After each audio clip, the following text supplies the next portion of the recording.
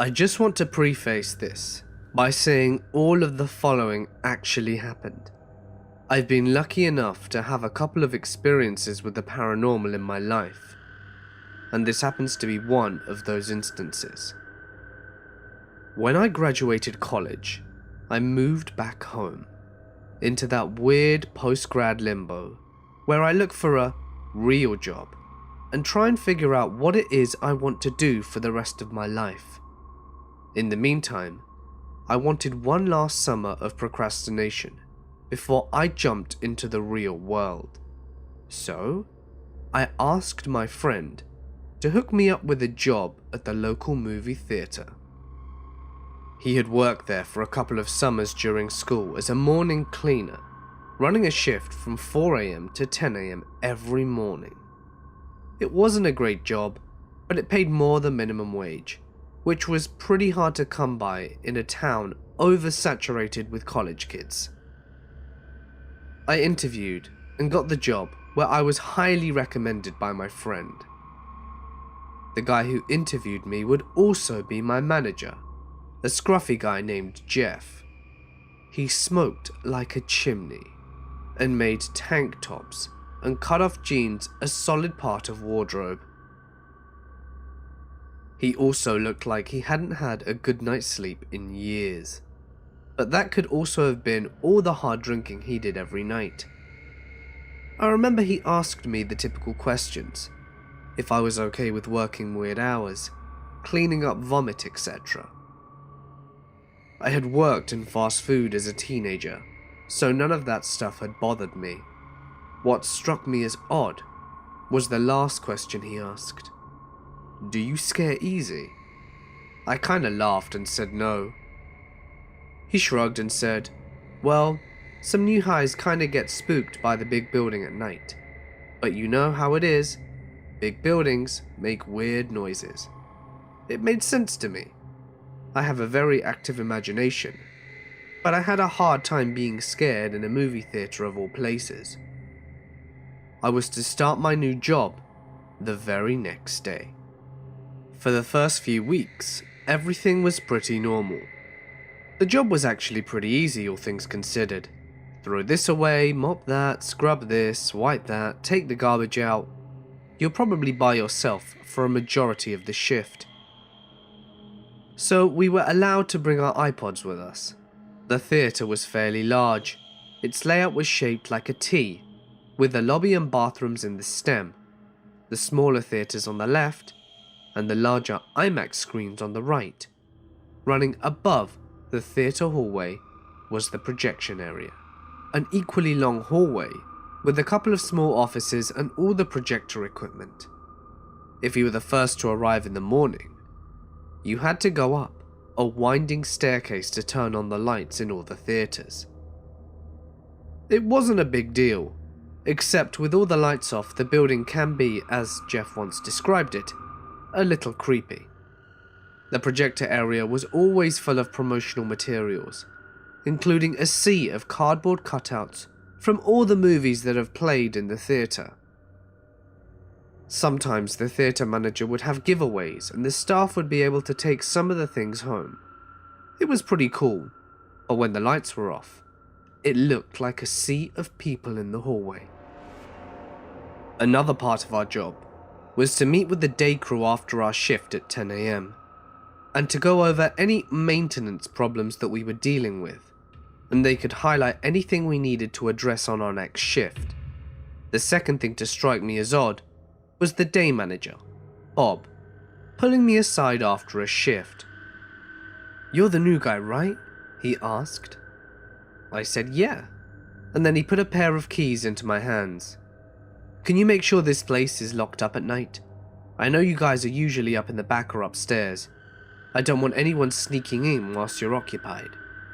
I asked him if it were a problem, and he looked at me a little flustered, and went on to explain that customers, primarily women, were complaining about a lanky, tall man in a suit that had been following them from theatre to theatre, sometimes into the bathroom.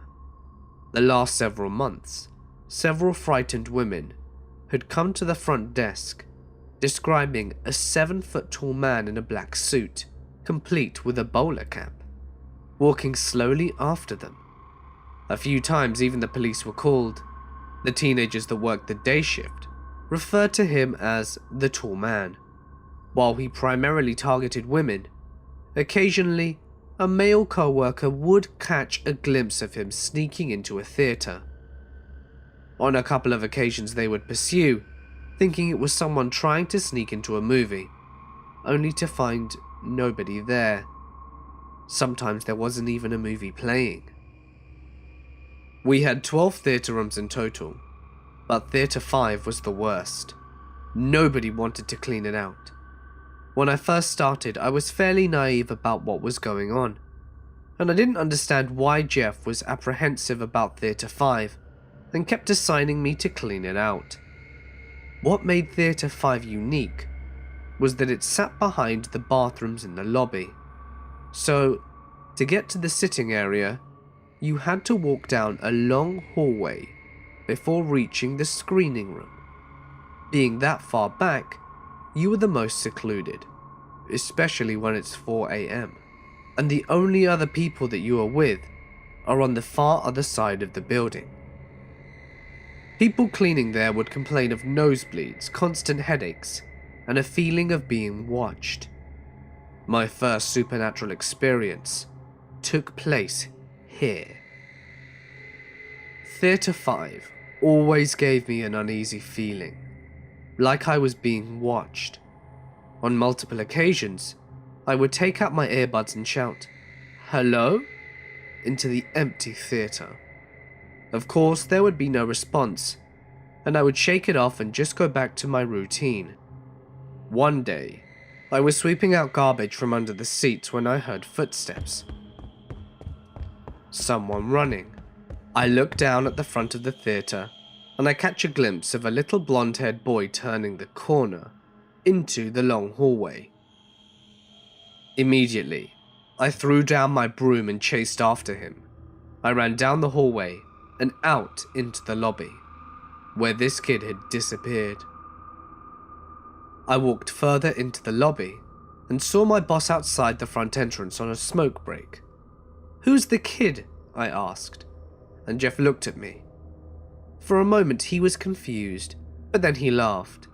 I'll never forget how casually he said it. "So you met Charlie?" Charlie was another entity customers often complained about. On several occasions they claimed a little blonde-haired boy was running up and down the aisles in the theatre, causing all kinds of noise and ruckus during the movie. Of course, it was in Theatre 5. When an usher would come to apprehend the child, he would be gone. The female staff affectionately named him Charlie, after his resemblance to the character in Willy Wonka and the Chocolate Factory. Charlie was also responsible for knocking over several cans of garbage, throwing papers out, misplacing things, and making our janitorial duties a pain in the arse. Charlie wasn't frightening, just more of a nuisance than anything. We used to theorize that he was the son of the tall man, but the two were never seen together. It took that experience for Jeff to admit that some people have seen and heard some things, which was his way of saying that the theatre was haunted. I found it odd, considering the theatre was relatively new.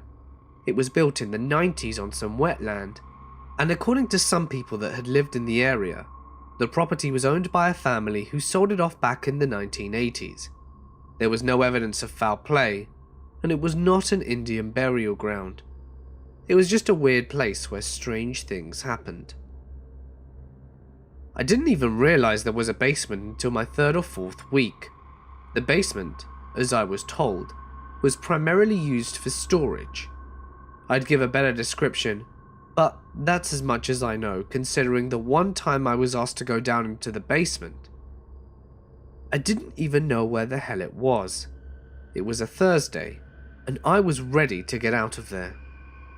I remember that I had the next couple of days off, and I was ready to relax a little bit when I got home. I still had plenty of time on my shift, but this particular morning, I wasn't really dragging my ass. Jeff gave me a couple of bags and told me to drop them off in the basement. I told him that I didn't know where it was, and he pointed down the hall. The last door on the left, marked employees only, he replied. I started walking away, and he stopped me. Don't go down there by yourself. He added that with a bit of hesitation. There's a lot of shit down there, and I don't want you tripping over anything. There were usually only 3 of us working the shift. This morning it was Jeff, myself, and a co-worker named Trevor. Trevor was on the other side of the building cleaning out the theatre. I could hear his leaf blower running. Yeah, we use leaf blowers to blow the popcorn out of the theatre. I didn't want to bother walking across the building to grab him. I figured, I'm an adult. I can drop a few bags into a room. For Christ's sake. Jeff walks out the lobby to have a smoke, and Trevor is down on the other end of the building. I'm by myself, at the far end of a dark hallway. I open the door, and I'm looking at the long staircase that drops into the darkness. I flip the light switch onto my left, and there's a light at the bottom of the staircase. It's flickering. Of course it's flickering. Nobody ever went down there to fix it. I heard a door open from the lobby. Jeff hadn't returned. I'm just hearing things. I look back down the staircase, and I'm about to descend when I hear a voice from the bottom step. Hey. It's a low, raspy voice. And I pause. Hey. Come here. It says again. There's a shadow bleeding in from the bottom of the staircase. I can't tell what it is, but it is definitely a person. Hello? I called out. I don't know why I did. I know that I'm the only person on this side of the building.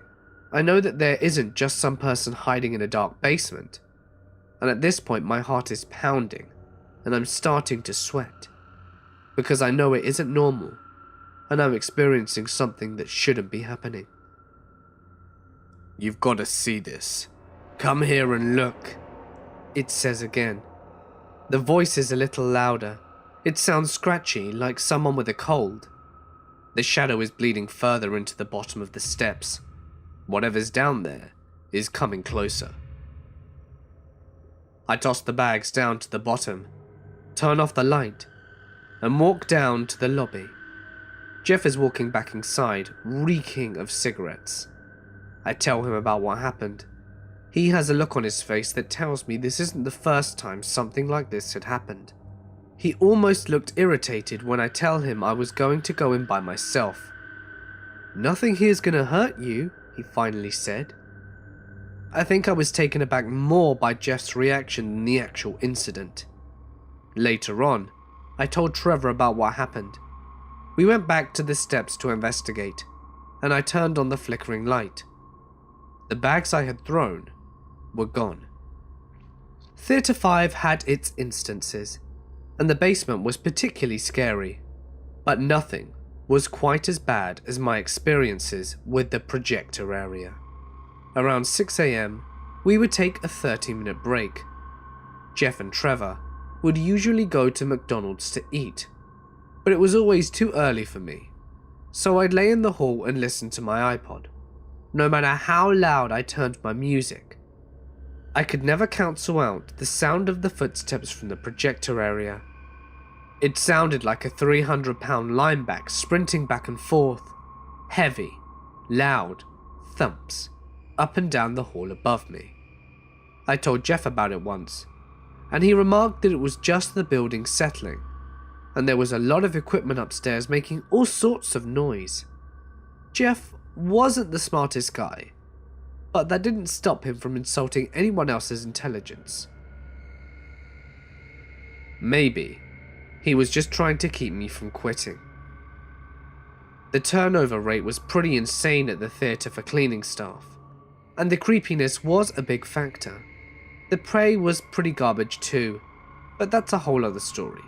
So it wasn't long before I started feeling apprehensive about going upstairs to check the projectors. and turn on the lights in the theatres below. On one particular occasion, I was walking up the steps to the hallway, and I heard what sounded like a child call my name from the bottom of the steps.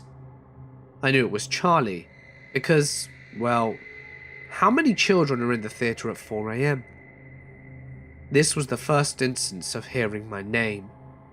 For a week straight, I'd hear voices echoing down the hall from the projector room, Theatre 5, or down the hall. That was easy to ignore once I put my iPod on, but it never shook the feeling of being watched. I had never seen the tall man in person.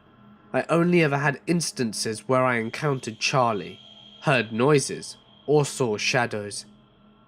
My only experience with it was at the start of my shift, when I was the first to arrive at work. If you're first, it's your job to go upstairs and turn on the theatre lights in the projector hall. I wasn't happy about it, but it looked like it was going to be another morning where Jeff and Trevor were late, and I didn't want to mess around with my shift by waiting around. Since the projector area is dark, typically we'd carry a flashlight with us, going around flipping switches. That morning, I couldn't find the flashlight, which we'd later find in the garbage. Thanks, Charlie. So I walked through the dark hallway of projectors, flipping all the switches. I had stayed up all night prior, watching the Andy Griffith Show, which I remember because I was whistling the theme song to myself as I walked down the corridor. Once again, I got the feeling of being watched, and something several yards away, in the area with the projectors overlooking the IMAX theatre rooms, was staring back at me. I stopped whistling and tried to focus my eyes. It was a cardboard cutout. They were everywhere, so I dismissed it and was about to flip the next switch when the cutout moved. I froze. What I thought was a cutout was actually a figure hunched over. It was quietly whistling the Andy Griffith's theme song, imitating me, only whistling slowly. Slowly, it rose up from its crouch, revealing itself to be at least 7 feet tall. It was a man. All I could see was a silhouette against the red exit sign light above, and some of the projector computer monitors. It started towards me, whistling quietly. I wanted to move, but for some reason my feet were cemented in the spot, and I had cotton for a tongue. I didn't know what to do. Slowly the tall man stepped towards me. He walked with a bit of a waddle, as if he had a limp on his left leg. I couldn't exactly tell. He had taken about 3 or 4 steps towards me when something caught his attention, and he turned and walked into an office down the hall. I turned back and ran down the steps, and I waited outside the theatre until the boss and the rest of my crew arrived. I told them what happened, and they explained that the tall man existed, but that he wasn't going to hurt me. I didn't care. I put in my 2 weeks and haven't looked back. I worked overnight security in one of the largest, best and oldest hospitals in the US. My fellow security officers and I all have stories about one building in particular, but the one that I'll tell is the one that happened to me. Backstory for the building. It was built in the late 1800s, and it was originally the psychiatric building for the hospital. Now, being the late 1800s, not much was truly known about psychiatric disorders, and on top of that, this hospital was known for its medical research. With both those facts combined, you can infer that some terrible shit was done to these misunderstood psych patients in the building. A couple years before I started working security there, this building had been converted into offices after the newly built part of the hospital dedicated a section for an updated psych ward. So, my rounds for the night happened to include said building. At night, this building was empty due to recently being converted into offices, and the drones who worked there wanting to leave promptly at 5, if not earlier. In some of their haste, they had left the office doors unlocked, which is a big no-no due to medical information being located in their offices. It was our duty to go to each and every floor and make sure every door was locked, and if it wasn't, to secure it ourselves. I did my initial sweep of the building to make sure it was clear, and proceeded to do my door-to-door checks. The hallways were pretty narrow, so I could check both sides of the hallway doors at once. At the end of this hall, there were 2 sets of doors you had to go through to reach the final office, which was a dead end. Everything was secure. Awesome. Time for the next floor. I exited the 2 sets of doors from the dead end office and stood absolutely frozen from what I saw. Every door ajar, set perfectly so their own weight wouldn't cause them to shut again, and 1 wheelchair at the end of the hallway, facing towards the steps. I had heard other security officers outright reject that set of rounds due to the strange stuff happening there, but I laughed it off until that night, and I never took those rounds again. In the early 90s, I worked as a sous chef at the Hotel Colorado in Glenwood Springs. The employees went to great lengths to tell me all the juicy ghost stories associated with the place. Forbidden rooms, labyrinth basements, hauntings, etc. I never really paid it any mind. But towards the end of my tenure there, 2 very specific incidences led me to seek employment elsewhere. The kitchen in this place was built in the late 18th century, so think big, very tall ceilings, and damn near ancient fittings and equipment. The first incident happened late at night on what we used to call the bar line. It was a small kitchen off the main kitchen gallery. They had a late party in the bar, and I was finishing up a long day's shift. I had made an etouffee for the party that night, and had to clean a big arse old pot. I had already finished everything else cleanup-wise, so all I had left was to dry and hang said big arse old pot. The bar line had an overhead pot hangy thingy, with giant hooks to hold the pots by the handles. These hooks were 4 to 5 inches deep and could have been used to hang beef. I dried the pot and slipped it on the hook and made my way around the corner to the break room to clock out and grab my shit. I am the only one left in the kitchen, so I would go through and start to turn off all the lights and made my way back to the delivery door. As I laid my hand on the doorknob, a tremendous clangor shot through the whole kitchen.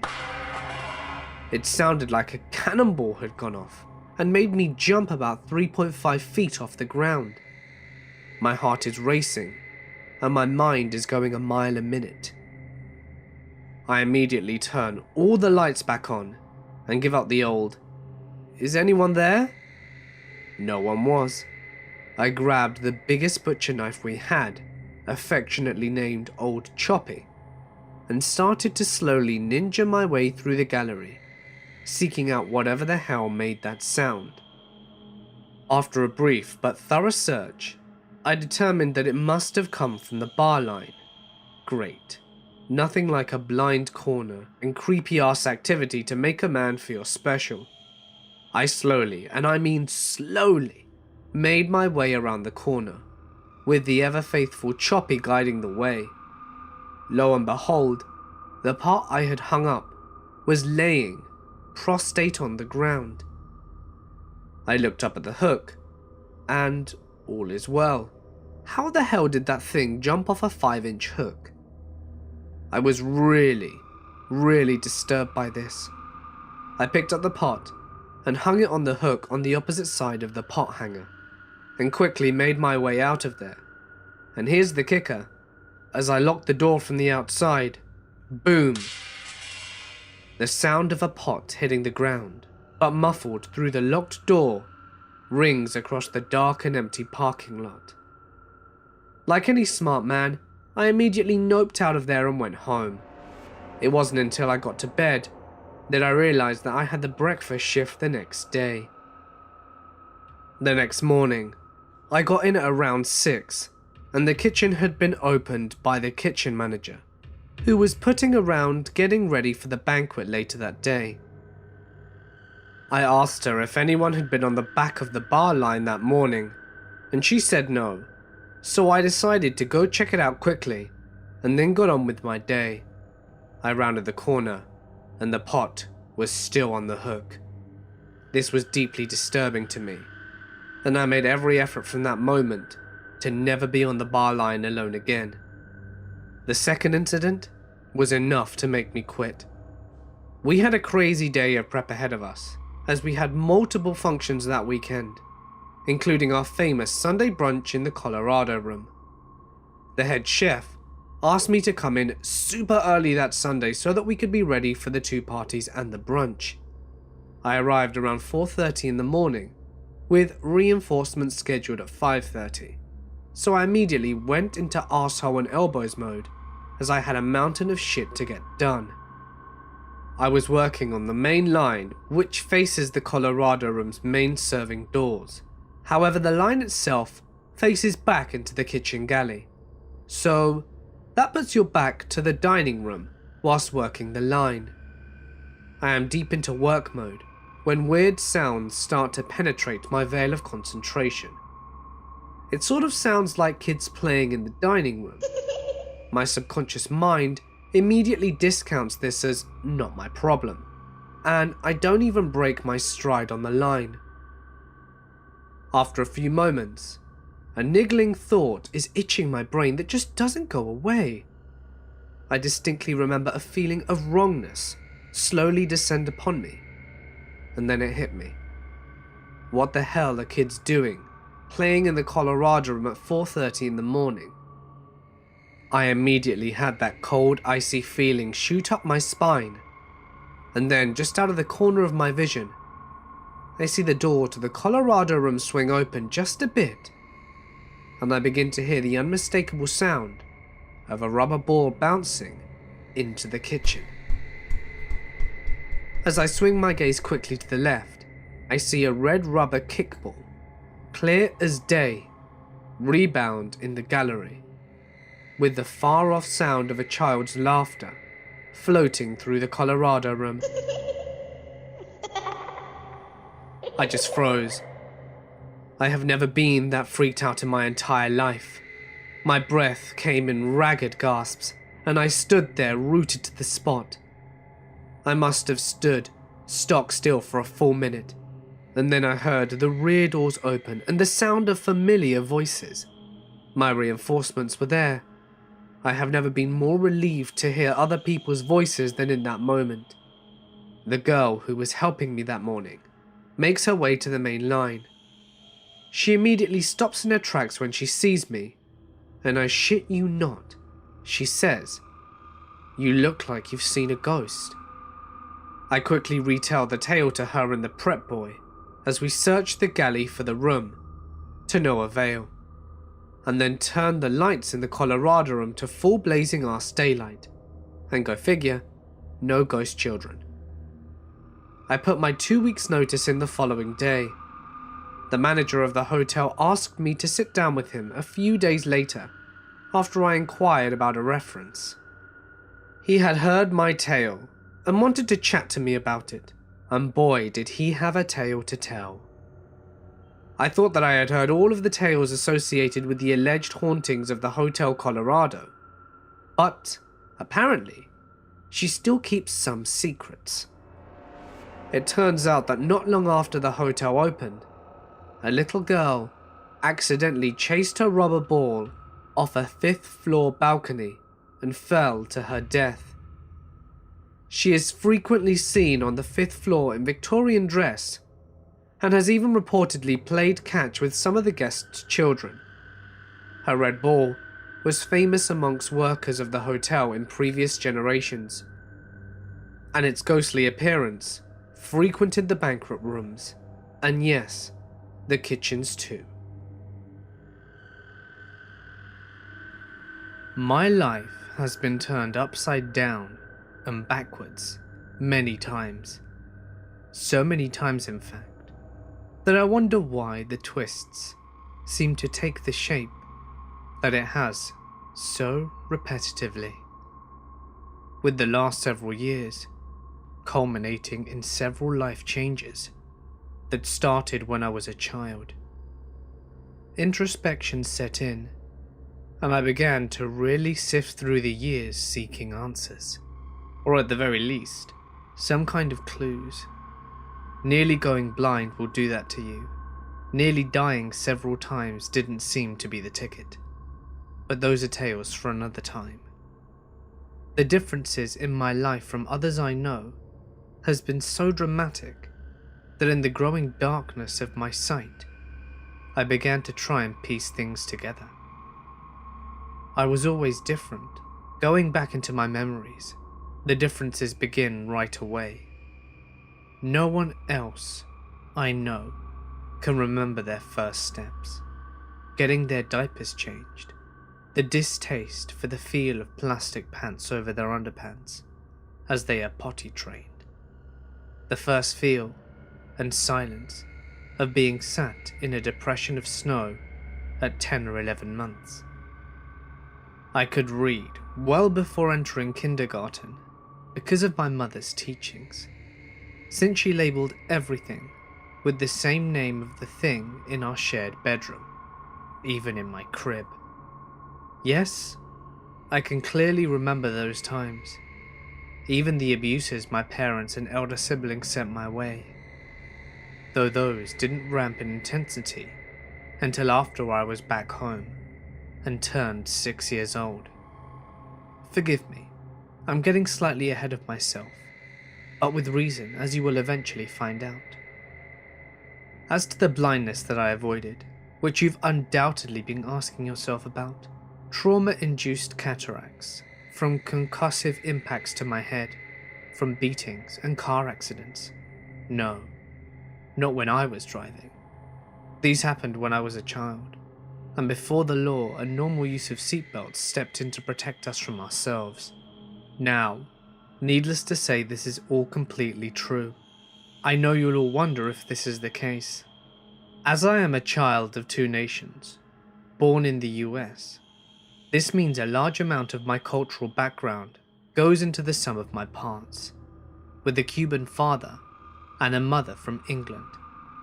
You can see what an amazing contrast there would be between the two parts of my family. The differences are so vast, with one half being very spiritual, Santeria being a large part of the religious makeup of the Cuban side, and on the other is the Celtic influence of my mother's family, with deep ties to the old faiths of the islands of the United Kingdom, all the way back to the old religion of pagans and druids. As a baby, I never knew how protected I was by my tías, which means aunts in Spanish, and their diligence to keep the house that we lived in safe from the other world that they knew was there, and feared terrifically in fact. Constant blessings, use of camphor, holy water, and cleansing with incense happened all the time. They kept my dreams untroubled, and I feared the dark only because I could not see. Eventually we moved, and the home I would grow up in did not have any of those benefits, as I began to see things in the darkness most easily. Aside from feeling things, when I was near something spiritually active at a distance, I could see things too. Take for example my Uncle Mickey and his wife Olga. As a little child, we'd go there all the time because Auntie Olga was my godmother. Her mother lived with them, but had her own room, and was very old and in not the best of health, but she had an aura about her that said that she was kindly and wished that she could do more when my brothers and sisters and I came to visit than just sit in her room or lie in bed. Sometimes she'd be too exhausted to get out of bed, and we would have to play quietly on the other side of the house on the covered porch. I had a habit of wandering off and going places that I was told not to go, following feelings that seemed to draw me. In fact, sometimes I would wander blocks away from home or from parks, scaring my family silly. I would go to my tia Olga's mother's room, and as I'd walk in, a man standing next to her bed would look up and smile at me most of the time. My memory of him is hazy now, as it is of her, but I remember dark but warm eyes, steely grey hair swept back and slicked back down to keep it neat with a light blue guayabera. He was thick in the upper body, muscular, but not overly so. I couldn't see his lower body, since he was on the other side of the bed. She would look away from him to me, following his gaze, and see me standing in the doorway. I would greet her, "Hola, señora," and then my Uncle Mickey said something from behind me to get my attention. I'd look, to turn to see what he said, and when I'd look back, the figure, the man that I had just seen, would be gone. There was no place for him to go, I should point out, and no one else lived there since my cousin, Michael, had moved out some years before. Keep in mind these events happened when I was 4. No one would ever tell me who that was. No one wanted to even mention it. The fact is, it only started whispers between adults about the events. Fearfully whispered discussions amongst them. Discussions that I was not even allowed to think on eavesdropping on. It wasn't long after that my Aunt Olga passed away. I never found out who the man was in the room with her, but I was assuming it was someone very close to her, for the simple fact that I never felt menaced by what I saw, and the room felt brighter as she passed. My mother's relations had come to visit us for a little while, and I do believe I even got to see my great Aunt Lily more than once in the US. My mother's father, Granddad, had been setting aside money since she'd left home to have her come home, either to stay or for a long visit, and this money he'd saved up from quitting smoking. Funnily enough, he'd been saving for so long that the amount had grown high enough for us all to come visit them during the summer. My father had to work, so he couldn't come with us. His job was very demanding, and our talismans, given to us by the Cuban side of our family, were not allowed to come with us, and remained in a box back home, despite our loud protestations. My mother was most insistent, as she was embarrassed by them. My time in England was not boring. We walked everywhere, or took buses or trains, and we were dragged to every mall, castle, monument and palace of interest that my mother could think of. This is in direct contrast to the part of Los Angeles where we lived, that required a car and a long trip to get anywhere meaningful. It was a shock, to say the very least. All of this whilst travelling between homes of my granddad and Nanny, that's my grandmother, and my Aunt Sonia and Aunt Celia in various places around the country. When we first went to stay with our Aunt Celia, it was a bit of a shock. Upon first stepping through the front door and removing our Wellington boots, I noticed that the air was thick and cold. To the left of the large front door was a toilet behind a closed door under a large staircase with a banister. My eyes were drawn to it as we were led inside by my aunt, distracted with talking to my mother about her coming wedding. Another reason for our presence, so my mother would be there for her younger sister's wedding. The cold stopped as we got to the 3rd stair and turned right onto the landing and proceeded up the stairs. Now the air was just thick and unwelcoming. We were shown to our rooms, the ones that we would be sleeping in. Us children. It was across the hall from Celia's room, and next to my mother's room. I kept looking at the door to my aunt's room, a pulsing sensation in my ears and pressing on my chest. So distracted was I, that I didn't even notice I was being asked something by my mother, as she ushered me into the room to unpack. Celia smiled at me as she opened the door to her room. Something about getting into her regular clothing, now that she was not travelling anymore that day. I looked past her into the room, with eyes wide, and the feeling of dread growing. She saw my curiosity. "What is it, Sean?" she asked. I looked past her shoulder into the room. Past her. I could see her bed and nothing else. I looked back at her as she entered the room, and then walked out of sight to the right towards what I would later learn was the walk-in wardrobe. During this, she crossed my view of the bed, and when it was clear enough again, I saw something that chilled me to the marrow, and the pressure came back enough to make me gasp. There, in the bed, now, sat an old woman in a sleeping cap and nightgown that looked like someone out of the 18th century. Her hair was grey and tied up in the cap. Her skin was parched and wrinkled. She couldn't have been older than 70. The woman was sitting there in the bed, looking in the direction that Celia had walked out of my field of view.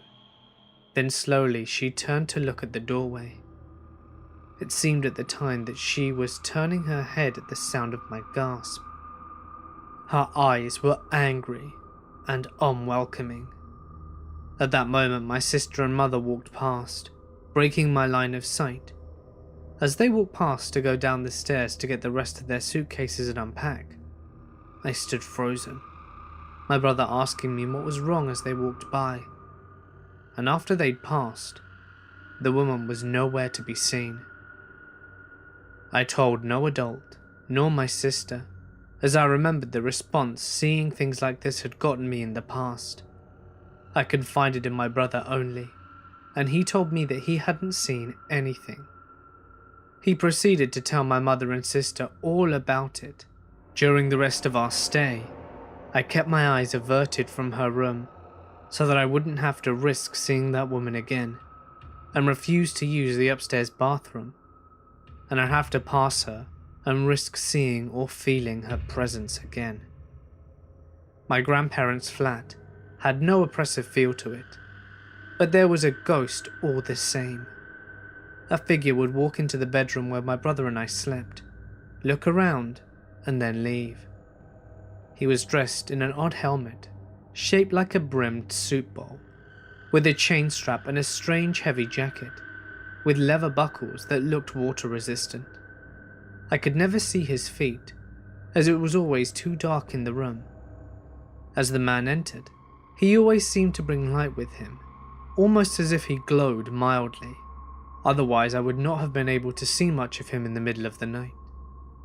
I have no idea if I woke each time he came, but when I did wake, it was usually prefaced by that feeling that I thought my mother had just walked up to check in on my brother and I, which she did now and again. It's important to note that my mother had a fear for graveyards. She's been tracing our family tree for ages, and this meant that we were usually dragged to find headstones with her maiden name on it. One particular grave near my grandfather's flat was apparently where my great-grandparents were buried. The graveyards were never empty of people walking through and looking around. We'd be there many times, clearing the weeds and bracken from the shared grave of my great-grandparents and placing flowers there before I asked my mother why so many people were milling about. Her answer was, "I don't know, Sean, what people?" She asked as she looked around, finally paying attention to what I asked her. As the youngest in the family, I'm rarely listened to, and almost everything I say was dismissed outright or ignored. Never before had I wished that my mother had ignored my question. I looked up at the people who were walking amongst the graves and pointed at them. Specifically, I pointed to a girl with reddish hair tied up in a pink ribbon, that was wearing a light sweater and a dress that dropped to her knees. We were in our rain gear, and this girl and all the others were not. They were all in different attire. They looked dressy, such as suits and dresses, whilst others were dressed casually. Some looked like they were dressed in the current clothing style. Some were considerably older. I had not noticed it from before that moment. Further, not a single one of them had an umbrella or rain gear of any kind. It was at that moment that I realized two things. Ghosts can appear in the daylight and outside, because as a child, I assumed that being outside and being daytime meant I was safe from them.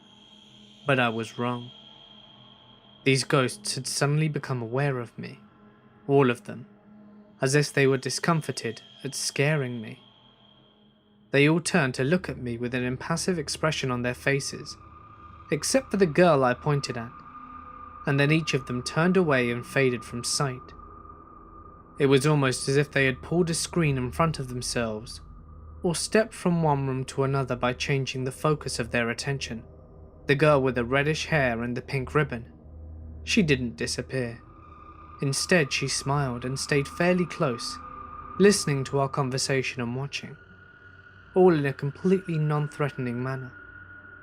No one seemed to notice her throughout the whole time we were there, which I was eager to cut as short as possible. Threatening or not, I was leery of her and unwilling to let her be close, always keeping my mother between us. I have no idea who she was, and I was too scared to find out or even try to talk to her. Funnily enough, the church for that graveyard is where my Aunt Cecilia was married that summer. That's where my grandfather was buried when he died of a massive heart attack in his flat in August, just after my mother's birthday. And no, I never saw him again. His spirit, despite staying in the flat for many more days, never came to me. Nor, might I add, did the man in the helmet ever appear for me again. I'm sure most of this seems innocent as far from dangerous for you guys, but you have to see it from the point of view of a 5-year-old child. Not only that, you'd have to understand that before this, I'd never encountered so many so often. I'd only ever seen things swirling or faces peeking out of my closet. But there was so much to be seen in England, ever more so.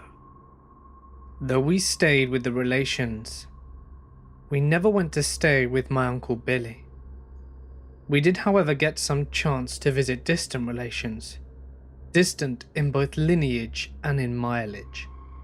One set was in Scotland, and with nothing spiritually noteworthy to say, except that I felt safe, almost as if I were back in my old home, as though something was protecting me. But the scariest experience I had was visiting our cousins Glennis and Roy. They were a nice couple, with a home that had a past, that had no clear answer for. At my aunt's wedding, we were told by my Aunt Celia about the ghost of the bed. It was an antagonistic spirit that menaced with only male adults that slept in the bedroom, shaking them with shrieks and attacking them in other more painful ways. They look into the history of the house, and it went back about 200 years, being one of the oldest homes in Wales, with a history rich and mostly lost through time. Of course, Roy had only been told these things and never tried to sleep there himself. A friend of his had tried and left in the middle of the night, never to return. No one stepped forward with more information as to why the spirit did what it did, whether it was male or female, or what had brought its darkness into the home in the first place. All this was recounted by Celia with dark glee, as she looked onto the paranormal, terrified at what I might end up seeing. The trip to Wales was long and arduous, as we had to stay on the train for several hours and make a few changes and then ride a bus. Before it was all over, I had been menaced by my sister and brother with the idea of ghosts in the house. Ghosts they didn't believe in or could see. Menaced with the idea of being put into a bedroom I was so scared of sleeping in. You know that that's how it is with children. We're going to put you in there, Sean. We're going to make you sleep upstairs with the ghost. They'd torment me, them wailing like ghosts, holding their hands up, making poses like a revenant out for human blood. I'd wail and run, scared out of my wits, already at the knowledge that I was going to be near it. Certain, in fact, despite my mother's claims that they wouldn't, and that they wouldn't make me sleep in that accursed room. I passed out on the last bus, despite trying to stay awake in order to make sure I was able to make certain that I was not put in the wrong room. My siblings had a nasty habit that once they knew about the ghosts I could see, they'd lock me in closets just to hear me shrieking in the dark. And it was sometimes not void of others. I was scared that they would force me into the room and make me face their threats. My fears were in vain, as they never did go through with it. I awoke slowly and softly to find myself in a bed already, despite the fact that I could tell by the ambient light that it was still daytime. It was also sunny outside. I was covered in a thick blanket that almost felt as heavy as one of those lead coats they throw on you when you get an X-ray at the dentist's office. It was warm and comfortable, and for several seconds I realized where I was. Then terror blossomed in my chest as my heart began to hammer against my little ribcage. I sat up, struggling under the weight of the blanket. Sitting up, I looked around the room. The bed was old, and I could hear the spring shafts as I did. The headboard was metal, rather like the kind that you see in old movies of hospitals, but it was much larger and wider. It seemed so large to me at the time, disproportionately big for a child of my small stature. To my right was a window within the pull-down, shade drawn from the lintel to within the inch of the sill. I could tell the window was open because of the way the shade moved slightly now and then from the air flowing around it, causing the sun that was coming in to vary in intensity. Under the window was a low chest of drawers made of dark stained wood.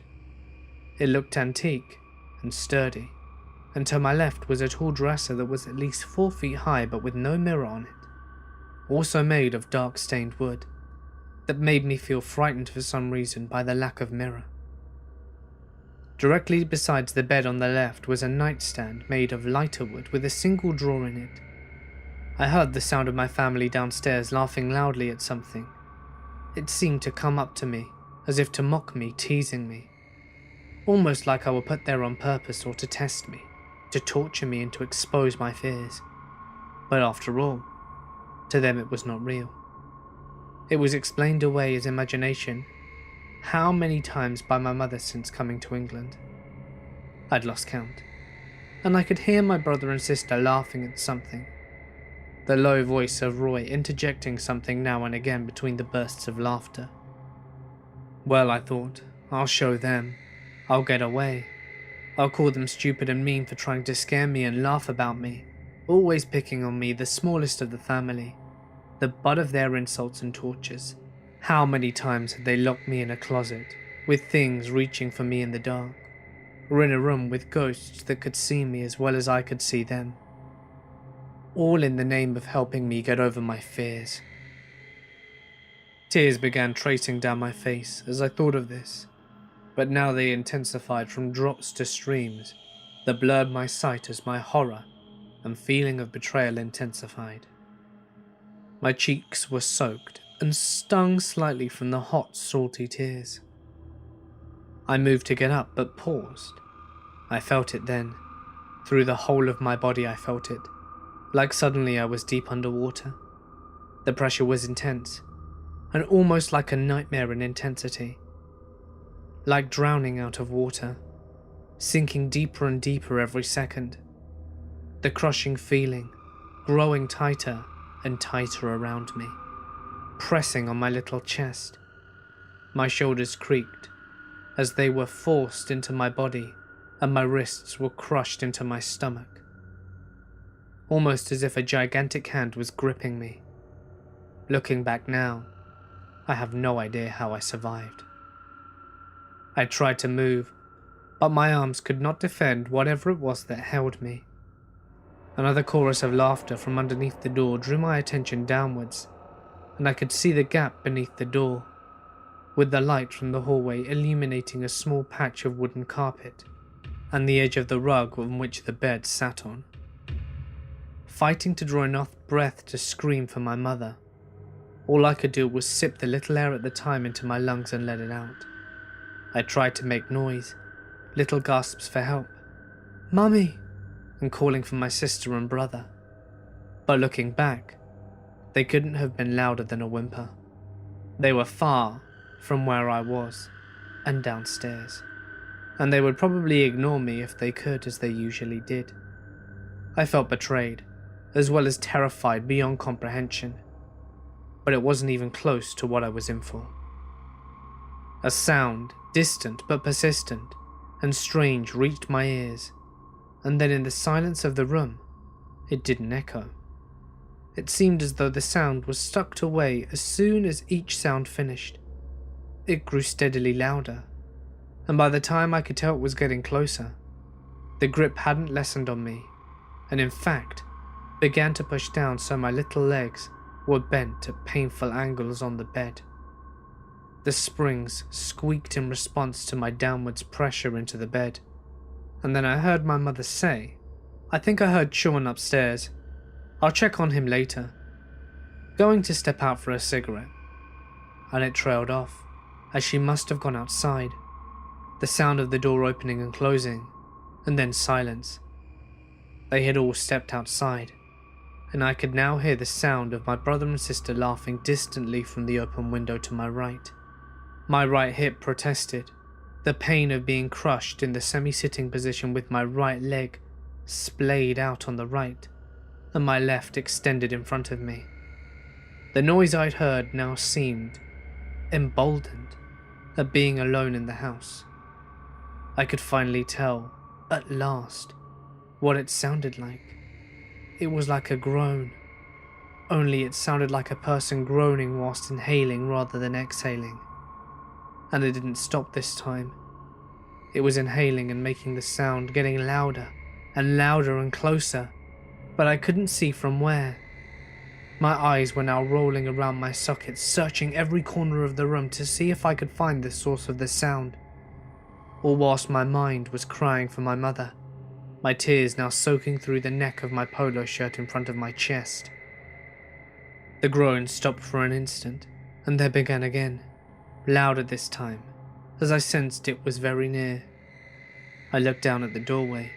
Something had attracted my attention despite the new, burning pain in my chest. What attracted my gaze was the light from under the doorway, which was slowly going out.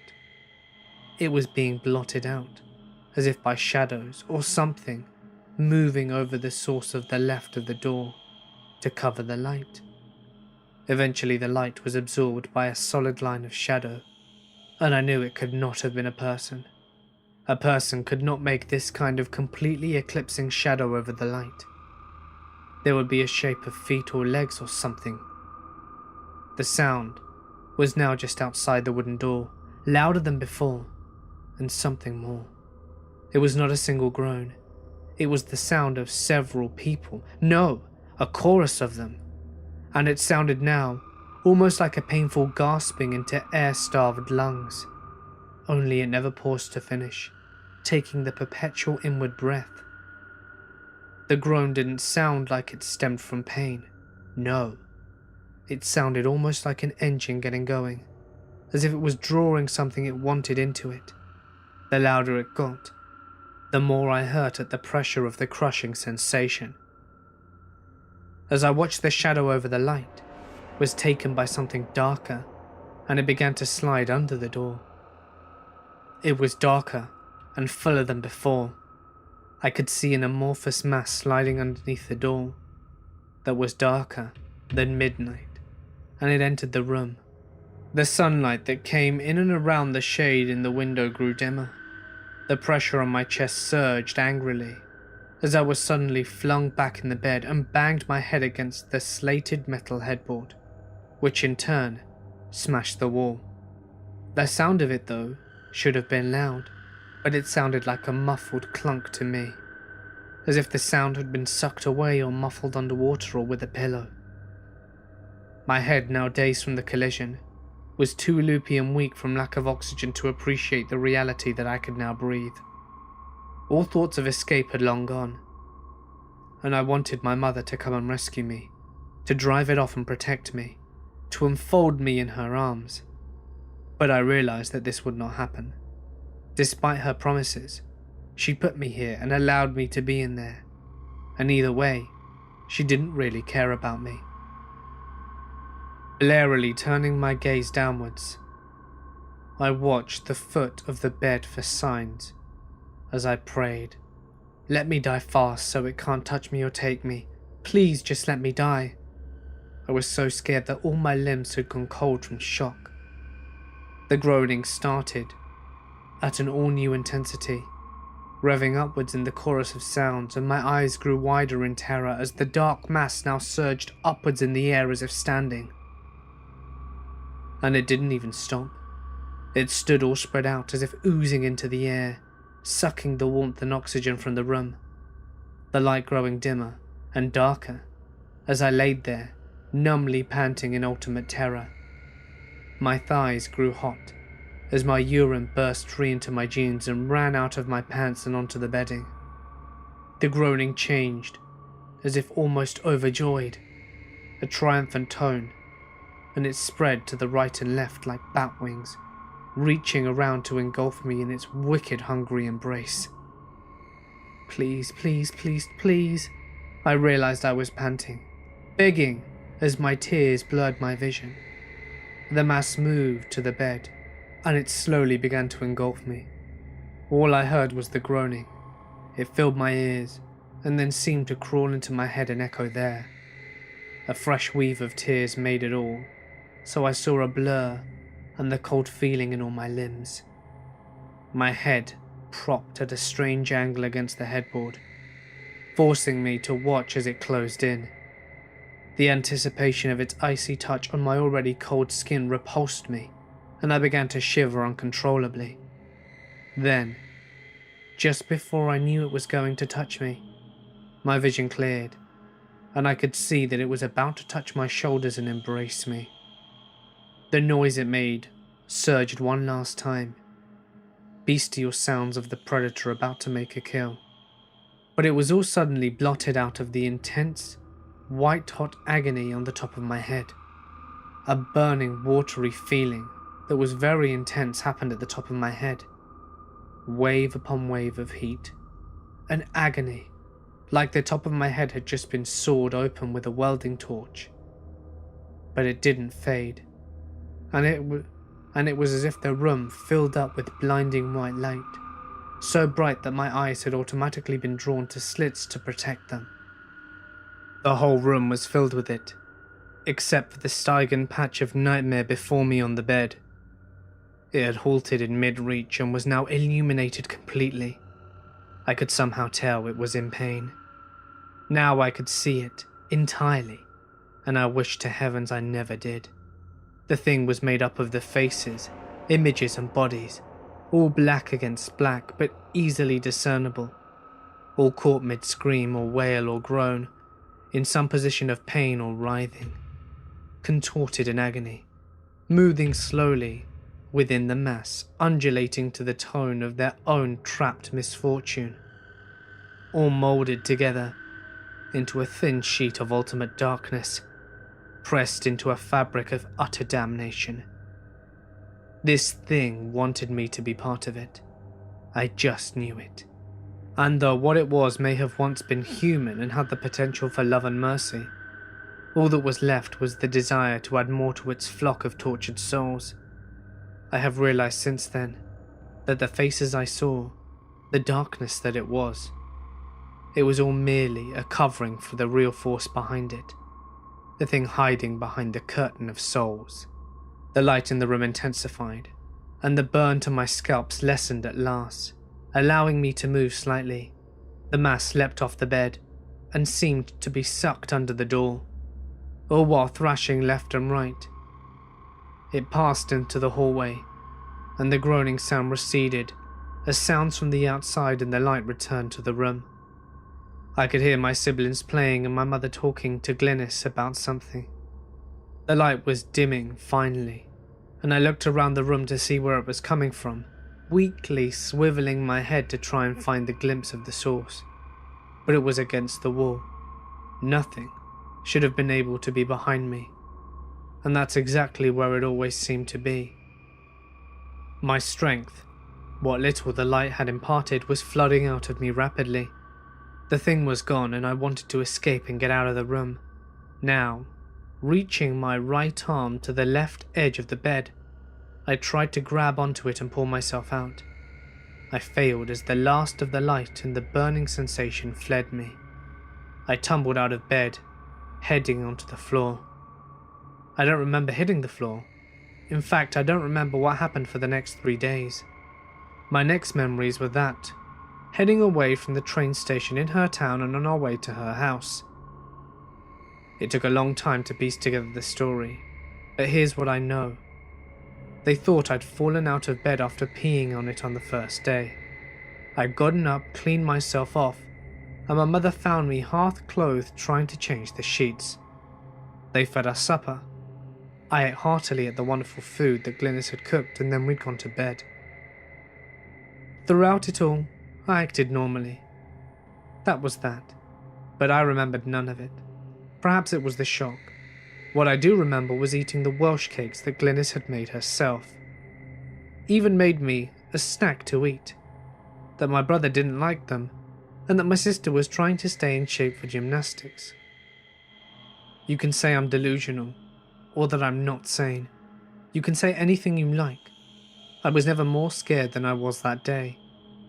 Because I was a little boy, but I know what I saw. In case you're wondering, did it stay in that house? No. In fact, Glynis and Roy said that after we were there, during a visit to the US before they moved to New Zealand, someone across the street had died, and they figured it had gone to follow the person. Roy slept in the room once to make sure nothing had happened. I had a different take on things, but never spoke to them of what I knew. Wasn't worthwhile telling them that the thing followed me and made my life hell. Guilt never solved anything. I don't know what it was, I didn't care to name it. Give it a name if you need one, I couldn't care less. What I do care about is from that day, my life went different. It couldn't get to me, so my family turned dark. I don't know if it was the thing that wouldn't let the people sleep, or the tale that we were told. What I care about is that my family went from being what it was, to cruel and vicious. After we came home, the darkness got to my father. I know this because he beat me until I was unable to control my body function, and even gave me a concussion. All on Christmas Day of 1977. Merry Christmas. And why? Because I accidentally opened the wrong present. Car accidents followed. My father began to drive angry, regularly. I nearly went through a windshield with a full backpack at age 9. The only thing stopping me was the fact that the window wasn't made to shatter. 1970s construction. Gotta love it. My mother began to regularly dish out damage to me because my siblings would blame me for things and wanted to see me get punished. My siblings began to use me as a whipping boy when they were upset. It made me feel worthless, and I withdrew from their presence as much as I could. This seemed to make them more antagonistic. My brother acted as if he were always being edged on to find anything that he could to get away with hitting me on the head with. This even included putting a metal nut on his finger and lashing out at my head when no one was looking, especially the top of my head. Complaining to my mother was useless. The only solace I had in this time came from my Cuban grandfather Papacito. He would protect me when I was near him. I was safest from all of them. Naturally, this dark thing made sure he was gone as soon as possible. My parents divorced suddenly, and my mother drove off my aunts and grandparents. Despite the fact that they lived next door to us, she found a way to make them move. After that point, cataracts started to form, and though I could see spiritual things somewhat as dim outlines, I could not see them as clearly as before. No longer did they look like normal people. Now I have ocular implants, and I can see as well as any of you can see. Mostly. A few more laser treatments and no more cataracts. And my ability to see ghosts is as it was when I was 5. I know this because I was shopping one day after my first surgery and left my eye unbandaged 2 days prior. A little girl ran past me, giggling, and knocked over produce as I watched, then ran through a cart loaded with produce as if it wasn't there. The person stocking the produce, a little dour-looking Hispanic lady, never looked up to follow her. She only humphed in annoyance and picked up the peppers, putting them back where they belonged. I asked if she saw the girl, and she gave me a puzzled look. You may be wondering, does misfortune follow me still? And are my steps dodged by this thing? No. Thankfully it's gone now, and with good reason I might add. But that, as they say, is another story.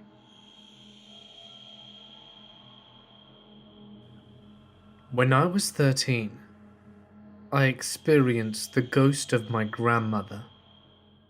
She died in her sleep whilst taking a nap on the living room couch.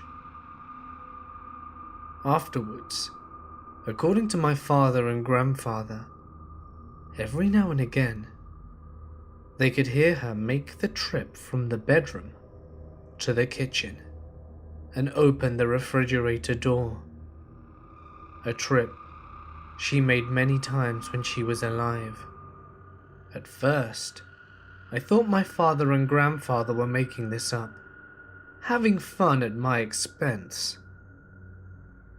A couple years after she passed away, my father and I went to spend the weekend with my grandfather. My father and I slept on the living room couch, as it opened into a double bed. The same couch my grandmother died on. My grandfather left the house to go to a next-door neighbor's house to play poker. My father and I went to bed in the living room, and my father went right to sleep. I, however, laid awake, reading a magazine. After a while, I heard the noise of the back bedroom door being pulled open.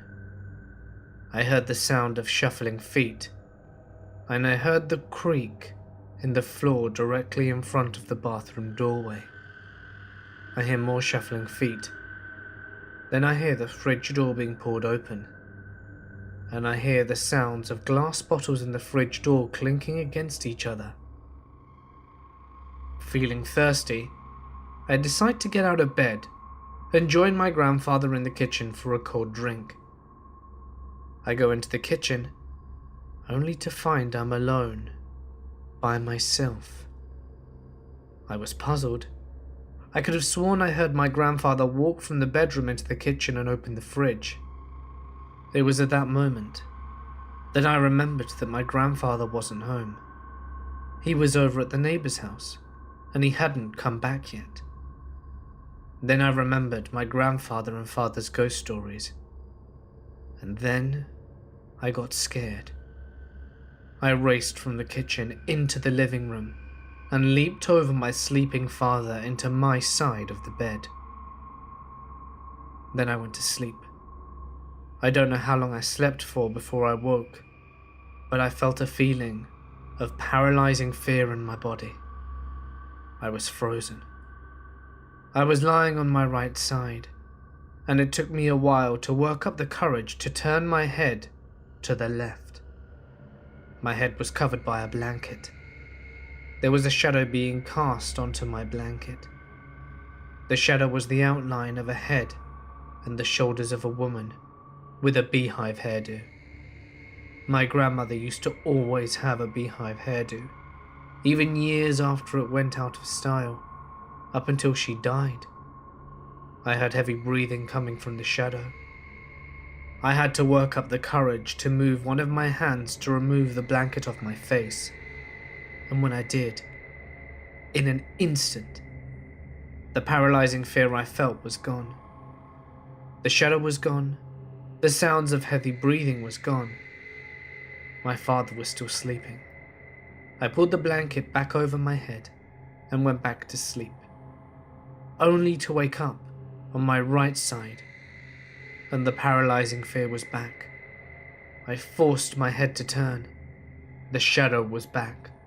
The heavy breathing was back, and again I summoned up all my courage to move my hand and take my blanket off my face, only to find that there is nothing there, and the feeling is again gone. I went through this same routine the entire night. I lost count of how many times it happened, maybe a dozen, maybe more, but it happened a lot. The next morning I told my father what happened to me throughout the entire night as he slept. The sound of the bedroom door opening, the shuffling of feet, the fridge door opening, nobody in the kitchen, being awakened with paralyzing fear, the shadow, the heavy breathing, and the repeat performances throughout the night. I kind of expected him to tell me that I was just seeing and hearing things, but instead, he just smiled and exclaimed, "That was Grandma." I was 17 at the time, and always believed in the paranormal, but never really had a true experience until one night that I vividly remember till this day. So one night I was sleeping in my upstairs room, looking like usual, and for some reason I woke up at around 3 or 4 in the morning, which wasn't that unusual, but this night was very odd.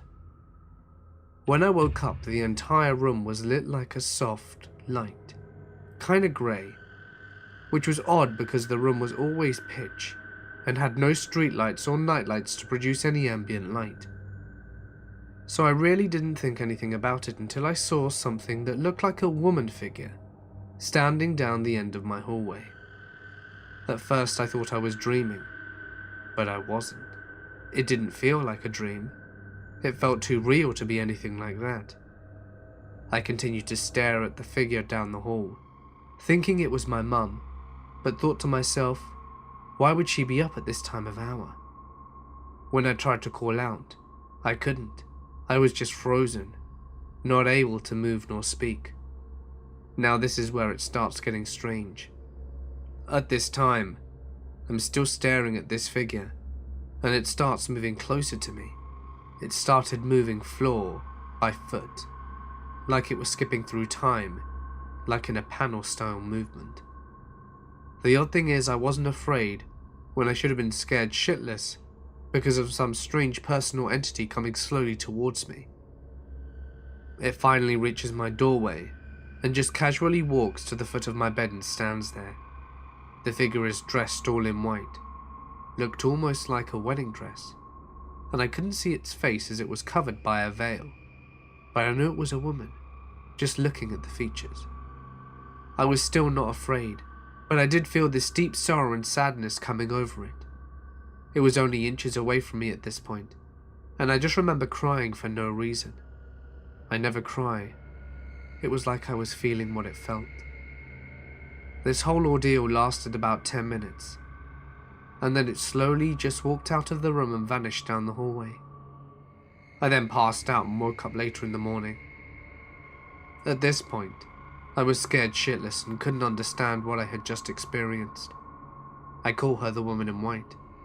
I never saw her again after that, and from that day I get goosebumps just thinking about this.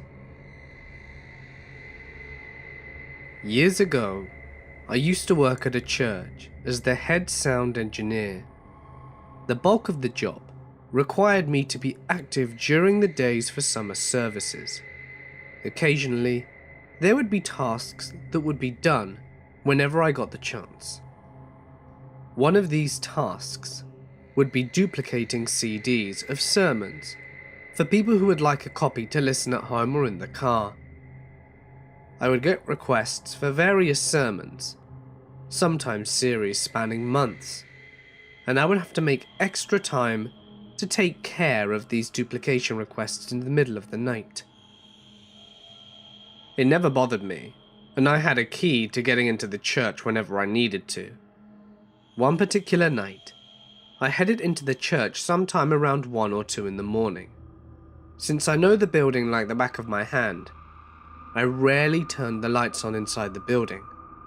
The ambient light from the street lights would illuminate through the windows, just enough so that I could see where I was going. But beyond that, the building was pitch black. Now, the way the church was laid out, there was a foyer, which then had doors in the church sanctuary, where the services were held. The sanctuary had a balcony, and on this balcony was the sound booth, where the CD duplicator was located. There is only one door to the balcony, which would be locked from the inside, which was always located in the foyer, with the stairs leading up to it. The balcony is completely open, not separated by glass or anything, and provides a completely unobstructed view of the sanctuary below. The pews, the stage, all of it. Acoustically, the room is very good. If someone was on the stage talking, you would easily hear it from the back of the church and balcony. And if for some reason you couldn't see what you were listening to, you could easily make out which part of the room the sound was coming from. This comes into play later. When I reached the top of the stairs to the balcony in the sound booth, I turned on a light so that I could begin working. It's just a single bulb about 15 feet above my head, and I had no need to turn on anything more than that. This was the only light in the entire sanctuary. I know that might seem crazy to some, but this was a building that I had spent hundreds of hours in by myself at night. I felt completely comfortable at the time. I began duplicating CDs, lost in my thoughts at the peaceful silence of the enormous room. After around an hour of silence, a sound abruptly rang out that startled me, about 20 to 30 feet ahead and below of me, in the middle of the pews on the left-hand side. I heard a distinctive clink-clink sound. It was subtle but clear, and absolutely unmistakable to me. Over and over, I knew exactly what the sound was. Allow me to explain. In another part of the church, we had a coffee house, of sorts, where people would load up on coffee and donuts every Sunday morning. The coffee was always dispensed in ceramic coffee mugs. Literally, the most basic common mug you can imagine. Your kitchen cupboards are likely most full of them. Anyway, due to the high volume of these mugs that circulated through the church, there were always baristas from the coffee house picking them up from around the church to be washed. Oftentimes they would be missed, and they would lay hidden around the church, as multiple mugs were usually connected in one hand.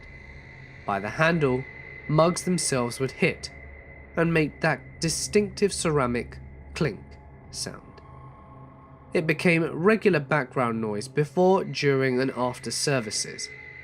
After about 10 years of working at this church, it's a sound I knew and recognized very well, but I would be lying if I said I ever consciously thought about that particular sound. So I find myself trying to process why I'm hearing coffee mugs clinking in the middle of the night, in the middle of our church sanctuary, in the pitch dark. I stood there, peering from the balcony into the darkness below, trying to make sense of it for several minutes before curiosity got the better of me. I had to figure out what was making the sound. I descended the stairs and into the foyer, where the light switches were, and flipped them all on. I immediately felt better and entered the sanctuary on the ground level. I had pinpointed where the ceramic sound was coming from when I was on the balcony, but unfortunately, now that I was at the source with the lights on, there was nothing to be heard. It was midweek, and the sanctuary had not been cleaned from the previous Sunday, so I knew that there were probably a few coffee mugs still inside.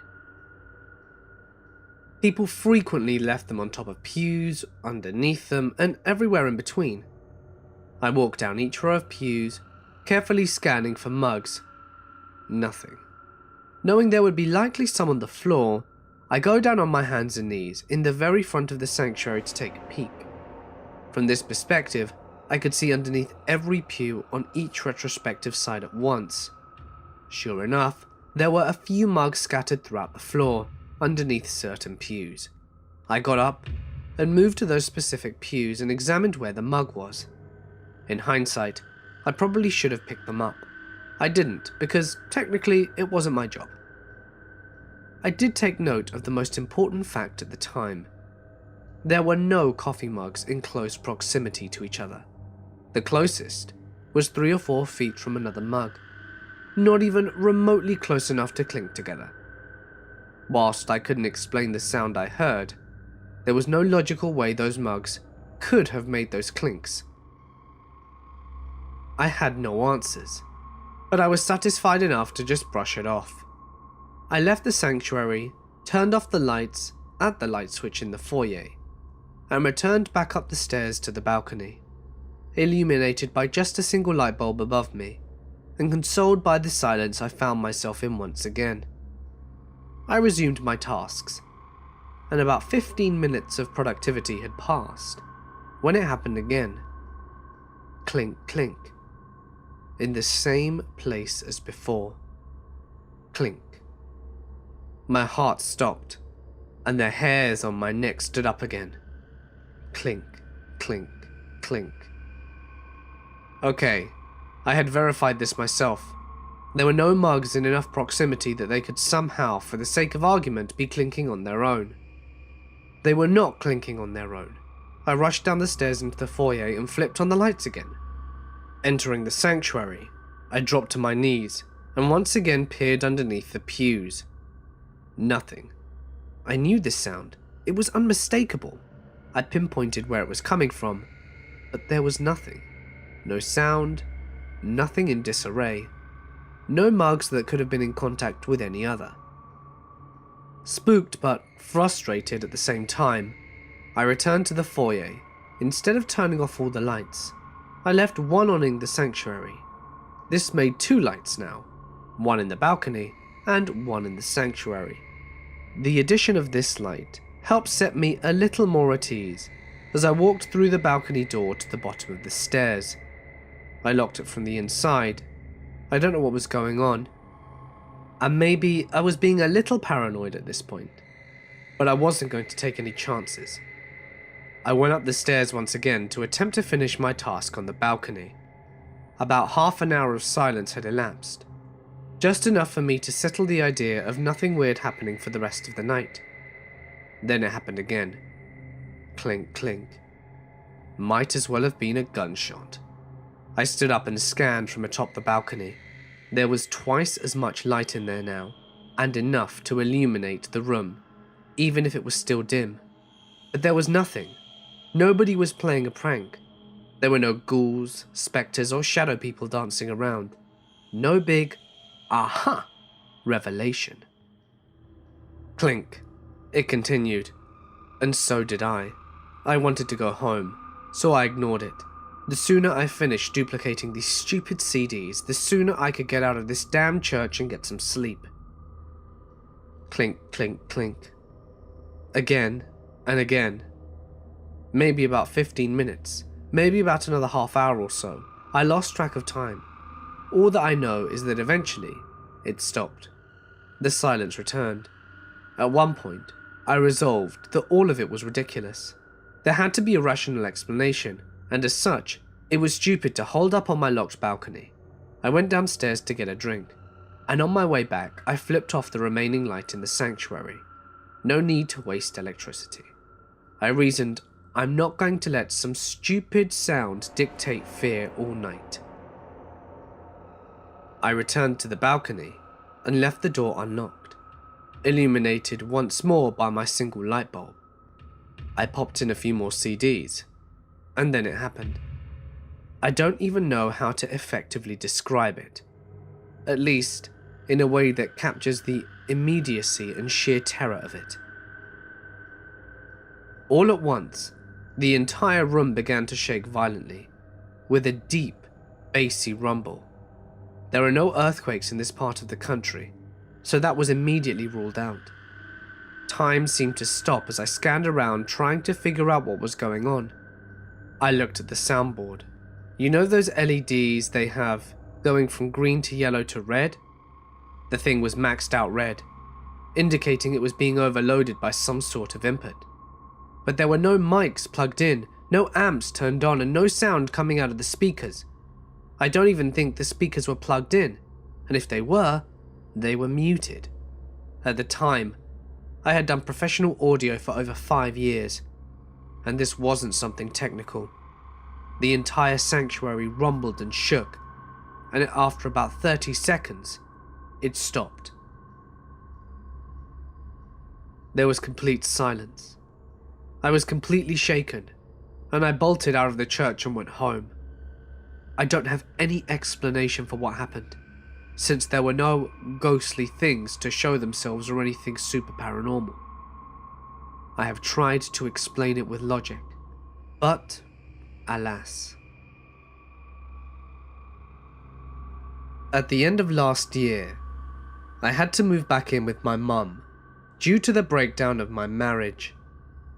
My mum lives in a house which was built in the late 1900s, and a lot of surrounding houses have been rebuilt over the years due to bomb damage in World War II. It was probably the hardest time of my life, as I was adjusting to being newly single, a recovering alcoholic, and a single mum, and keeping my full-time job as a funeral director. Strangely enough, I could comfortably stay late at my work, on my own, in the cold room, presenting people in their coffins on my own. However, I would dread going home to my mum's house. The atmosphere was just off. My mum had often spoken of her house being haunted by a lady who she called Mary, and had claimed that she woke up one Christmas Eve with the lady, in a 40s style tea room dress, standing in her room, looking out of her window. We had been there that night, when my ex-husband and I were still together, and filmed our little boy wandering around upstairs, with inexplicable lights following him around. The stairs led to 2 rooms, the one on the left, which was my mother's, and the one on the right, which was the spare bedroom. The bathroom was downstairs, attached to the kitchen. My mother has always been a bit of a drama queen, so we brushed it off. However, once I moved in with her, she went to work. She worked night shifts as a nurse, leaving me alone in the house. And that's when I started to notice things. I would wake up at 3 AM, with my bedroom door slamming open, hear people walking around downstairs, and the cupboard under the stairs would open its doors randomly, and I could hear my son's toys going off. Despite spending 90% of my time around dead people, I felt petrified. The atmosphere was all wrong, so I did what any 25-year-old would do and hid under my duvet until my mum got home at 7 AM. A couple of weeks later, I was sitting on my bed chatting up people on Tinder when something hit me and fell onto the bare floorboards by my bed. It was one of my knitting needles, which had been embedded in a ball of wool across the room. I haven't really got a rational explanation as to how it could have got there. In January, I took an overdose in the spare room. I had lost my job that day, and it was the straw that broke the camel's back. I took 360 Tamadrol, with some other meds and a litre of vodka. Obviously, I ended up surviving, but had done quite some damage to my body. I sat in the lounge trying to read a book when I saw someone prep around the doorframe from a height. The stairs are right behind the doorframe, so it was as though someone was stood on the stairs peering round.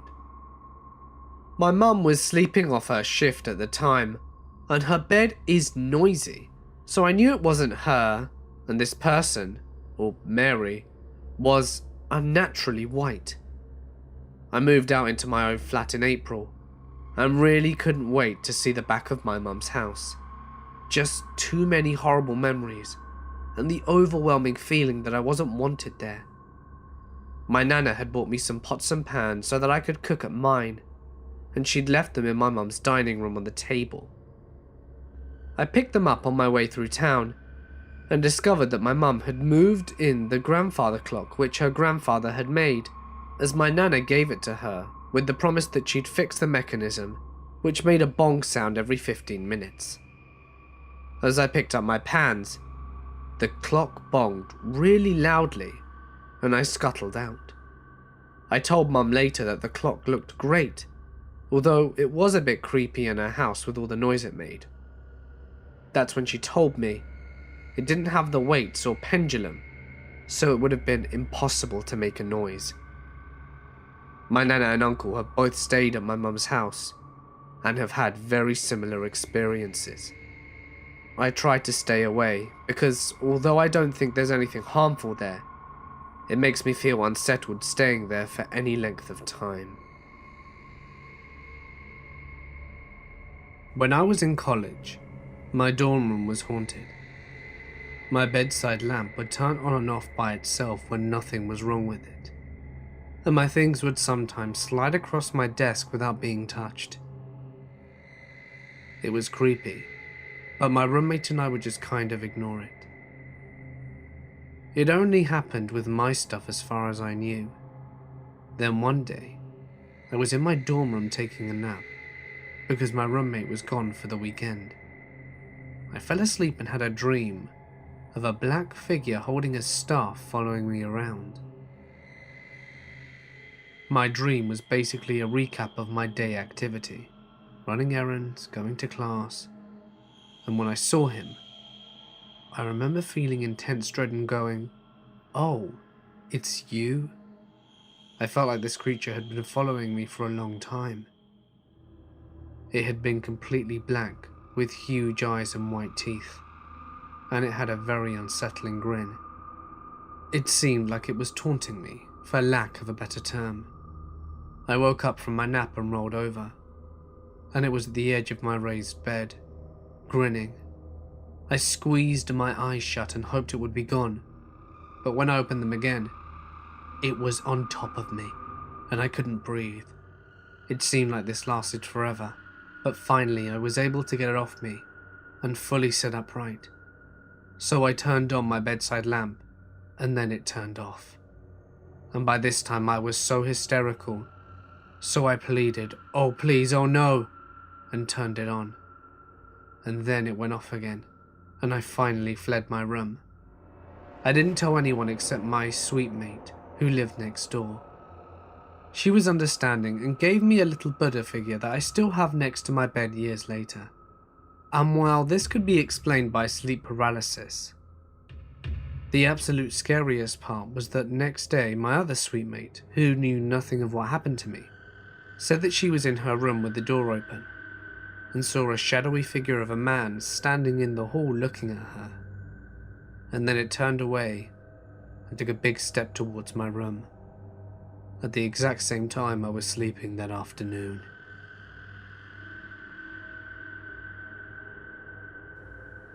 I live in a haunted house, and have done for around 7 years. The house was 2 stories, the ground level, then the basement level of equal size. In the basement, we had mine and my brother's room, as well as the furnace room and the living room. It started simple. When you would be downstairs, you would hear people running up and down the stairs and walking on the wood floors, and vice versa. After a while in my room and the furnace room, there began to be these tiny black creatures, around 2 feet tall with wide eyes and white teeth, that would move things and play with my toys. In the furnace room, they would rearrange the stacked junk. We used it as a garage, as we couldn't even walk into it very far. If that wasn't bad enough, we began seeing tall human shadow-like figures in a pitch-black room where you can't see your hand in front of your face, but you could see a shadow figure. They started showing up in the yard and trees and didn't really come into the house. Eventually our lives took a turn for the worse, with legal issues regarding my great-grandfather, and he came to live with us. He was never a good man. He beat his wife and kids and stole from everyone he could, but we took care of him all the same. He had his own demon that followed him. But anyway, when he showed up, he slept in the basement living room and regularly prayed for God to kill us because he believed that we were bad people. When he showed up, the shadow figures followed him into the house. They began standing in my doorway at night and watching me, so I would close and lock my door. Unlike the small imp creatures, the shadow people gave off a harmful vibe. Pretty soon, the shadow figure began coming into my room, as well as my brother's room, being their favorite. They never went upstairs or crossed my room doorway. I think it was my cat. However, they did love my brother's room, and they would stand at the end of his bed and watch him sleep. One night, things got much worse than they ever had. My great-grandfather was asleep in his bed, and I decided to put saran wrap over my brother's door to play a trick on him. I spent a bit of time taping up, and when I went to look at my handiwork, there were 3 huge cuts down the middle. So I took it down and tried again, and there they were once more. I decided to give it one more shot, and as I wrapped it up, it began tearing in front of me. And I mean really slowly, like someone was purposefully cutting into it. I decided to wake my brother and show him, and as he walked out of his room, we turned the corner and stood face to face with one of the shadow figures. It was standing in the room with all the lights around it, just turned around to look at us. They had no eyes or face, but you could still feel them looking at you. So we ran into my brother's room to hide. We lay there for a good long while we could hear the other room being thrown around. After a few hours we drifted off and slept through the night. After that, the shadow figures messed with my brother quite often. I believe it was because when we turned the corner, he was in front, and he was the one the shadow figures looked at. They began to physically attack him. My brother had a friend over, and my brother took a swing at one of the imps and it disappeared. But when they woke up, they had bruises all up and down their backs. As things got worse, the shadow figures wouldn't let us out of our rooms, and one night, when my brother left his room, one grabbed him and told him to get the hell back in bed, which my brother promptly did. A while after, my brother went to India with my dad on a business trip, whilst we still lived in that haunted house. Whilst there, my brother went into one of the old temples with the door low that forces you to bow to all the gods carved into it. He ended up buying these glass bracelets for my mother and sister at the temple. Nothing happened until he got home though. My brother and dad came home from India, and about a week went by and just the usual stuff happened. However, I started to see a small cat run up and down the stairs. Now in a house with 3 cats, that wasn't unusual, except that this cat had no body. from what I could see of the cat, was a spinal column and a head, and it all appeared to be made of smoke. Seeing what I'd seen in that house, I didn't think anything of it. Over time, though, the cat got aggressive. I couldn't leave my bedroom after a while, and I don't mean that the cat sat outside and wouldn't let me out. When I would go to leave, I would become extremely heavy and tired, and as soon as I left my room, I'd hardly be able to move at all. This only happened at night, so I just passed it off as being too tired to make it past the bathroom. I dropped that theory when my brother began to tell me that the cat would sit on his chest at night and look at him. He said, whilst it was on him, he couldn't move or make a sound at all. I still believe that these things left him alone because of my cat. Once I rescued him, they never came back into the room as long as he was there. We ended up taking the bracelets my brother bought whilst in India and breaking them all. After that, we never did see that cat again. But the shadow figures and the things that followed my great-grandfather were still in the house. My mother believed us when we told her that all these things were in the basement and that we'd experienced them a lot. She told me that so had she. My dad, however, didn't believe us at all. Not until we were moving and he experienced it firsthand. Like I said before, my grandfather was in no way a good man. He had done so many things to hurt people that it would take me a long time to just list all the things he did. When he came to stay with us, he was 92 years old, but still coherent. However, he couldn't move that well and couldn't reach for anything below his waist, so he had to change his pants, underwear and socks. He would regularly pray for us to be hurt and killed, so it wasn't too unusual to find him talking to himself. He was always afraid of the night though.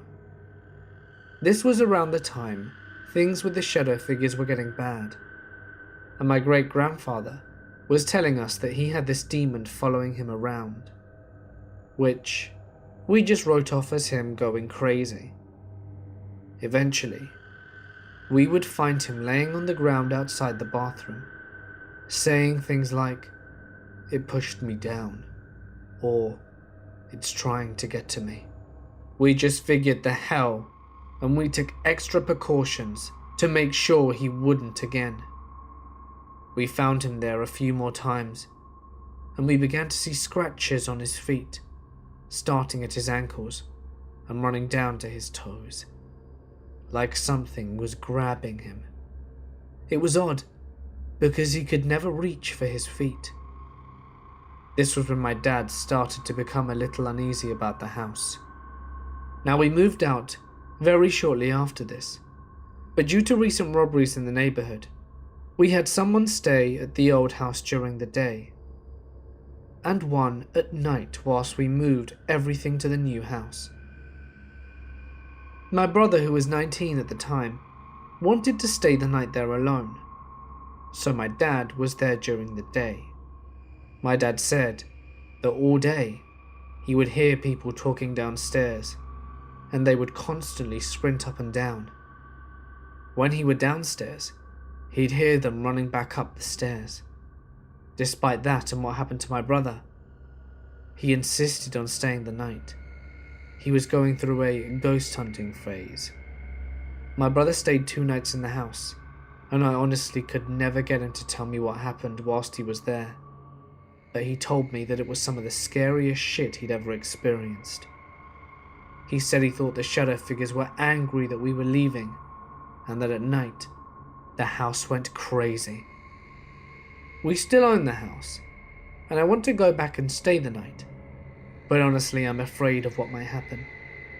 So, when we took in my great-grandfather, he also brought his cat, Angel. She seemed normal enough, and didn't do anything too unusual, just the normal creepy cat things. With her, we had 2 other cats. There was my brother's cat, Relish, and then my sister's cat, Whiskers.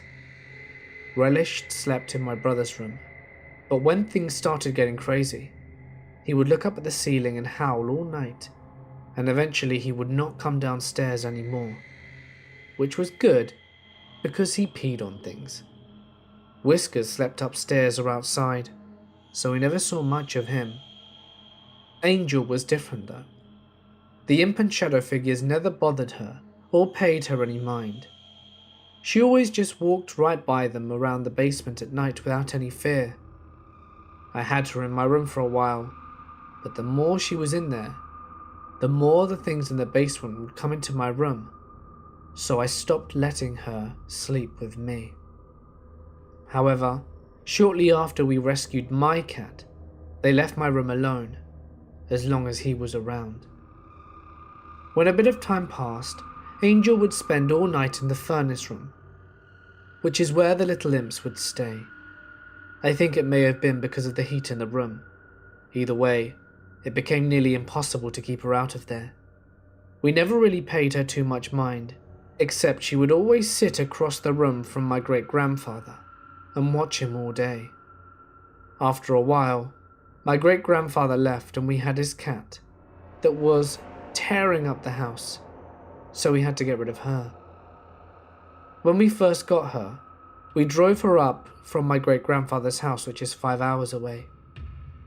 She didn't make any noise, never seemed upset. She was always this way on car rides, such as to the vets or when we had to clean the house and take the pets out for the day. She never was bothered by the car. When we took her to give her away, however, she was different. She started just as quietly as normal, but once she got into the car, she began screaming at the top of her lungs. We thought she was just afraid of the car and kept going and going, and then she began shaking her crate so violently that the car shook. Once she began shaking, she stopped screaming and growled in the deepest, most threatening way I've ever heard. I've grown up with cats and know how they sound when they're scared or on the attack. But this was nothing like I've ever heard. My brother and I pulled over and were so terrified by this cat and not knowing what to do that we began to pray out loud. I didn't know what to say, so I just asked for protection. What was odd was the movement. I finished the prayer and Angel went quiet. The car stopped shaking and the cat wasn't making any more noise. The look in her eyes went from aggressive to the calm look it normally was. As we kept going, every time Angel began to shake and growl, I would recite the same prayer to myself and it would stop for a while. I'd like to think she was just frightened, but honestly I can't help but feel there was something wrong with her to this day. She never did seem right, but that was far from unusual. In conclusion, after moving away, we were a lot happier and everything was a lot calmer and tranquil. I hope for the next residents of the house, for their sakes, that whatever malicious entities still reside there get bored and leave. When I was younger, around 10 or so, my cat had to be put down as he was extremely diabetic, and my mother couldn't afford to keep paying the ongoing medicine he would need to survive. He was 12 years old at the time. Big, fat, black cat, and loving as the sky is blue. We were best buds, and in my younger days, I would innocently harass the cat so much he would never put a claw mark on me. And in my younger days, I would innocently harass the cat so much and he never put a claw mark on me. Always slept on my bed and cried when he couldn't get into my room. Rubbed up against me, purred, all the hallmarks of a best bud kitty. Needless to say, when the time came to put him down, I cried for a long time. I never said my goodbyes. I was too afraid and I regretted it. That cat was as important to me as any of my family. Fast forward to some time later. This is where shit gets downright paranormal. I happened to have one of those laser pointer things sitting on my computer desk at the foot of my bed. and it was relatively new. I was lying on my bed at the time, probably watching TV or playing video games or something. It was late afternoon/early evening, and I most definitely was not asleep or tired. So, the thing starts flickering on and off on its own. Weird, right? Not quite creepy yet. So, it stops flickering the moment I sit up and look at it. I was slightly spooked, not sure why it would be doing that. So I stare at it for a minute. It flickers again, same exact pattern as before. In my young mind, I'm certain it's trying somehow to communicate with me. I initially asked it if it was trying to talk to me, and to blink once for yes and twice for no. It blinked once. I asked it if it was a ghost, another single blink, and I asked it if it was going to hurt me, 2 blinks. At that point, I wondered if it was my cat who had recently passed, so I asked. 1 blink. The remainder of this conversation lasted over the course of half an hour. I forget the rest of the sort of things I asked and whatnot, but basically ascertained that it was my cat's ghost come to look after me for a bit, and that I wasn't blamed. I remember crying about it. Afterwards, I gathered the courage to check out the laser pointer, and the batteries were dead. Through the length of the conversation, there was no way it was sheer coincidence. I am an atheist and a skeptic, a firm believer in the scientific process. To this day, I have no rational explanation for what happened, other than it was my cat talking to me after he passed. Since then, I have never experienced anything loopy or that I cannot explain. And that day is the only one from my childhood that I even remotely strongly recollect. Sabbath, if you're somehow hearing this, I miss you, bud. I figured I'd share with you some strange and what I believe to be paranormal experiences happening at my place of employment. I work at an old restaurant in a city in Oregon. I will not say which restaurant for obvious reasons. I work as the bread baker during the night hours. My shift is usually from 8:30 p.m. till around 3 a.m., depending on which products need to be made. My co-workers tend to leave at 10 o'clock. Sometimes the dishwasher is there a little later, though I got lucky moving here and landing this job right away at $13 an hour. But now, I don't feel so lucky. My first experience was the second month of working here. I had just put some hamburger buns in the proofer and had some time to kill, so I walked into the dining area and made myself some espresso. Halfway there, I noticed a faint whistling coming from the dining area. I shrugged it off, as it stopped once I entered. As soon as the espresso was done, the whistling started again, but louder. I couldn't make out if it was a song or not. But it went on for about a minute and then stopped. My whole body shivered, as I was definitely creeped out. The next day I mentioned this to the dishwasher, and she looked at me for a minute and then sighed. She told me the building was most definitely haunted, and that she constantly hears the whistling as well, but only when she's by herself. Sadly, the conversation ended there, as she doesn't speak English all that well. Fast forward a few weeks later. This experience freaked me out quite badly for a few days. I still get chills thinking about it. You may not think it's creepy, but it was.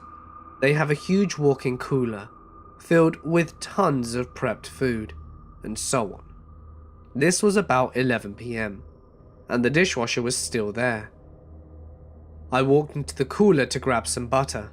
The door is huge and heavy, and there is no way wind could shut the door, especially because there was no wind to shut it. As I was reaching for the butter, I hear the door slam behind me. I was obviously startled, and thought maybe the dishwasher closed it, thinking I left it open by accident. I walked to the door, and started yelling for her, hoping she would hear me, and after about 3 minutes, no response. I panicked. It was super cold in there, and I kept banging on the door and yelling. And about 10 minutes later, she finally heard me and opened it, looking confused. Shivering, I asked her if she closed the door on me, and she said no. I told her that the door closed on me, and the look on her face freaked me out. I texted my boss and told him what happened, and asked him to check the security cameras. When he answered, he told me he watched, and said that he saw me walk in, and about 10 seconds later, the door slammed shut. No one was behind it. It just shut by itself. That never happened to anyone else.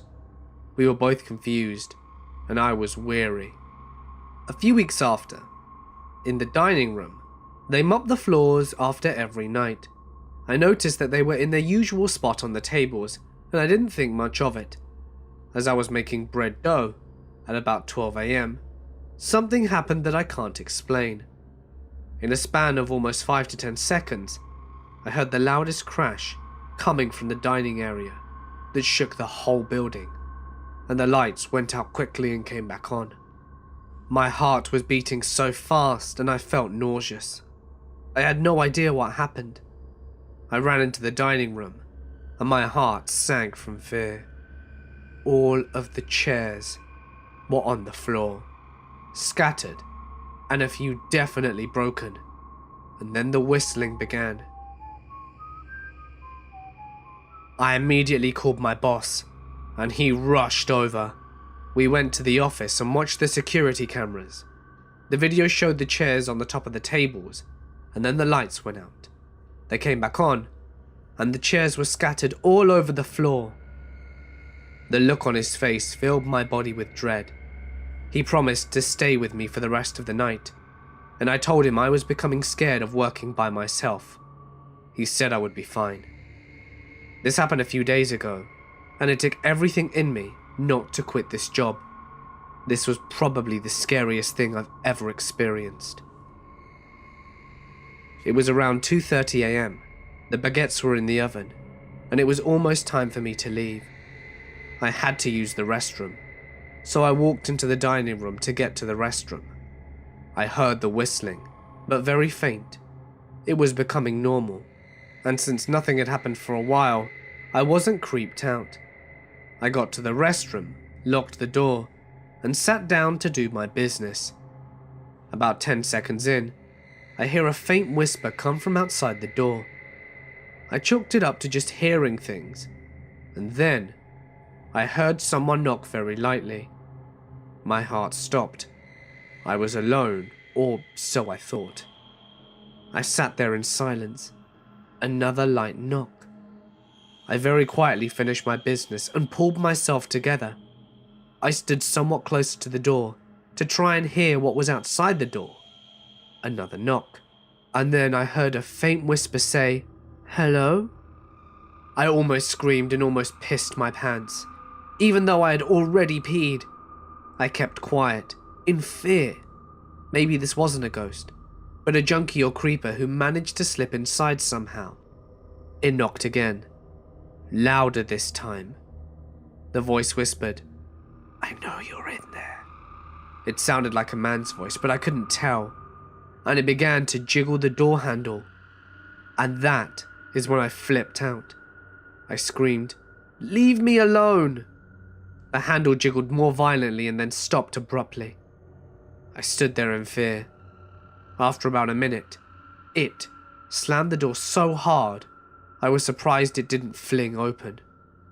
My heart was racing, and tears were streaming down my cheeks. Everything went silent for a good 20 seconds, and there was another loud bang that shook the whole restaurant. The door swung open so violently, and there was no one there. I ran out of there so fast, screaming and crying. The chairs were flung about, tables overturned, coffee cups shattered on the ground. I ran into the kitchen and grabbed my things, shut the ovens off. Hell, I didn't care if the baguettes were done or not, and ran out of the building and into my car. I called my boss, sobbing and hyperventilating, and he told me to wait in my car. He arrived about 5 minutes after. his car flying into the parking lot. I got out, but told him I would not be going back in there. He went inside and came out about 10 minutes after, looking wary and upset. He told me he watched the security. I was just a kid of 9 years old, and I certainly didn't believe in ghosts. I was raised in a strictly Christian household, and the closest thing to ghosts that my family believed in was demons. And it was a brand new house, just built, never lived in a brand new development. We moved in on Halloween night. It started out like the sort of things that you could explain away. Loud creaks, doors slamming by themselves, sudden drafts that didn't seem to have a source. Things you would expect in an old cliched horror house, sure, but not a new one like ours. Then, I was home alone all day, sitting at the family computer. A single footstep sounded down the hall, and then a few more, gradually getting closer. I assumed that my parents had come home, or my sister, or anyone, and I called out, but there was nothing. I grabbed the phone and ran over to our basement. After I called my mother, she confirmed that everyone was out, and that no one was supposed to be in the house but me. I convinced her that I must have imagined it, but I swear those footsteps were as plain as day. None of these things compare, though, to our basement.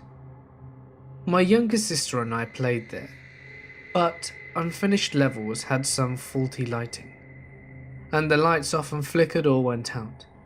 Whenever they did, we'd run upstairs quickly, but never without catching a glimpse of the man we called the Trenchcoat Man. A tall, shadowy man in what appeared to be a trench coat and hat, ducking behind some unfinished sheetrock. There were more stories.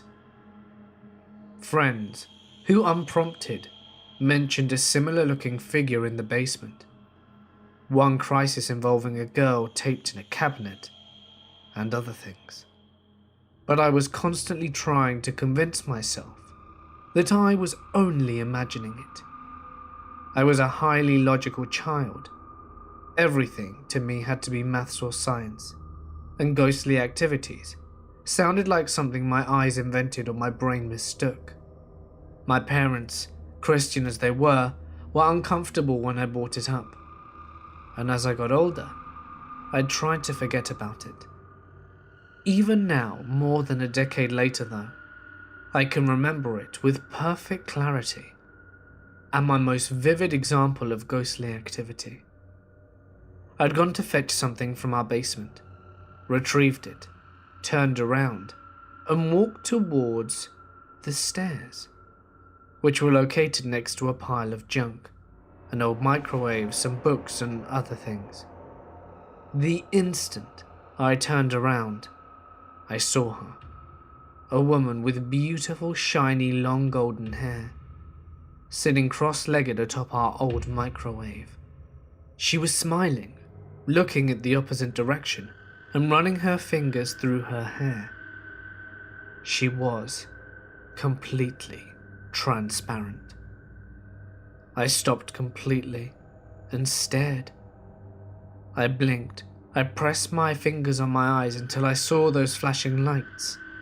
I tilted my head to other angles, but alas, she was real. She was still there looking out our basement window, near the ceiling and flipping her hair.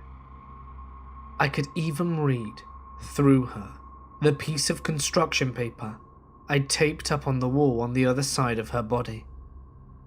Whenever I look back on those memories and I think that I just must have been an imaginative kid, I remember that woman, and I realize that there absolutely had to be something I just couldn't explain.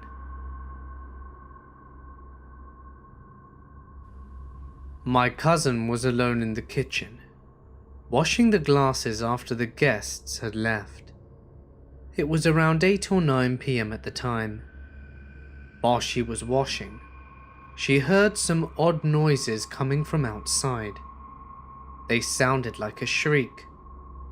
Since her family lives in a house by the mountains, with nothing but forests covering every inch of it, she shrugged it off as the sound of animals in the forest. But then she heard it again, a shriek, almost like a laughter, right before the sound of a tree rustling. Not long after, there was the sound of a firecracker exploding a couple of times. Just as soon as she heard the firecracker, she heard the sound of another awful shriek, followed by trees rustling again. She thought that it could be kids playing outside, so she just ignored it. A few minutes passed, and there was a knock on the door. The neighbors came over and told them to pray for protection that night. When they asked about it, they said that they saw a female ghost known as a Pontiac. The neighbors said they heard noises coming from the coconut trees in their compound, and when they went to check it out, they saw the ghost clinging onto the tree, prying open a coconut. They scared it away using firecrackers, and it jumped down into the forest. My cousin didn't sleep well that night. She refused to sleep alone in her room, and slept with her sister for a few nights after that. Now, you may not know what a Pontianak is.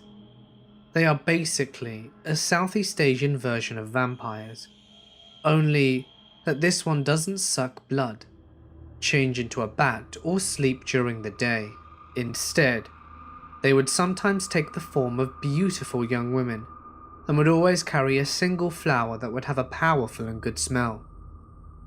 The reason why is because they themselves smelt like rotten meat. Their true forms are long black tangly hair with a large white cloth that drags on the ground as they walk. They are also extremely pale with red blood eyes and are said to laugh in a very high-pitched tone. It is said that the Pontianacs are spirits of pregnant women who died before they were able to give birth, which is why there are stories here of women who are about to give birth, seeing them lurk around, seeing them just a few days before going into labor. So, if you're going to give birth, be careful if you see a beautiful woman in old traditional clothing with a single flower in their hair. You may never know what they'll do to your baby. For what it's worth, I stayed the night with a friend during high school. Me, him, and another dude were drinking some beers in this house, and the house was getting ready to be demolished. The only items left in the house were OJ's whole bedroom. He grew up in the house and hated to leave, and wanted to make it to the last second. So we're all here drinking and bullshitting in his room. The TV was on, but we weren't paying it much attention. Anywho, we all decided to go to the living room and put a couple of sledgehammers through the walls for shits and giggles. We all walked out of the room, and the TV immediately turned off. I noticed it immediately and it spooked me, so I asked OJ about it. And he, without missing a beat, goes, "Oh yeah, that's just George." I look at him deadpan as hell. He didn't even try to explain. I asked him who in the ever-loving hell was George. Naturally, George is the man who built the original house and was driving his kids in his dump truck, and had the back end raised in such a fashion that they could stand really high in it. Well, long story short, they got decapitated on a railroad overpass, not but 200 yards from the house down the country road. So George hung himself in the attic. And not only did he hang himself, but the attic is only about 5 feet in height. So that dude put a rope around his neck and lifted his feet high enough, yada yada yada. You get the point. So he went on about the other shit that George and the kids would do around the house. Stuff out of place, doors and windows opening, closing. The usual weird ghostly shit, right? Well, I didn't believe a lick of this paranormal bullshit, even with the TV going off in front of me. But old OJ looked at his clock, and it was around 3:45 in the morning. He looked at me and said, "At 4:04 exactly, you'll start to hear intermittent tapping noises, always in twos. Tap tap, pause, 5 seconds, tap tap." Yeah, whatever, OJ. Anyway, when the clocks hit 4:04, tap tap, tap tap. Me and OJ and Nate were all in the same room. I could see their hands and feet, anything that could be used to make this tapping noises, and it very clearly wasn't them. I turned white. I mean, I was turning whiter than a ghost when I realized that it just might actually exist. And OJ just looks at me very nonchalantly and goes, "Told ya." The most bizarre thing about it though, you couldn't pinpoint the noise. It was everywhere and nowhere at the same time. The sound wasn't directional. It was like it was off in the distance, but you couldn't move closer or further away from it. It was just there. Tap tap. Tap tap. Needless to say, I refused putting a hole in any of those walls with a sledgehammer. I also did not sleep, and I also got very, very, very drunk after that happened. Still don't know what to think, to be honest, but that's some serious shit, I tell you. I'd just like to add, I went into the attic where George hung himself. I like to think myself as a very stable person when it comes to dark, cold, confined spaces. I don't get phobias or nervous really, but to this day, I have never experienced such a dark, cold feeling down to my bones. You could feel the energy in the room. It felt as though it was sucking the life out of you. It took me 10 seconds before I came sprinting down the stairs in sheer terror, and decided not to go back up there for the rest of the night. Here's something else that happened. My friend Lighty and I would go to his parents' farm property all the time with a gator, and just explore the 140-acre property pretty regularly a few summers back. As we would come and go, we'd chat with the few farmers that sharecropped the land, that was about 4 or 5, and we'd bullshit with stories and whatnot. Now these guys certainly have a sense of humour, but weren't joking one bit when they were telling us about the old lady. So Lighty's grandparents had purchased the land from the bank after an older lady had passed away whilst living in the tiny 1920s Depression-style shack on the property. 1 room, 4 windows, and it was falling apart. Scary as shit. The typical old farmhouse, right? Well, we noticed a trend in the farmers' stories, or at least one in particular. They all spoke of seeing a woman, an old woman, staring at them through the windows at times. Now, I live my life as the devil's advocate. Each farmer I ask the same question to. Which window? My thought is that they're all bullshitting. They'll name separate windows, right? Makes sense. Nope. Each had the same response. All of them. I was baffled. I should note that all of these farmers also don't know each other, all from different local neighbouring towns, but still were not in contact with each other. No corroboration. No slick, clever, let's try and scare the shit out of these kids type of scenario. No possibility of it being a lamp in the damn window. Can't be that easy. Still never stopped us from going out onto the damn property. I guess Sue never minded either. That's what we named her. Sue, the window ghost. When Lighty and I were driving on that same property, 2 blue orbs rose out from a water tank in a small creek, and just floated down the creek. It was about the size of a baseball.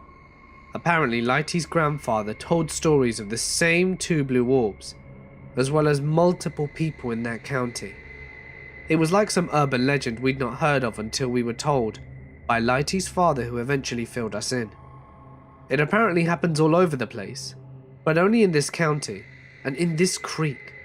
So bizarre. I lost my mind watching those orbs float into the air, traveling at the same speed as the water.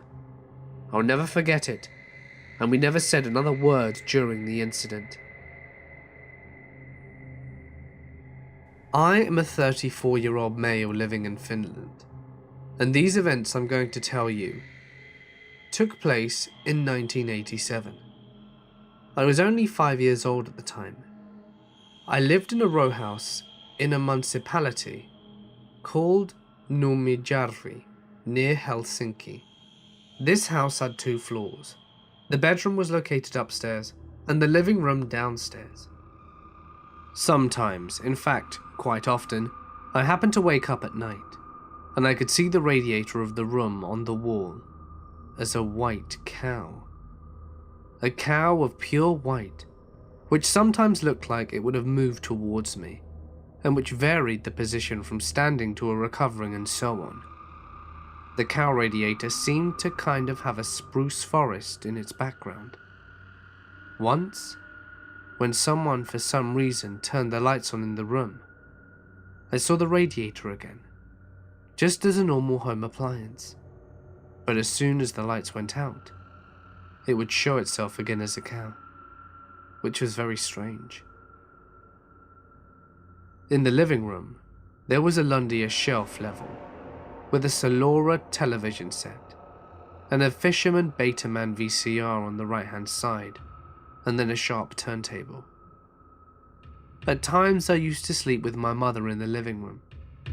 The digital clock of the videotape recorder, whose colour was green, shone so brightly in the darkness of night that it interfered with sleep, especially with my mother. So she came up with an idea to put a tabloid newspaper on the VCR to cover the clock. When I happened to wake during the night there, in the living room, I could see how the tabloid was moving. Sometimes it moved as if airstream would have come and swung over it, and other times it would move horizontally. Despite the fact, the clock didn't appear. Once, when my mother went to the bathroom at night, she switched the kitchen extractor fan light on. The kitchen was located next to the living room. The tabloid newspaper on the VCR showed up in my eyes as normal, and when the light was switched off, it continued moving again, completely on the loose. My cousin lives in a hostel with 10 other girls in one room. All of them were gone, except for her and the girl who sleeps in the bed across from hers. I understand my cousin's hostel is near a forest.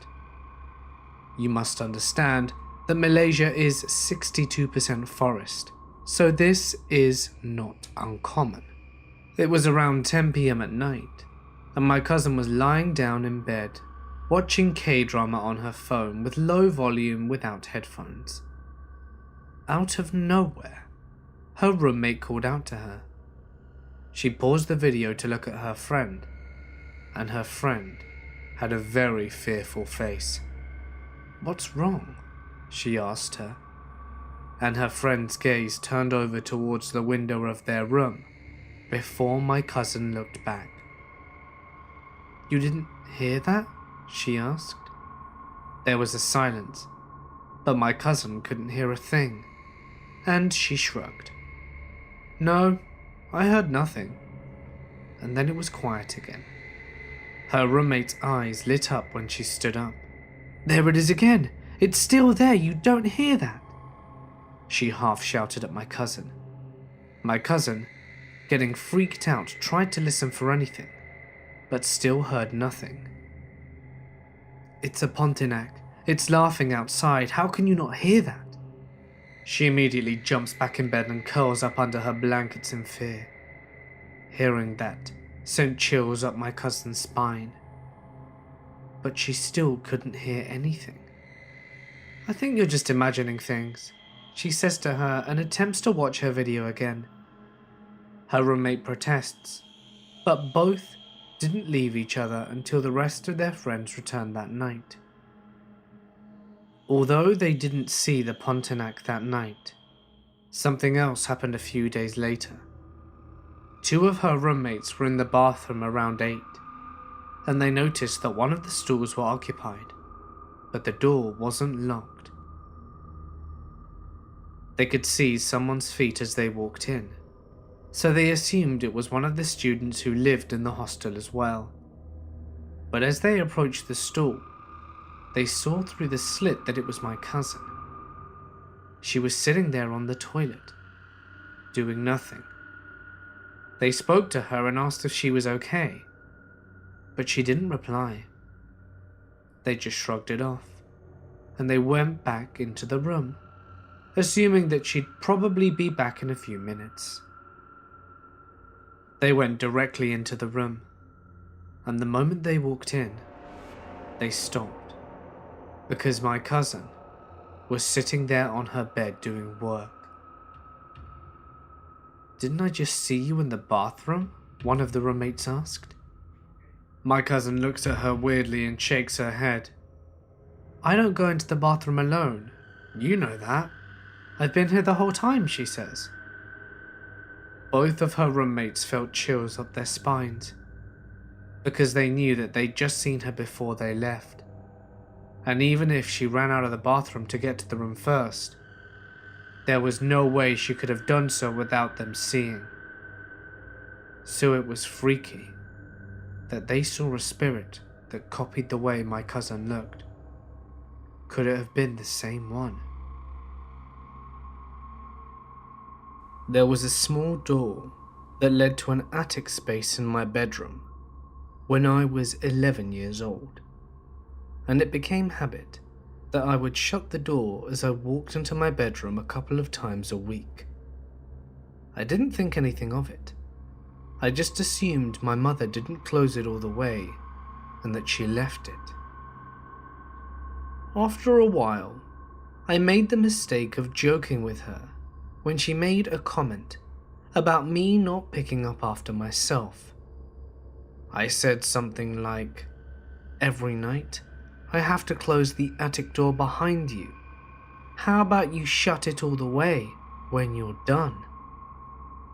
She then informed me that she hadn't been in the attic in months.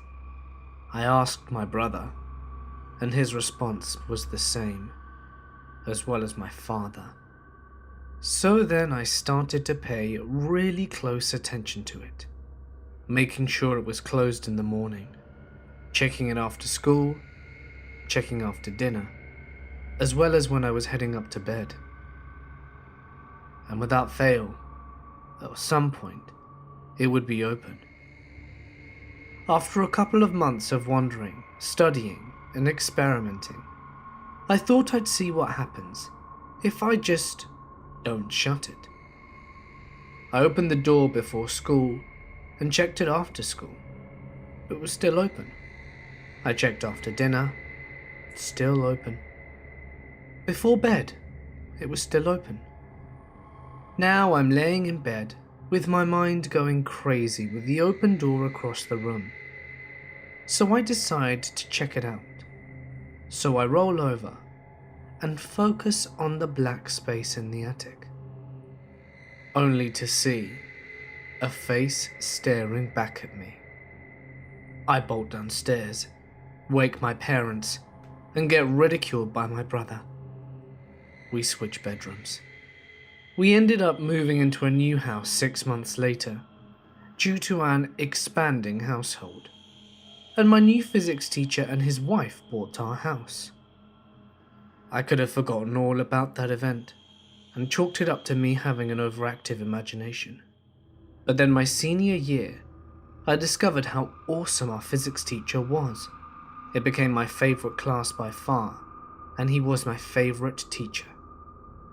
At the end of my senior year, my friend and I took our VHS camcorder around town, doing mostly silly things, but then took it to my old house to see what they'd done with the place. We got a very fun tour, and I got to tell stories about all the projects my dad did that were still part of the house. Then the wife leads us upstairs to show us the sewing room I ask jokingly. Notice anything strange in this room? And I kid you not, her face goes blank. On camera, she asks what I mean, and I try to shrug it off, but end up saying something about the attic door. She confirmed that every time she comes up to sew, the attic door is open. She then tells us that the second day of being in the house, her dog, a German Shepherd, had gone into the room but would not go back downstairs. He started barking and could not be consoled, and then jumped through the window, landing on the tin roof over the porch, and then running off. The dog did not come back until the next day, and has not stepped foot into the hallway that leads upstairs since. I had the initial thought that I could show my parents and brother the story I had filmed, but I just decided to let it be. When my aunt told me this story, it was so casual, as though it was no big deal to her. But I didn't sleep well that night, or for a few nights for that matter, after hearing it, and I swear my mind wasn't helping either, because it kept on creating noises and images that weren't even there. So here's the story. My aunt and uncle were driving down a long and lonely road late one night. They were traveling and decided to use a less crowded road because they needed to get to their destination quickly. This road was long, with nothing but dense forest on both sides of it. Not even a single light or car is available on that road, so you can guess that ghosts or spirits like to lurk around, since there's no one there at night. As they were driving along this road, my uncle saw something in the distance. At first glance, it looked like a person crossing the road, so he slowed down. When they were driving closer and closer, the figure started taking a clearer and more defined shape. Horrified at what he was seeing, he came to an immediate stop. There, right in front of them, was a floating head. The head had long black hair flowing in the air, and from the head attached its spine and organs, but it had no limbs or torso. It was making a jingly sound, like a glass clinking. It floats across the road without taking any notice of my aunt and uncle's presence. Shivers ran all over their body, and they felt the cold breeze that ran to their very core. They were seeing a ghost called a Hantu Balong. My aunt was brave enough to even look at the spirit as it passed, staring at it and trying to find the rest of its body, but saw none. When the head disappeared into the forest, they immediately sped up the car to get the hell out of there. I wasn't sure if they saw anything else that night, but that was enough to scare the shit out of me. It didn't help that I had to stay alone that night either, and I swear my mind likes to psych me out too, by creating that jingly noise that isn't even there. So thanks, Auntie, for giving me all of those sleepless nights after telling me that story.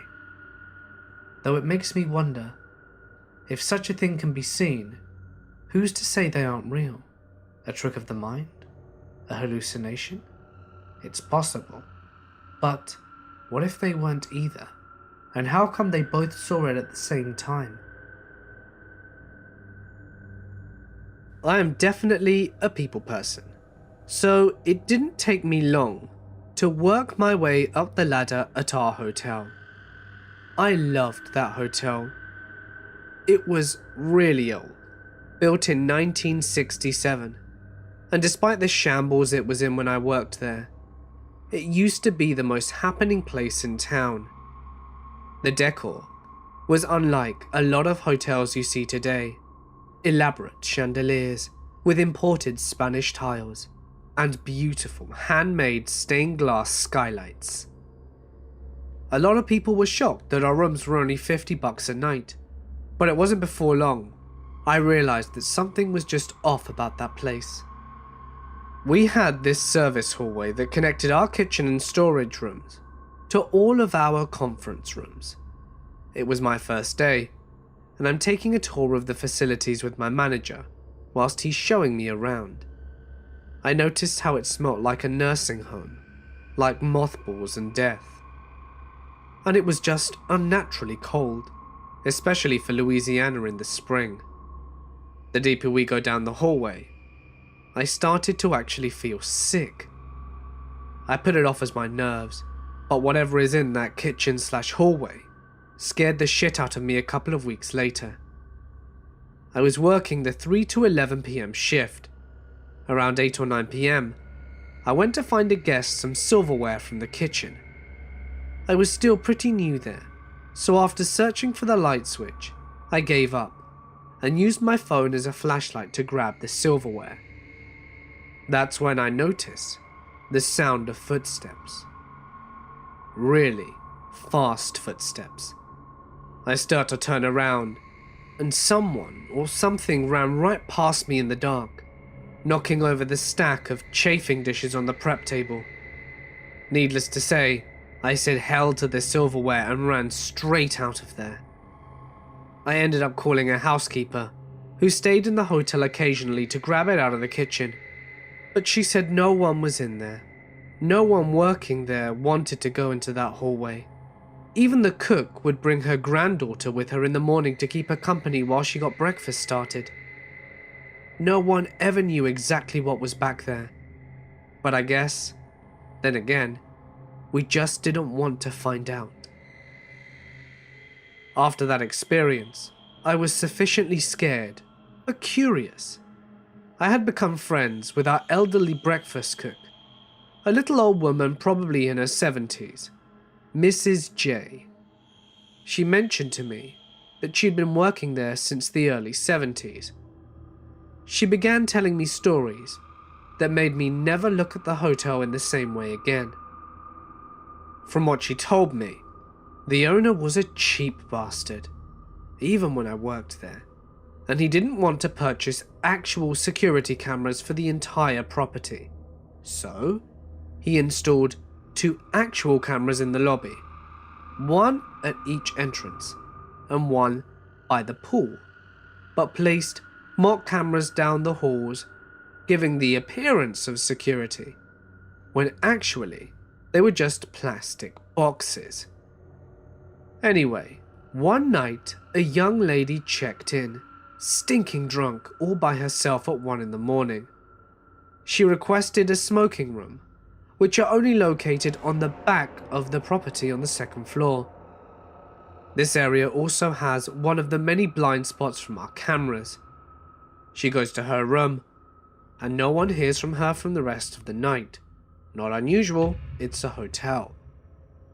That is until the housekeepers show up in the morning to find the woman in the parking lot, covered in blood, whiskey, and bloated. Apparently, after she checked in, she continued her binge on the balcony, facing the parking lot.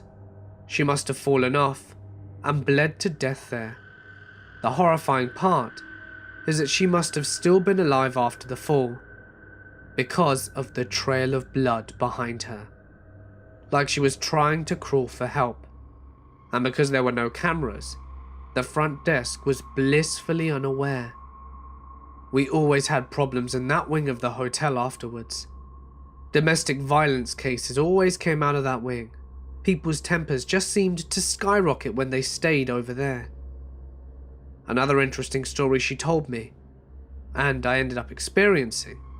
There was a country singer named Charlie Rich who died in one of our suites. Our suites were located inside the actual lobby, facing the front desk. He had a pulmonary embolism whilst his wife was eating breakfast in our restaurant. Mrs. J was even there when his wife found him dead. room 208. Ever since, a lot of customers have complained of people knocking on their door at odd hours, but the front desk never saw anyone go into the room. One customer came running out in the middle of the night. He ran up to the night auditor and told him that there was a man in his room. Of course, when the night auditor went to investigate, there was no sign of an intruder. A lot of the time, when the room would stay vacant for a while, the TV would turn on by itself. I even saw through the open window, it just turned on, and always the same channel, CMT channel 71. Charlie never really bothered the staff. I even found myself talking to Charlie on our more quiet nights. Sometimes, I even played my old country playlist for him. I ended up quitting after working there for 5 years. The owner was doing some sketchy things with my paycheck, so I said my final farewell to the hotel that I had grown to love so much. Not even a year after I left, the owner suddenly shut down the hotel. Not sure why, but all the employees were told not to come back the next day, or ever. They left everything in there. All the papers, computers, furniture, food, all left inside the massively vacant blood-red building.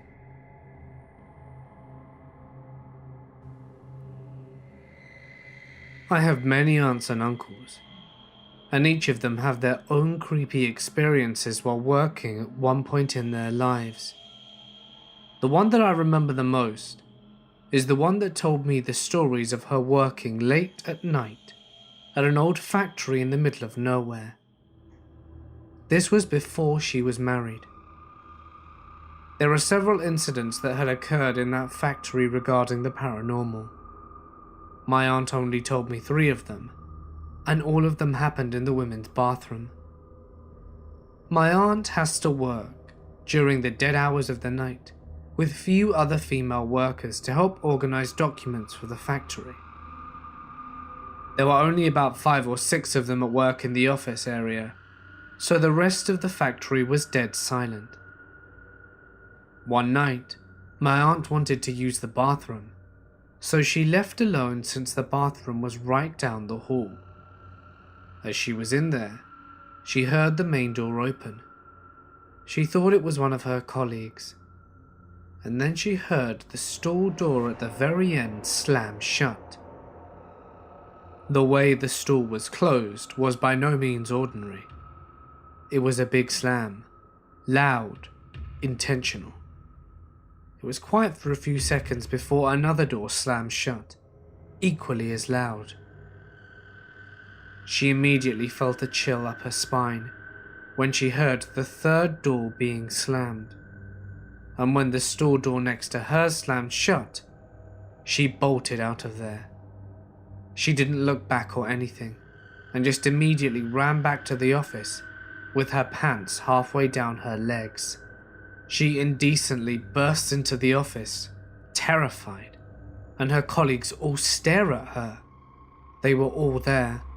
No one had left the office ever since she had. They all asked her what's wrong, and she said that she heard something slamming the stall doors over and over. They said that they'd heard it too, but assumed it was her doing. Perhaps she was venting her frustration. She denied it and said that it wasn't her, and she's not sure who did it. But, in truth, she didn't want to know. On another occasion, another one of her colleagues was in the bathroom fixing up her hijab alone. The bathroom stalls were all open and empty, and she can see them all through the mirror except for the one at the very end. She was minding her own business, and she kept on hearing scuffling and ruffling noises coming from somewhere in the bathroom. She had heard something being torn before another odd noise. She stops and looks around to see if maybe another one of her colleagues came in without her noticing. When she saw nothing around her, she finally realized that the noise was coming from the very stall that she couldn't see inside of. Slowly and scared, she approaches the stall to see what's going on.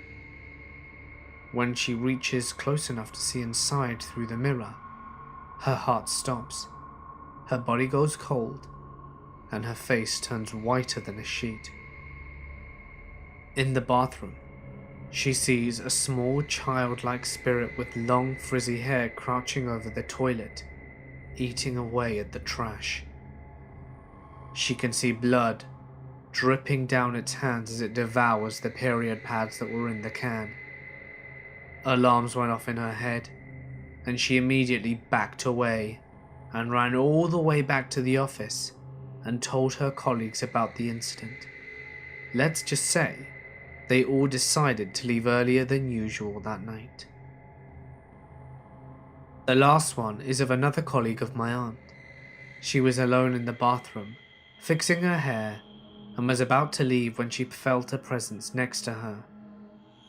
She turned her head and saw a woman who looked exactly like her. And when her colleagues came in to see what was wrong, the figure was gone. She decided to go home immediately after the incident.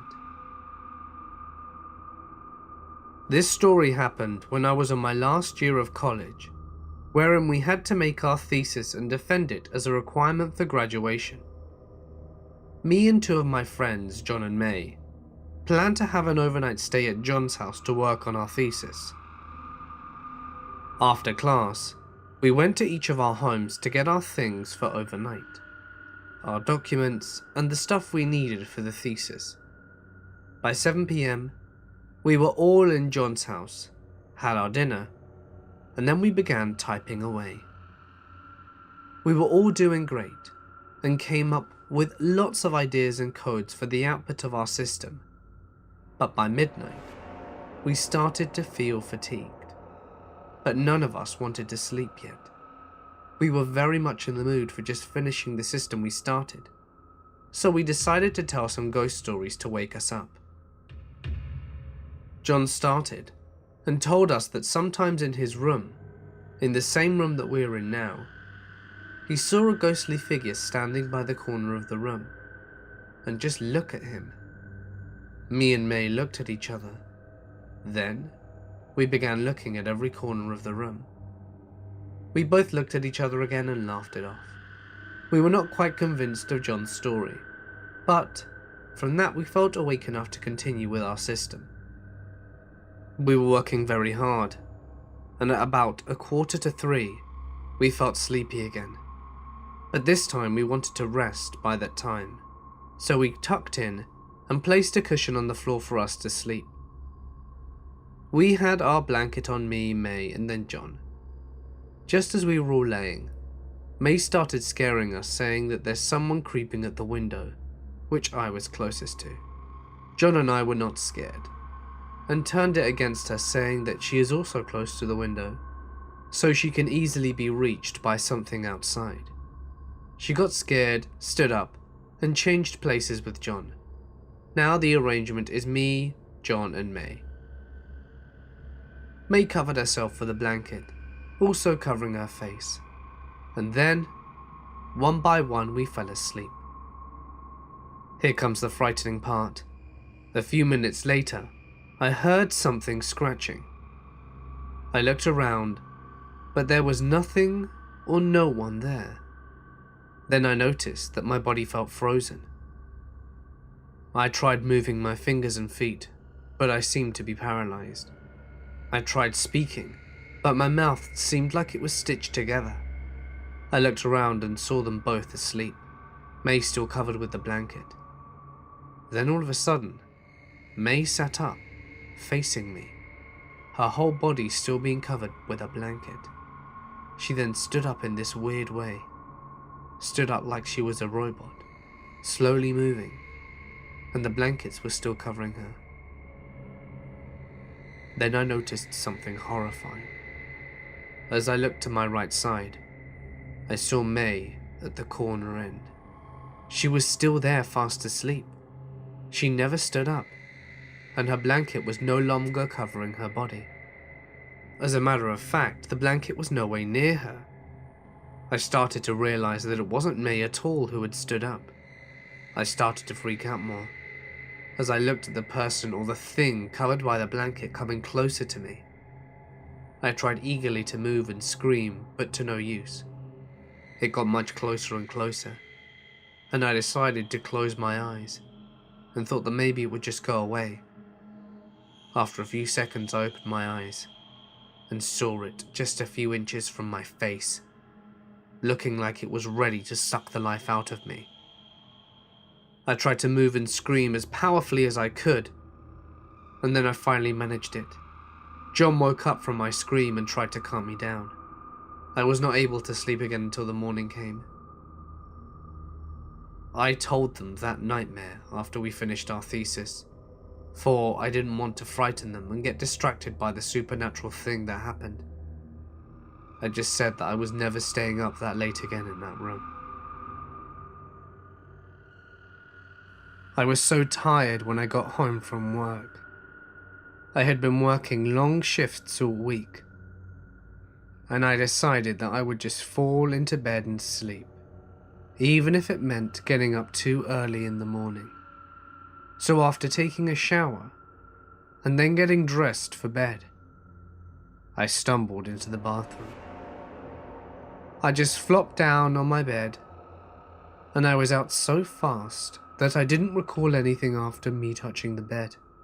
I didn't even close my window, and this is significant because there was an outside light directly outside my window. It basically made it half light in my room, but it didn't matter. I was tired and passed out. I don't even know what woke me. I was laying in a very awkward position, and that may have been why. I was on my side with one of my legs almost touching me on the chest. My other arm was beneath me. I felt awful, and I turned around and laid down on my back. I closed my eyes for a moment, and I thought I fell asleep. But I opened my eyes for some reason. I don't know why, but when I did, I saw a teenage boy standing at the foot of my bed. He was shaking his head for some reason and looking down at the foot of my bed. I turned and looked at the foot of my bed, and there I saw a much younger boy crouched down holding the bedpost. He had a knife in his other hand, and the evilest look on his face I had ever seen. It wasn't a smile. It was angry. Very angry. Freaked out, I screamed and got up and ran to the light switch, turning it on, looking back, and both of the boys were gone. I didn't care. I ran out of the apartment and sat in the hallway until I was able to calm down quite a bit. I didn't have anywhere else to go, and eventually went back in. I searched it and made sure no one was there. They weren't. And I slept with the lights on. I worked at a hospital, doing transport for a couple of years. The transport home base was in the basement of the hospital, where all the laundry is done, and supplies are also stored there. I hated working late nights after this incident. On this particular night, I was the only one in the basement when I heard whistling at the end of the hallway by the elevator. I poked my head around the corner, expecting to see my only co-worker on duty that night, but there was absolutely no one there. I shrugged it off. I'm not easily spooked. Nights are slow, so I ate some snacks and hung out in the break room for a bit. Next thing I know, I hear a loud bang. I walk into the hallway, and a bed is rolling down the halls, bumping into the sides. At this point, I think my co-worker is bullshitting me, so I radio him, and he says he's upstairs in the cafeteria. I still don't believe him, and think I'll catch him in the act. I walk past the laundry room, and the machines start. I pop my head in, expecting to find him there, but it's completely empty. Okay, starting to get a little nervous, I walked into the laundry room, and the machines completely stopped. I freeze, then run out and head towards the elevator, and I hear the whistling again.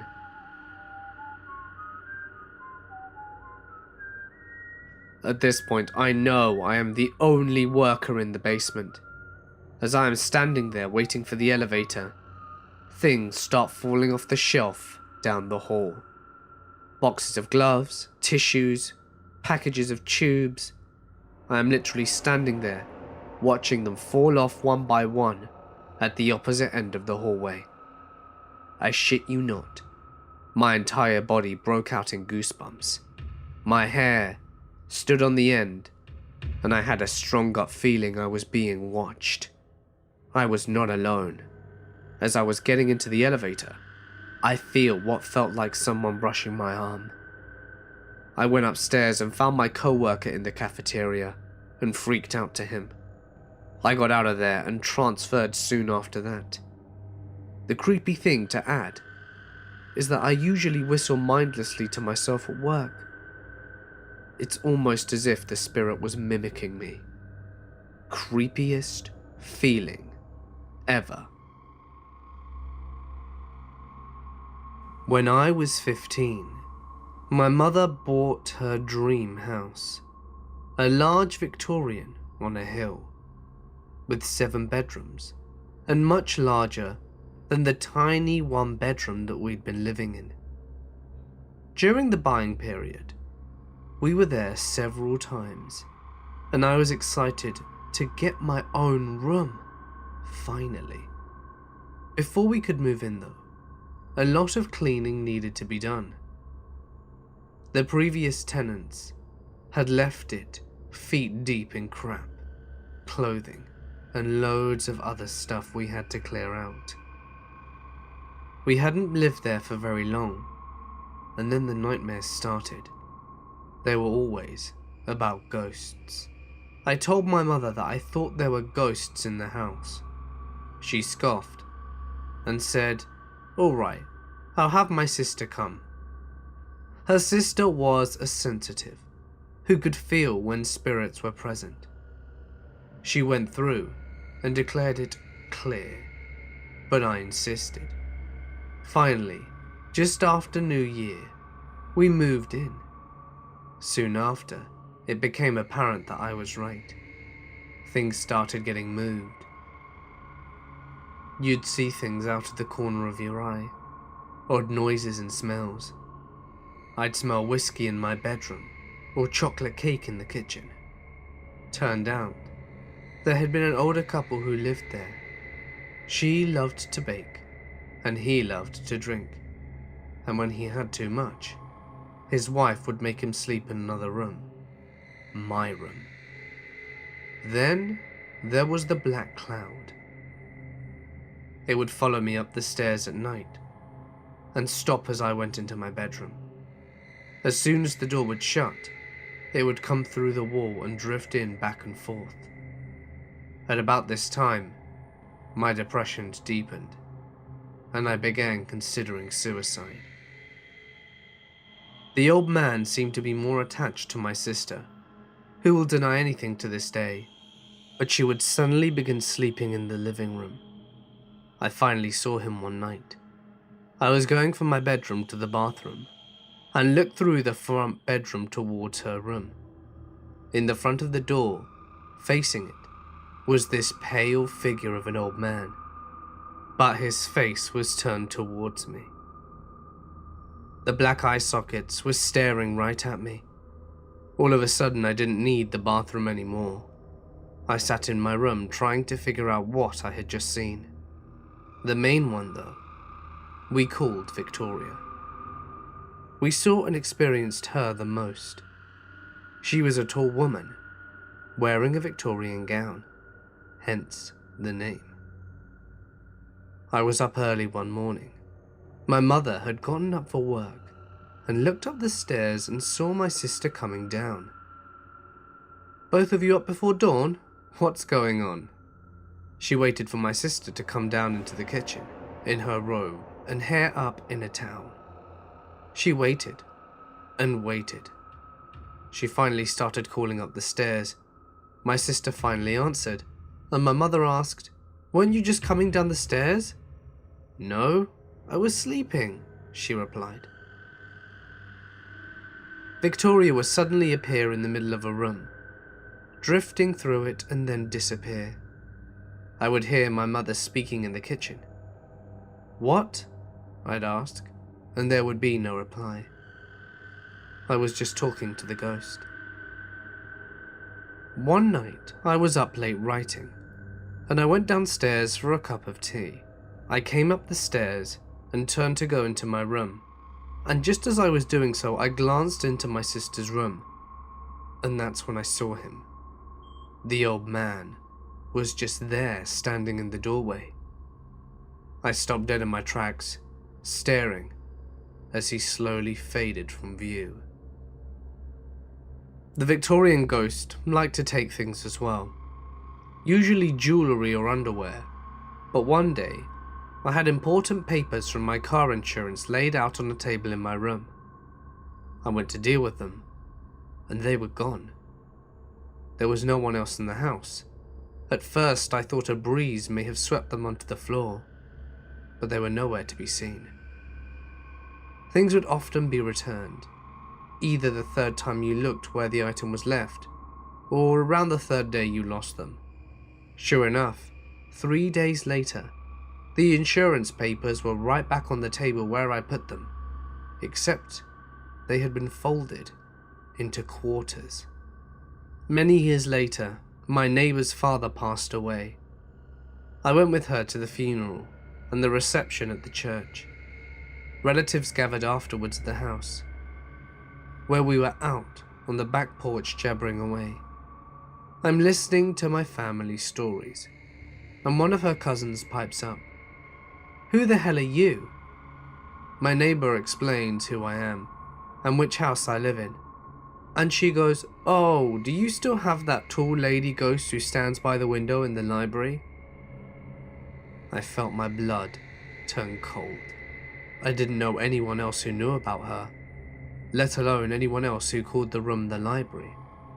It's actually a large walk-in closet with a window at the end, which faces the front of the house. There's a bookcase along one of the walls full of books, so our family just called it that. Little did we know, so did everyone else. I had a medicine man bless and clear the place, and those spirits are no more, but allegedly, there is a portal in the house, so things will come and go.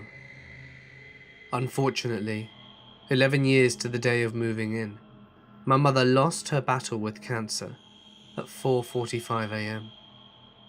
I was suddenly awakened, sat straight upright, and I smelt roses and felt someone standing in the doorway. "Mum, is that you?" Then I fell back asleep, my head hitting the pillow, out like a light. At 7:30 a.m, I was awoken from my sleep by a phone call from the nursing home, telling me that she had passed at night. I still live here. Though she visits me occasionally, she's never made good on her threat to haunt this place.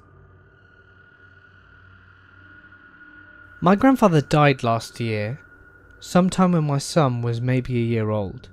We had dinner with the whole family every Friday, so my son had seen him several times. My grandfather was very quiet and a proud man, but when he thought he was alone or unseen, he would make silly faces at my son to get a laugh. A couple of nights after his funeral, my son, who likes to crawl into bed with us in the middle of the night, started laughing uncontrollably at 2 a.m. So I get out of the bed to go see what's going on, and find my son sitting in the middle of the living room, in the dark, laughing. Remember, it's 2 a.m.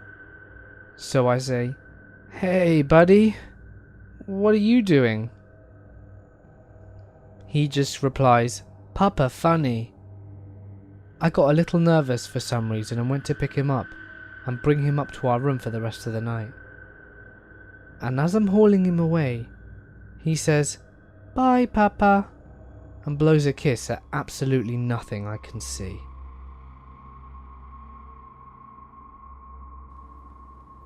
My aunt is single and a workaholic, so she has the habit of coming home late. The latest she would usually get home is around 11 PM, and the earliest would be about 5. She would alternate days in which she would come home early, because it wasn't exactly safe to drive home at night, especially since she lives with my grandparents, who live deep within a village, with the only roads leading into it are very long and lonely. Not to mention that she would have to drive by 2 very large lakes, as well as 2 large palm estates just to reach home. Keep in mind that hijackers nor thieves are her only concern whilst driving alone at night. Here in Malaysia, it is believed that evil spirits dwell in places with water, like lakes, oceans and rivers. So, if we pass by one at night, we are supposed to throw out a piece of small trash out of our car window, just a few meters away from our home. This is to make sure that an evil spirit does not follow us home and will only stop by that piece of trash. Don't ask me why I believe this, but I do. But my aunt doesn't do this, so of course something did end up following her home. One week, my aunt wasn't going with her original schedule of mixing up the times of going home. For 4 days straight, she drove home at exactly 11:30 PM, except for Friday. That one night, she had to stay until 1:30 AM. When she got home, she felt something strange. She got out of her car and felt as if she were being watched. Not just ordinary watched, like something with evil intentions was staring at her in hatred. She immediately locked her car, closed the gate, and walked straight towards the front door. As she opened it, she noticed that all the lights in the house were on, and I mean every light. She saw my 2 cousins who were staying over for the holidays, curled up with each other on the bed in the living room. She approached them and asked them what was wrong, as they appeared to have fear in their eyes, and they confessed that they were staying up because they thought they heard something and were getting afraid, so waited for her to arrive. My 2 cousins and grandmother were sitting in the kitchen where the front door is. They were talking to each other, and all were waiting for my aunt to arrive home. It was around 11 PM when they heard someone turn the doorknob, before inserting the key and unlocking the door. My cousins and grandmother waited for my aunt to open the door, but nothing happened. My grandmother waited and called for my aunt's name, but there was no answer. Terrified, my cousins went to turn all the lights on in the house and went to the living room to keep an eye on all the doors in the house. My grandmother went to make sure that all the doors were locked in the house. They told my aunt that they really thought it was her, because it made the exact same noises that my aunt does when she arrives home, jingling the doorknob before inserting the keys and unlocking the door and everything. My cousins thought it was someone trying to break in, but nothing else happened for the rest of the night. When my aunt told this to my mother, I felt chills around my body. My aunt says she might know who or what exactly it was, and she blames herself for it. She knew that it was one kind of evil spirit that she must have accidentally brought home from the lakes because of her consistent timing and getting home late that night during the week. Whatever followed her home mimicked exactly the way she'd done before entering the house. The good thing is that my grandmother didn't try and open the door, because if she did, she would have let in the evil spirit. And God only knows what would have happened if she actually did. Ever since that experience, she immediately resumed her normal schedule of alternating the times because she didn't want another one following her home. After my uncle committed suicide in 2006, a couple of strange things began happening around the house. There were the typical haunting style things, like my brother insisting his stereo would turn up by itself when he was listening to music, or the time that his TV turned off all by itself. But I figured that all of it could have been chalked up to electronic interference. This particular incident, however, was just plain weird. For background, it should be noted that my uncle stayed with us about 15 years prior to his suicide. This was during the height of his drug abuse, and he slept on our couch for a few months before my mother decided to kick him out, as she had 3 young children to worry about at the time. So back to present day 2006, and my brother's friend, called John, is hanging out at our house. He was always a fairly sensitive and spiritual kind of guy, and he actually had no prior knowledge of my uncle's death. So John is sitting on the couch talking to me and my brother when he suddenly stops and says that he can feel a presence in the room. My brother and I kind of laugh at this because this is your typical John, always sensing something. But he stuns us and said, "Your uncle's sitting next to me, and he says hello." My brother and I were pretty shocked because, like I said, John had no prior knowledge of my uncle's death. Not only that, was the exact same spot that my uncle had slept on 15 years prior when he started staying with us. There is absolutely no way John could have known any of that, because it wasn't something that my brother had ever mentioned to him. Now fast forward a few years, another strange incident occurred one night when I was heading to bed. I had just turned out the light to the kitchen and had started walking down the long hallway that leads to my bedroom. I had literally just shut my door when I hear my name being whispered. I stand there not knowing what to do. The whisper had caught me off guard because it sounded exactly like my uncle's voice. I shake it off, thinking I'm probably imagining things and go to bed. A few days later, for whatever reason, I can't remember, I tell my mother that I thought I had heard my name being whispered, and that it sounded like my uncle. You know what she tells me next? She had actually been home one day the week before, and was in the kitchen making lunch for her and my dad, when she hears her name being called. Then she calls out to my dad, who was in the next room, and asks what he wants. He said he hadn't called out to her, and he also hadn't heard her name being called. But then he tells my mum, "Oh, you want to know something funny? I was out in the garage one day last week when no one was around, and I heard my name being called." Then Dad says that he called out and didn't hear anyone, so he went back to working on his bike, thinking nothing of it, and thought that he was just hearing things. The voice we had all heard sounded exactly like my uncle's voice.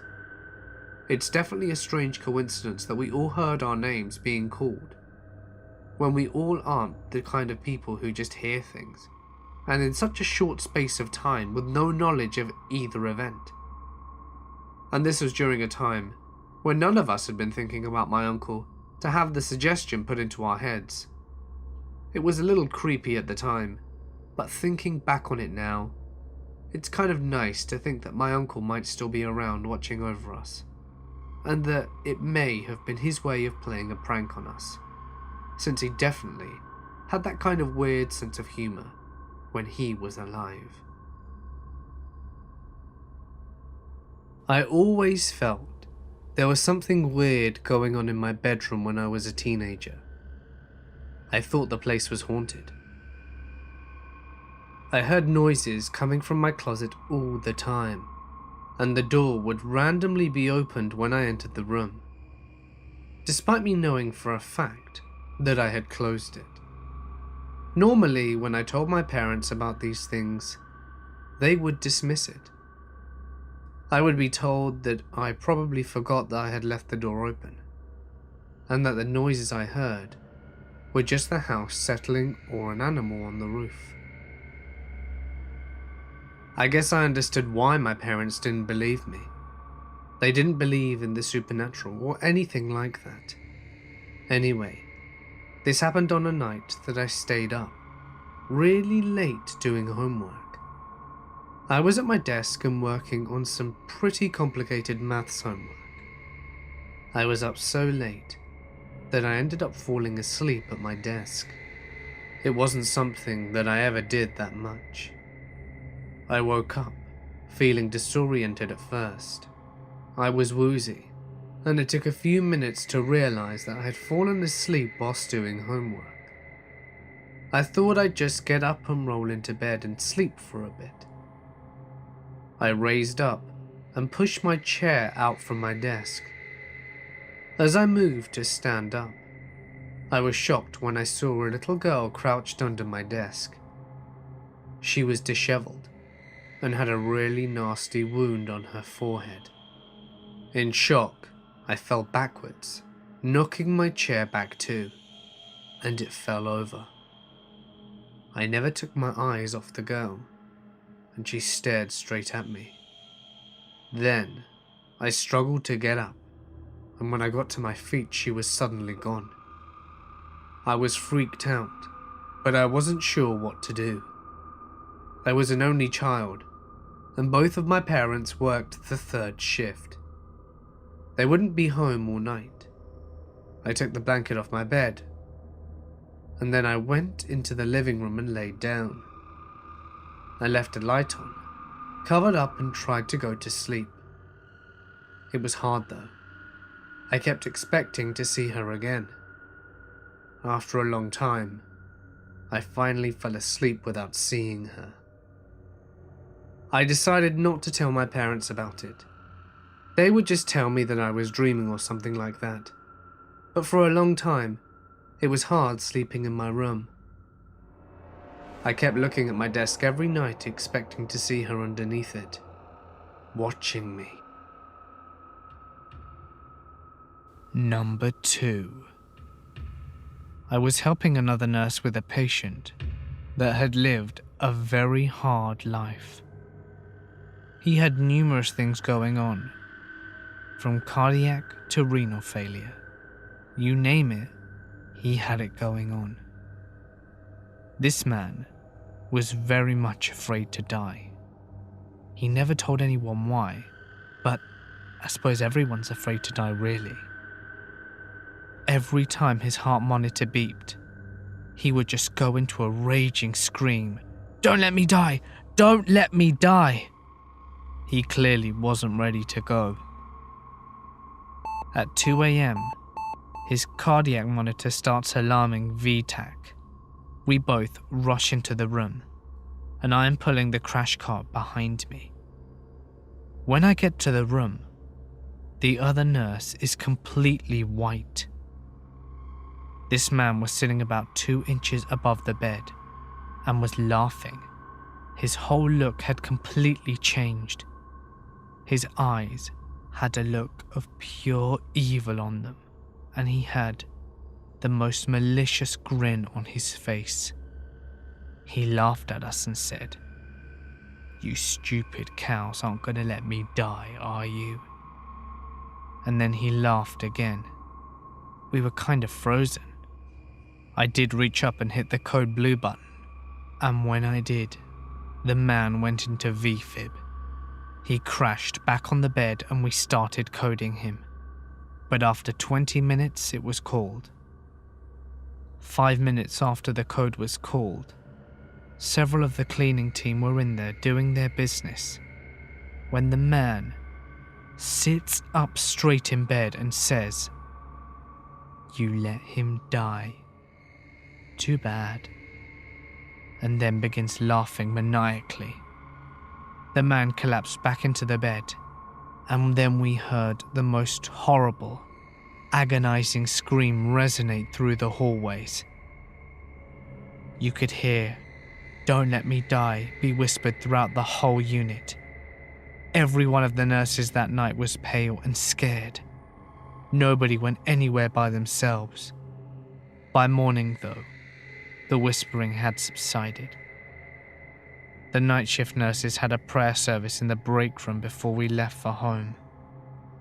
But still, we all had nightmares for weeks.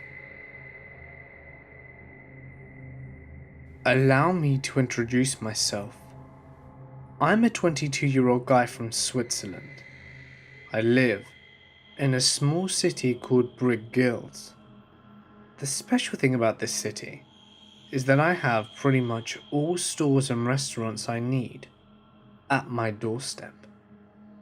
And at the same time, I only live 10 minutes away from the blissful tranquility of nature, which is something that I love. Just to the south of the city are mountains, as well as the very famous Simplon Pass, a place I enjoy going to often. Anyway, my aunt has a cabin up there, not too far from Simplon Pass, in an area just called Simplon. As a kid, I would love going there. The way the house was built was beautiful, and it was great for chilling. I remember the first day I went there, my aunt told me that we couldn't be at the house on a Wednesday, and yes, she meant Wednesdays in general. Because as the story goes, apparently, every Wednesday, the house gets visited by the ghost family that built this house in the 1850s. Our neighbours would see lights turning on and off by themselves, seeing silhouettes and hearing crying sounds when no one was in. But it only happened on Wednesdays, so my aunt decided to just never use it on a Wednesday. I didn't believe her, even as a kid. I mean, I'd never had a paranormal experience in my life. Why would I? That was, of course, until now. So the years passed and I was getting older. I turned 22 last week and asked my auntie to lend me the cabin in order to celebrate my birthday with my friends. I didn't want a regular birthday party. I wanted something special. So we went up to the mountains to be amongst nature, with clean air and beautiful views. It was divine. It was Tuesday evening now. We were just sitting outside, chilling and chatting. But it started to get cold. So we went inside to watch a few movies. It was late, and most of us drifted off to sleep on the sofa. But when I woke up, it was around midnight, and me and my friend got up and went to bed. I woke up suddenly. I heard people whispering, and apparently my friends were stirring in their sleep. I looked down and picked up my phone to check the time. 2:33 AM or so, and it was Wednesday. One of my friends was laying on the air mattress on the floor, and the other two friends were sleeping in a separate room. I looked down at him, and he was already looking at me with big eyes. "You heard it too, right?" I replied, "I didn't actually hear anything, but it is probably what woke me up." At that moment, we could see a faint light coming out through under the door. I got up and opened the door just to see which one of my other friends was still up. But as soon as I opened the door, the lights went off, just like that. I walked around the house and searched for someone. Finally, I went to the room with my other friends. I opened the door, and they were both asleep. I was wondering what was going on. I still didn't think about the whole Wednesday thing. It didn't come to mind at all. Then I heard footsteps behind me. I thought my friend came out of his room to see where I was. But as I turned to talk to him, there was no one else there. I was getting freaked out at this point, so I decided to go back to my room where my friend was. He was on his phone. I got in. He put his phone away and asked me which one of the two friends was making the noise. I replied, "They're both sleeping, dude." He looked at me confused and asked, So who was it then, turning on the light? I shrugged and went back to bed. But not 10 minutes later, we heard talking in front of our door. It was a female voice, so it couldn't be our friend. My friend and I, both still awake, were just looking at each other whilst listening. After about 2 minutes it stopped. We didn't hear anything for the rest of the night. The next day came and we drove home. I thought about how funny it was the thing happened at night, and when it came to mind, the story that my uncle told me, I was just sitting in my house and thinking about it. Did it really happen? Like I said, I never had any paranormal experiences before. I searched for an explanation. My friends didn't know about the story, so why would they prank me like this? And even if they did, how did they manage to do it without lights? So there was no way for one of those friends to turn the lights on and off, whilst going back to bed without walking into me. And the footsteps? I turned so fast that there was no time to get away from them. So what was that? I will never go back to this house again. Don't even care which day of the week it is.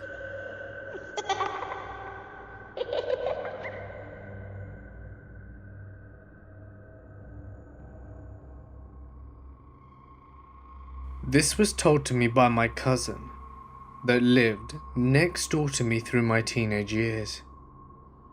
She was in high school at the time, and I was in middle school. But we would ride the same bus along with a bunch of other kids that lived down our same street, as well as our siblings. She told me that one day she got home after school and she decided to take a shower because their high school was having soccer tryouts during their 7th period, and she did not get a chance to shower at school before the bell rang.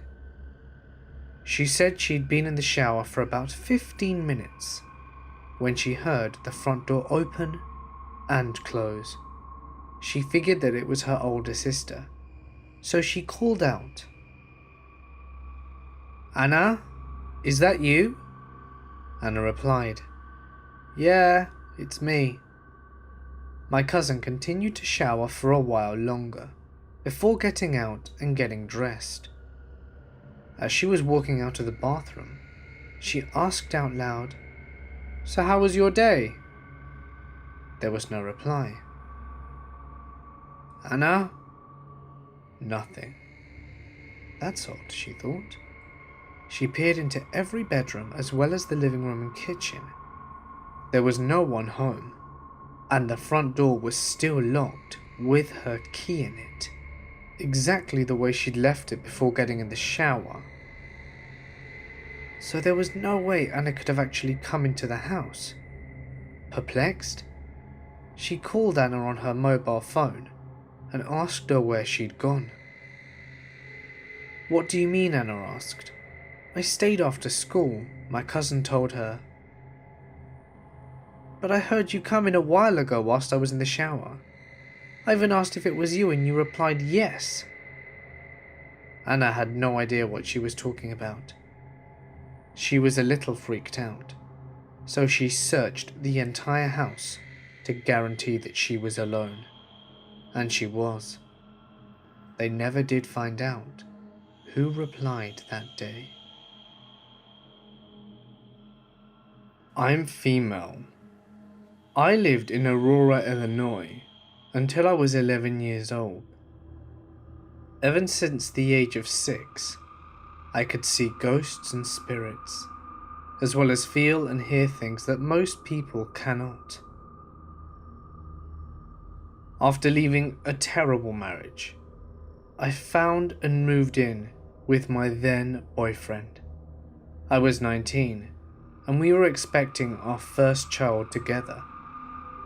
One day after coming home from work, while serving him dinner, I kept seeing a shadow person standing in the corner behind the door. At first, I thought it was just a friend acting weird, but when I asked him who else was in the house, he told me that it was just us. I immediately got very uncomfortable. The dark shadow just stayed there, looking at me. I went to the bathroom to splash some water on my face. I honestly thought I was just tired and seeing things. But when I came out, he was still there. I asked him again if he was sure, and he replied that no one was here and asked why. I told him it was because I could see someone. He went over and stood exactly where I told him the shadow person was. The shadow proceeded to move. He checked the house as I felt the shadow stare me down.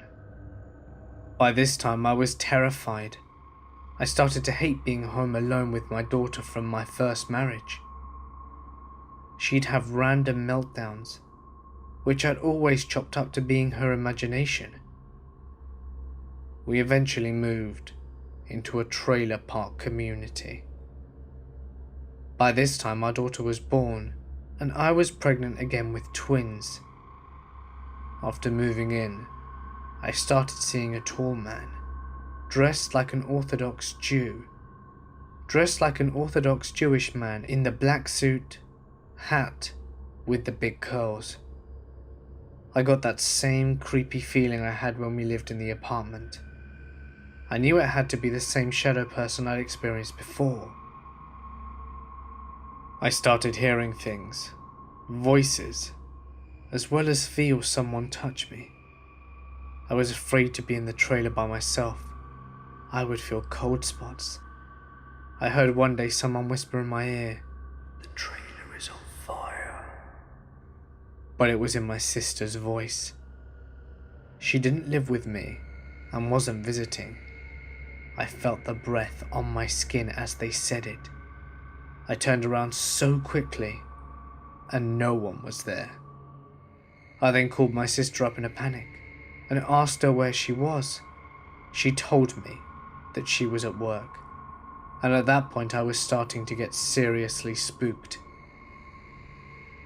She told me that I might be tired, but I reassured her that I had just woken up from an hour-long nap. I was wide awake. Things would move from place to place after you left them in a specific spot. You would start to hear people walking around when there'd be no one there. One day, as I was potty training my 2-year-old to go to the bathroom at night, I was filled with so much fear. As I crept towards her room, I saw the man in the black suit standing right in front of her door, as if he were guarding them or waiting for me. I froze the moment I saw him. I finally summoned enough courage to take a step forward, but as soon as I did, so did the man. I took a step back and so did he. I wanted to run. I felt a fear like never before, but I wanted more than anything to get this spirit away from my girls. Halfway down the trailer there's a window. Trust me, it helps with visuals. I start taking a step forward and so did he. No backing down. I kept repeating to myself.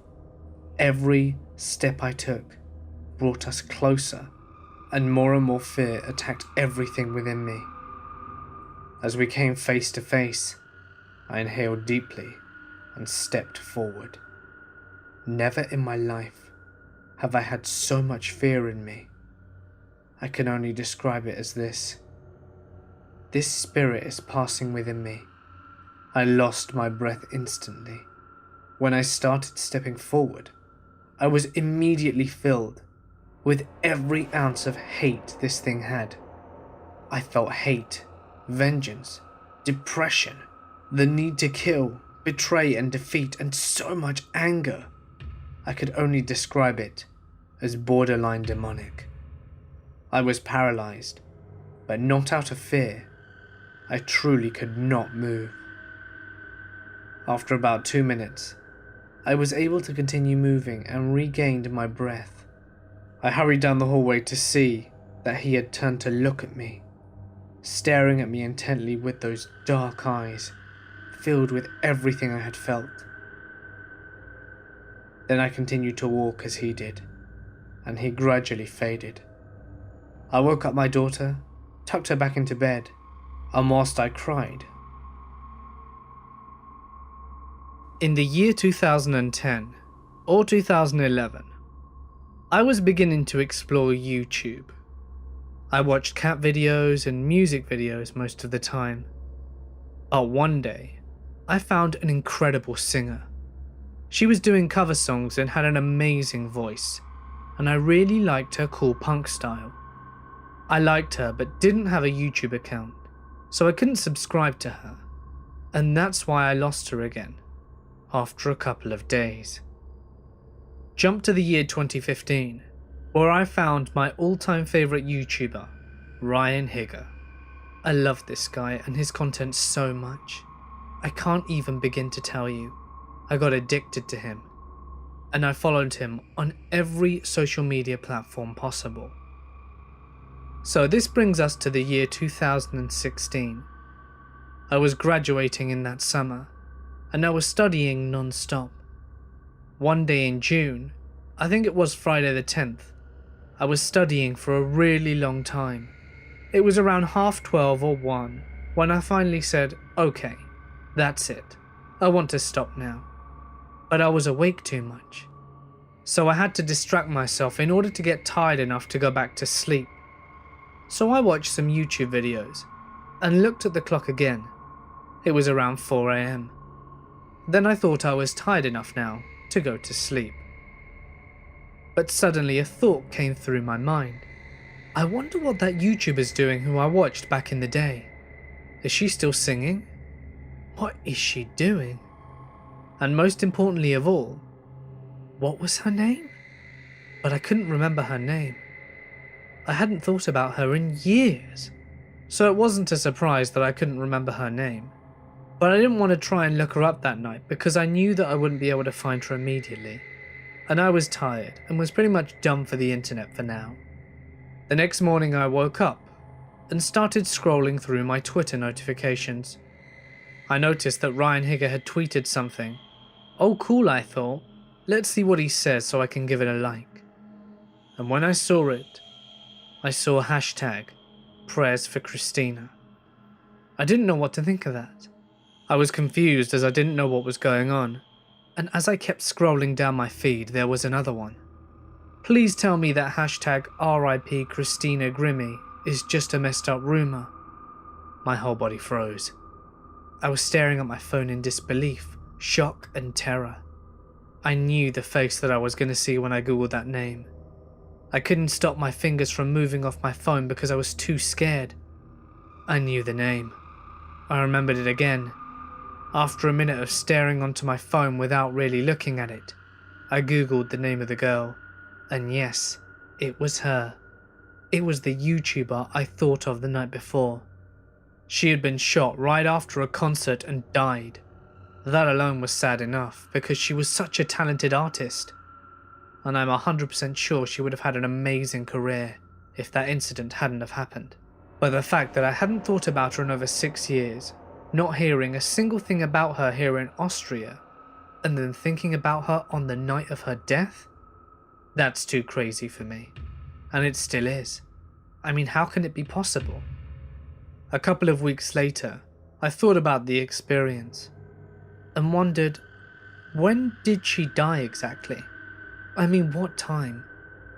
So I looked it up and searched for the time difference between Orlando, where she died, and Austria, and the time of her death. Once I had that, I counted back the hours of the time difference and got shocked again. She got shot at almost exactly the same time I thought about her. Perhaps this is just a coincidence, but they do say that some people, like mediums, can tap into a special and different kind of energy that lets them in on a wealth of information. I'm not really sure what I believe, but I know for sure this is one of the creepiest things that has ever happened to me. Rest in peace, Christina. My mum and dad were having a house party. I can't remember what for now. It was a good few years ago. My family from other parts of the UK had come to visit for their party, and a few were staying in the house. My mum's sister, Janet, was staying with us and was upstairs getting ready, whilst my mum and I were making sandwiches and other food ready for everyone to arrive, whilst also talking to her other sister Laura in the kitchen. Auntie Janet came storming down the stairs, hair still a little wet, hairbrush waving around, and marched right up to my mum's face and still waving her hairbrush and now saying at my mum, "I said, I'll be ready as quick as I can." Mum asked what she was talking about. You standing there looking at me in the mirror. I said 3 times to you, I'll be down as soon as I can. It's really creepy. My mum stayed calm. No one's upstairs but you, Janet. I've been here cooking with Laura and my daughter the whole time. The two of us nodded in agreement, telling Janet the truth. Mum had been in the kitchen the whole time. She even had her oven mitts on from taking things out and adding more things to the oven. Now looking as white as a sheet and shaking, my auntie told us how a lady, looking almost exactly like my mum, was staring at her, standing behind her, looking at her through the mirror. My auntie turned her hairdryer off, not taking her eyes off the mirror, and said, "Give me a minute." The lady walked away and started going down the stairs. My auntie drove the 2 hours home that night, not wanting to stay at my parents' house. I am a single mother of 5 sons, who are now adults. While they were teenagers, we lived in a century home, beautiful and large with plenty of room for my brood. I should mention, our house was the house that all their friends congregated to. There were rarely nights on weekends and summers that we had less than 6 teenage occupants. I tell you this to try to make you understand that these stories I'm about to tell you are truth and corroborated by many people. When we first moved in, everything was nice and quiet for a few months. Then slowly, activity progressed. My sons and I were all having unexplained happenings. They didn't tell me for almost a year because they didn't want to frighten me.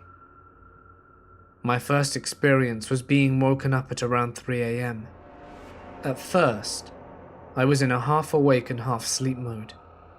What woke me was a very loud noise coming from upstairs. It sounded like the boys were rearranging furniture. Very heavy furniture. Loud scraping. So loud that I was sure they were scratching the wooden floors.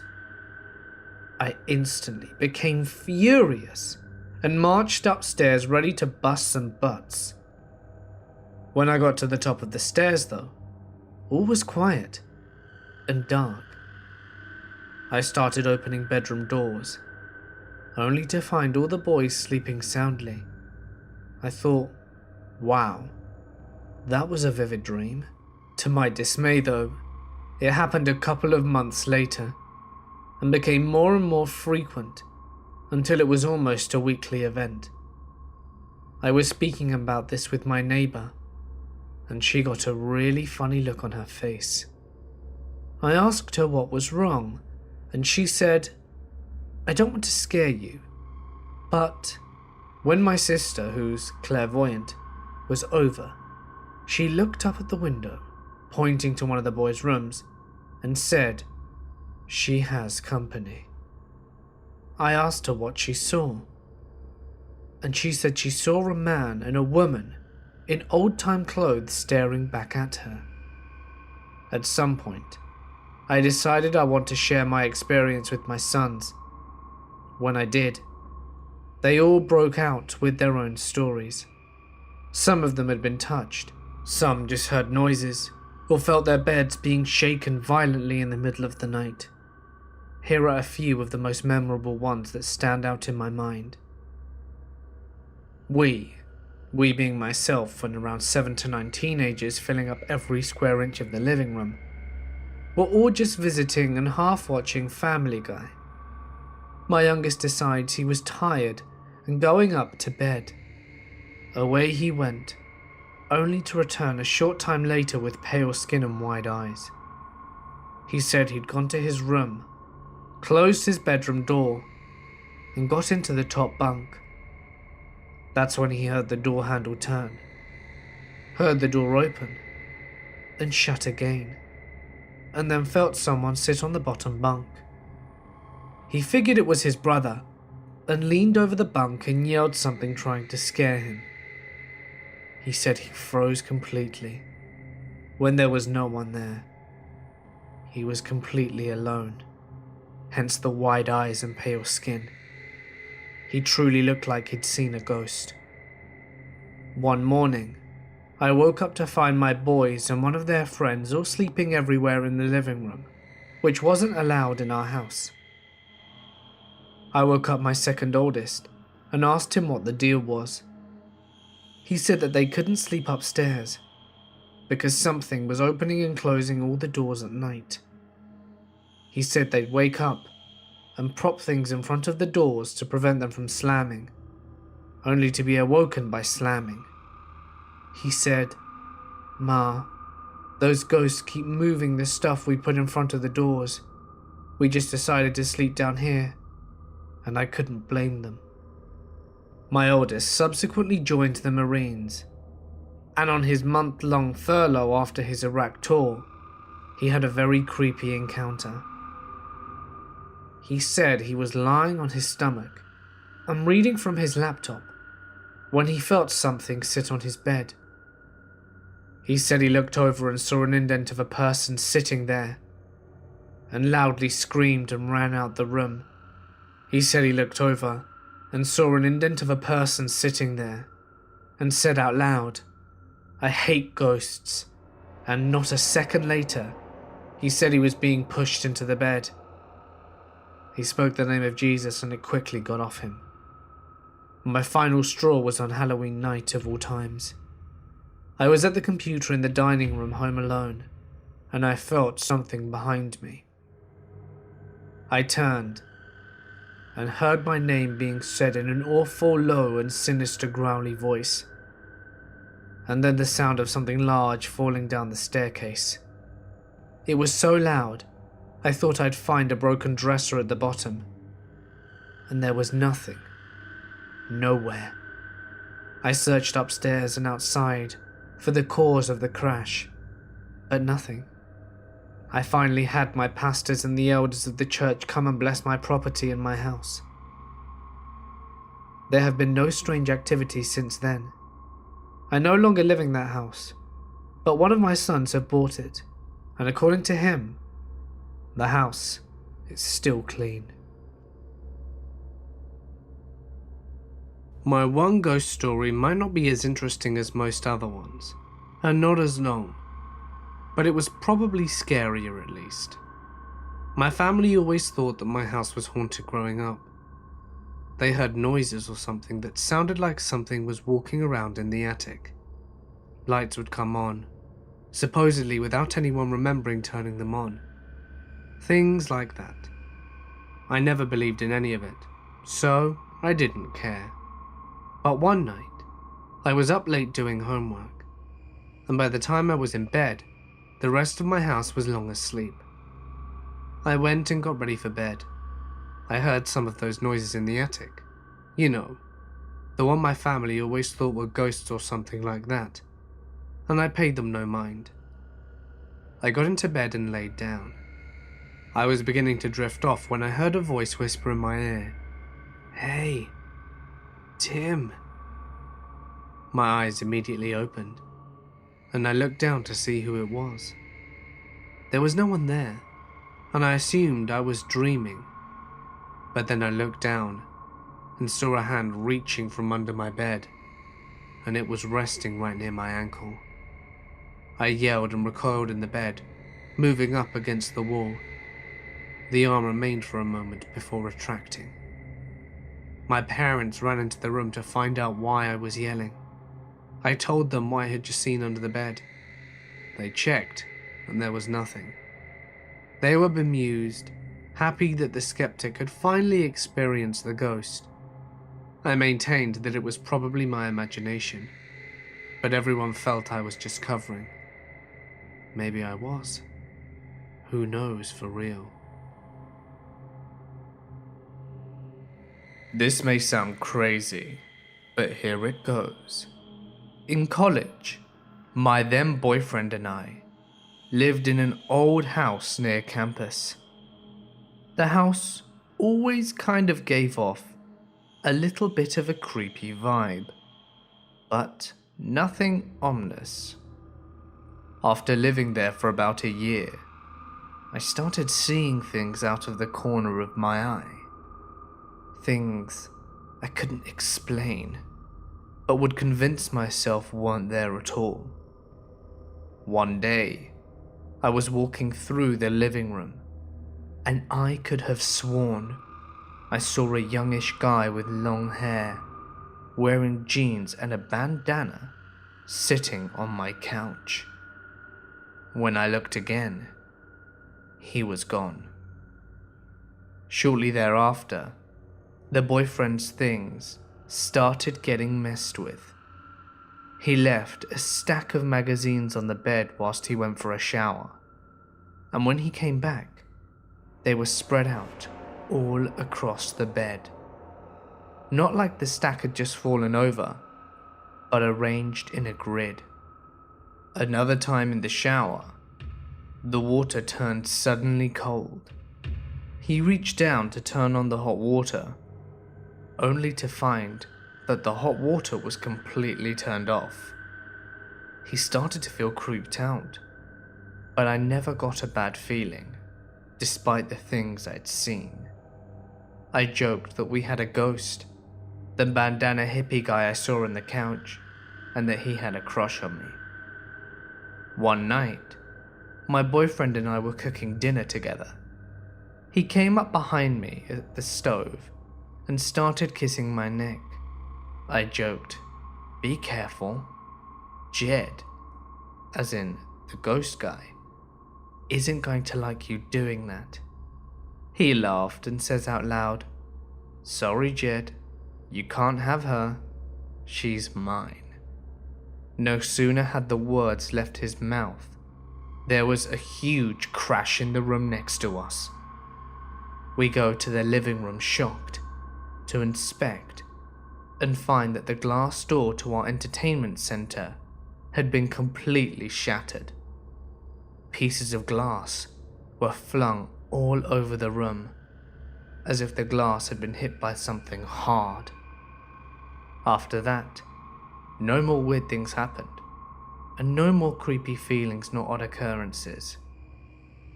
I truly wonder, did we break a ghost's heart? I know exactly what people are going to say when they hear this story. They're going to assume that this was an episode of sleep paralysis. However, I'll have to tell them that when this happened, I was completely capable of moving. This was not sleep paralysis in any way. It couldn't be, because I was awake and I could move. Plus, I've never had sleep paralysis before. But the one thing I know about it is that your body has to be paralyzed. So this certainly wasn't the case. So it was a long day at work, and I was just plain exhausted by the time I got home. I pretty much sleptwalked through the rest of my time in the house. So I came through the door, threw my keys onto the coffee table by the side of the door, and plopped down in front of the TV, and tried my best to stay awake for a few hours. But when I decided that there was no way I would be able to accomplish this, I got up and decided to go to bed. I was so exhausted that I honestly have no memory of even going into the bedroom. I have no memory. I do have memory, though, of the blackness that I slept through. The dreamless blackness. And I slept for so long that when I woke up to look at the clock, I knew that it was at least a full 5 hours that had passed since my head hit the pillow. When I woke up, I was still tired, but I also had to go to the bathroom quite badly. So after a few moments of doing that thing, you know, that thing when you try to decide if you really don't have to pee, or if you can just fall asleep again, so that you won't feel like you have to pee. Well, after deciding that there was no way, I threw the covers off me and I scooted to the side of the bed and got up. When I turned towards the door though, I froze. And I froze because there was something standing in the doorway. It was weird, whatever it was. I wasn't even sure what it was because it was so dark, but I could tell that whatever it was formless. But it did have 3 dimensions, and its shape was moving, almost flowing. However, it did have a mouth, and the mouth was not moving nor flowing. It was simply open. And it also had these eyes that were just staring at me. At that moment, all of these thoughts began running through my head, like thinking this creature wanted to eat me or something. It didn't move though. It just stood there and didn't take its eyes off me. I didn't think it was a ghost because I'd always heard that ghosts didn't really look at you. But I knew that this creature or whatever it was looking straight at me. I stumbled back over to my bed, not knowing what else to do.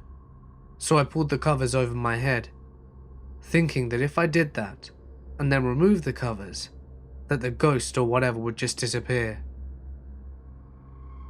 I pulled the blankets down tentatively, and when I looked, it was still there.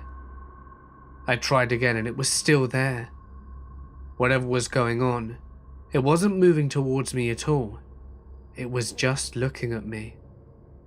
I did the only thing I could think of. I put my head back underneath the blanket and just left it there. I didn't look back again. If it was not a ghost, and it was not going to do something, there was obviously nothing I could do to stop it. That didn't mean I had to look at it though. After I had my head in there for what felt like half an hour, I looked back again, and it was gone. I, however, was too worked up by what I saw to go to sleep. I just laid in bed all night, looking and hoping that it would never come back. Here's a little background, so that I can explain my experience a little better. When I was younger, I had a great-grandmother that used to babysit my cousin and I. This woman was evil. She was so horrible to me. She used to tell me how fat I was, and when I got hurt, she would never comfort me. However, there was one cousin that my great-grandma absolutely loved. She never hid the fact that my cousin Jean was her favorite. I can remember when my great-grandmother passed, I never cried once. My cousin Jean, on the other hand, was a mess. 20 years in the future, I headed up to visit my cousin Jean. I arrived at her apartment and unpacked my things in her room. I looked at the photos on her dresser, and there is a picture of my great-grandmother. I have to admit, I looked right at it and gave a snarl. After all those years, I still have bad feelings towards this woman. My stay was awesome, and the last night there, I got up from my sleep to use the bathroom. All the lights were off, except for a couple of night lights lighting the way to the bathroom. When I got to the bathroom, I didn't want to turn on the light, in fear of waking up my cousin. As I'm sitting on the toilet finishing up, I had the sense that there was something in the hallway watching me. I didn't see it, but in my mind's eye, I could see this creature hunched over on all fours. It's hard to explain, but I could tell that it was female. It just stood there staring at me. I had a sense of total fear. I flushed the toilet and washed my hands and ran down the hallway to my blow-up mattress and got under the covers and closed my eyes. As I lay there, praying I would fall back asleep, I felt the corner of the blow-up mattress slowly move down. It was as if something was kneeling on it. All of a sudden, something grabs my arm, and I feel a surge of electricity shoot through my body. I was completely paralyzed. I squeezed my eyes shut and prayed for it to go away until I finally slept. I woke up super early that morning and decided to head home. I was so traumatized by the experience. I just wanted to get away from the apartment. I finally got home and called my cousin to let her know that I'd made it safe, and asked her if she ever had any paranormal activity in the house. And she told me that she'd never experienced anything, that she's always felt quite at peace in her home. I feel in my heart it was my great-grandmother making a special guest appearance. It was payback for snarling at her picture.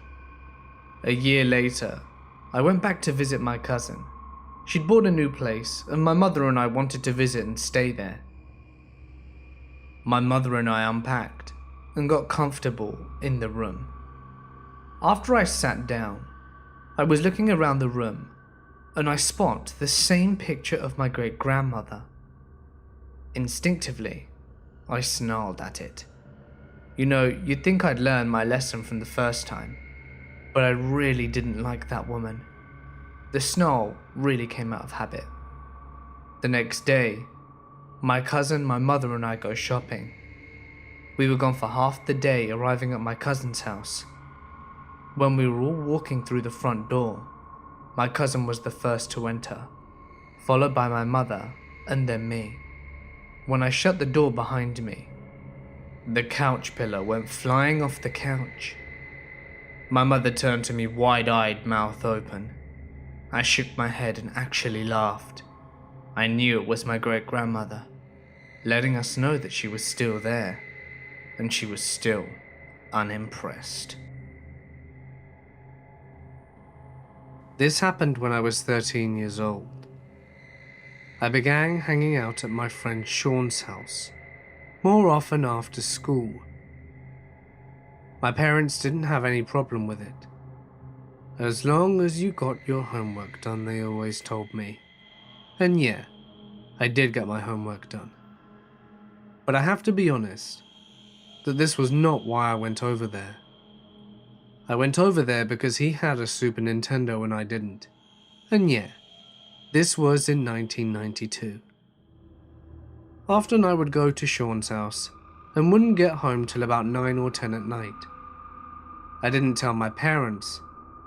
I'd tell my parents I was then going to bed, and instead, I would go and do my homework really quickly before finally going to sleep. Sean's house was on the other side of town from my parents' house. We also lived in a really small town. It was really well known for being a retirement town. There were lots of really old people there, but there were also lots of families too. Our town also had a covered bridge in it, and that bridge had a story about it. Apparently there was a ghost or a troll or something that was underneath it. Some people called it a troll, but most people said it was a ghost, since you only see it every now and then. Supposedly, it was first seen by a teenage couple who had been making out underneath it back in the 1950s. And it had then been spotted pretty frequently since then. In fact, you always heard a new story about it, sometime around Halloween. I crossed over that bridge every night, and I was coming home from Sean's house, and it didn't usually bother me. Not too much anyway. I have to admit to sometimes running really quickly across the bridge in scarier instances, like around Halloween. Well, this happened in April. I remember it for many reasons, but one of those reasons was that Legend of Zelda: A Link to the Past had just been released. Sean got a copy of it the day it came out, and the two of us were addicted. It was a single-player game, but we collaborated on it and got further along. On this night, we had lost track of time. We made so much progress, and by the time it was time for me to leave and go home, it was way past midnight. It was a weekend, so my parents really didn't care, but I hated walking home that late. I told Sean that I would be back next afternoon, and I went on my way. When I got to the bridge that spanned the small creek, I was shocked to see it was completely blocked off. There had been an accident on it earlier that day, so I would have to go down under the bridge in order to get home. I had done it plenty of times before, but never at night. I got down nervously and made my way across the small creek. There were rocks, so I didn't really get my feet wet. I was creeped out the entire time. I kept thinking that I heard noises that probably weren't there, and the noises that were there were even worse. While I crossed the rocks, I kept looking around expecting to see or hear something. I got to the other bank and was about to climb up. And that's when I paused for some reason. I saw something out of the corner of my eye. Something on the other side of the bridge. I looked over and didn't see anything at first. Then my eyes adjusted. On the far side of the bridge I saw some movement. And yeah, my mind immediately went to the troll/ghost idea. I thought about running off, but something kept me there looking. And then I saw it. A skinny green, long-limbed creature slowly moved out from behind the brush under the bridge. It was hunched over a bit and looked right at me. I mean, it didn't have the stereotypical red eyes or anything, but I could tell that it was looking at me. And that was it. I didn't know if it was scared of me, or angry of me, or what. But I didn't want to find out. When I saw it, I nearly fell backwards on my butt. However, I gained my composure quickly, and I ran up the bank back towards the sidewalk. I ran home at the speed of sound and only looked back once. I didn't see anything, but I had expected to see the creature running after me. To top it off, no one believed a word I had to say. Not my parents, not Sean, not anyone at school. No one. It really sucked to have seen something, whatever the hell it was, but not to have anyone believe you. Well, it didn't suck too bad, because at least I had A Link to the Past to keep playing. Ah, legendary Legend of Zelda games. Eases the pain. In order to tell this story, I have to go back many years before. My grandma bought a home in a Salt Lake City suburb in the 1960s, after her and my grandpa had their first child together. And she believes the home has been haunted since day one. She says that even though it was clear very early on that something was in their home, she never felt as if she needed to leave.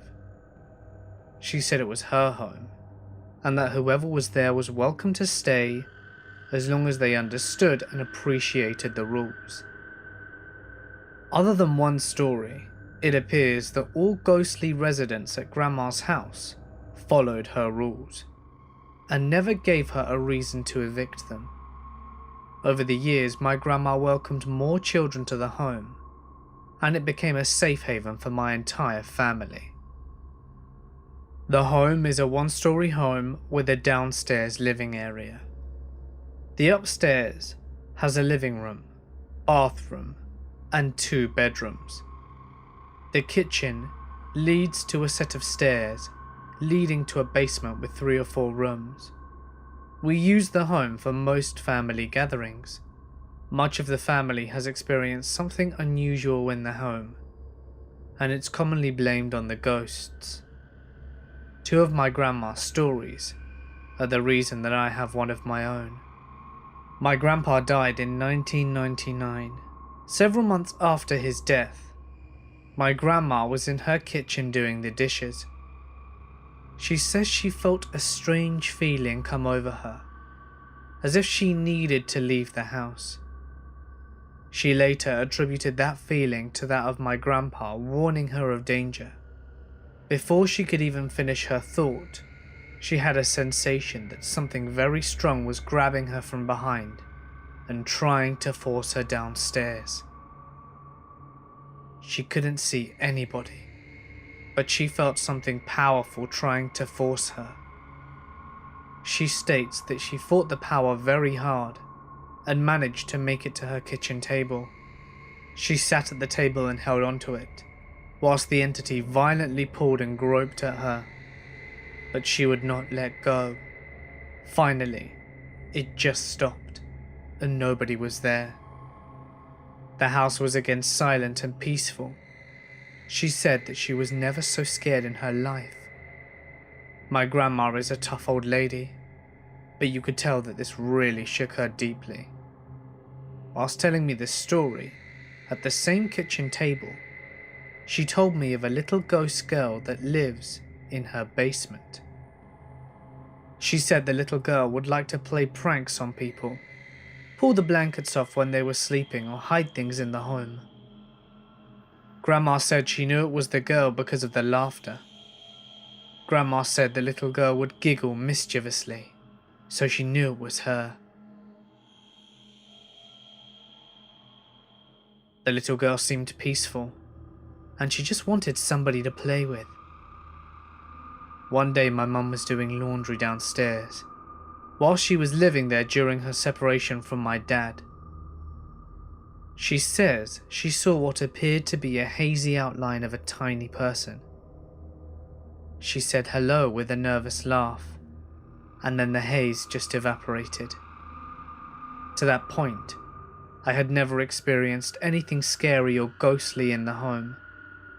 After hearing these stories, I was creeped out by being in any room alone, but still, it was nothing more than a spooky feeling and an embarrassing sprint up the stairs. Now, flash forward a few years to the exact kitchen table, only subtract my grandma and add my mother and 2 of my friends, Brad and Ashley. We were all sitting around talking and planning our evening. My friends and I had no money, so we settled on an evening at my grandma's house with my mum. Not exactly my idea of fun, but whatever. At one point, we began telling ghost stories, and my mum and I decided to tell my friends about the house of horrors that they were currently sitting in. My mum told them about the little girl. She had an experience with the girl, so it made sense for her to tell it. The girl's story was met with enjoyment and disbelief. So when it was my turn to tell about my grandmother's incident with the dishes and the little girl, I was not surprised to see the same reaction in my friends' faces. The bullshit look. Next, almost as if on cue, the cheap yet expensive looking chandelier that hung above my grandma's table exploded. Now I'm not even talking about a blown bulb. I'm talking about 4 light bulbs actually exploding simultaneously. Glass went everywhere. After a few moments of looking around at each other, we all decided that we needed to get out. After tripping all over each other in an attempt to save ourselves, we all managed to make it outside. We all left the house within minutes. My mum went home, and my friends and I went and got ourselves intoxicated as hell. The ghostly pyrotechnics were of course the talk of the evening. Even now, I recall this as being absolutely the most spooked out I've ever been, as we discussed what happened with some other friends that we met up with that night. I began to notice that familiar bullshit look on their faces. Needless to say, Brad and Ashley believe the stories now. I was laying in my bed, the room door in front of me wide open and to the left. I could see the room where the front door was. There was an antique cabinet that my father had put lights in that illuminated with a white glow. I started to freak out for no reason and began sweating. I, for some reason, knew shit was about to happen, and I was about to witness something. And about 5 minutes later, laying hot in sweat, I saw it. There was a door in the back of the room, with the front door. A black, outlined humanoid figure walks out, mildly staticky looking. It takes a few steps towards the front door and then stops, does a military-like turn facing me, and at this point I'm freaking the shit out, eyes wide. It walks into my room and stops beside my bed, does one more military turn facing me, and at that point I figured I had nothing to lose. I noped out of my room and ran through the thing, ran upstairs to my parents' bedroom and knocked furiously at the door waiting for them to let me in. My eyes focused on the stairs, making sure that the thing was not following me. Nothing. I slept with my parents for the next few nights. It was one of the scariest things to happen to me as a child. A short time after that encounter, I began to settle down and my thoughts were no longer fearful. I was home alone with my grandmother. I was her caretaker. She had a serious stroke a few months before that left her paralyzed on one side and unable to communicate verbally. It was Easter, and my mother and aunt had thrown a dinner and both gone out leaving a huge mess. It was about midnight by then, and I was bone tired and just started cleaning after putting my nana to bed. Now the past week or so, she'd been doing something new. Sometimes, when we put her to bed, she'd start screaming, just a few minutes after the lights had been put out. And when I'd go in, she'd be sobbing and pulling her hair in fear. Since she couldn't talk, I'd have to ask her lots of yes-no questions for her to nod at. But I was at a loss as how to guide the conversation. All she could indicate so far was through pointing that there was something up in the back upper corner of the room scaring her. No matter what I did, whether it would be reaching for a photograph that had some relation to her dead parents, or kissing a crucifix, nothing seemed to settle her. But tonight she was quiet, so I started on the living room, and I was straightening to put away the stack of towels that belonged in the kitchen. And then I heard voices, men's voices so clearly, I instantly assumed that with the remote, which I had just put away, I'd somehow turned on the TV in a dead-bolted room on the far side of the kitchen. So I picked it up and pressed power. Nothing. I walked a few steps closer to the bathroom, built off the kitchen in such an old house, and I had this pricking sensation. I used to get it a lot as a kid, but ignored it, and the voices somehow faded against the sound of the water pipes. Well, okay, I told myself. I was just overtired. I turned back for the towels, and when I came back, I saw it. These papers on the floor that a moment before were on the table. I was confused. Maybe I was just tired. I placed them and went back to get some dishes. And as I passed the bathroom, I saw a small man in a hat dancing in there. By now I was bullshit, but damn if those dishes didn't need doing. So I shut the bathroom door and brought them in. TV cable on the kitchen floor from the dead-bolted room, right in the middle for me to see. I put it on the table and started scrubbing the dishes. No sir, I was just tired. No ghosts or demons here. I was humming to show how in control and unconcerned I was, scrubbing up to the last casserole dish, when I heard 3 loud knocks on the sink bottom. Like something was crouched in the cabinet underneath and rapping on it with its knuckles. I picked up the dish and dropped it experimentally to see if it would cause an echo. I'd just dropped it in a moment before, and there was silence. So I just went back to scrubbing, a little more subdued this time. The cabinet door then swung out, deliberately hitting my knees twice, with a little pause between both. Forget the dishes. I dropped that stupid thing, went back into the living room, then repeated the Lord's Prayer until the prickly feeling left all of a sudden. My Nana's room was on the far side of the living room, and I did not want that thing anywhere near her. She never screamed at night either. This happened to me when I was 6 or 7 years old. I remember this very clearly to this day, and it still makes my spine shiver thinking about it. I had the large bedroom in my flat.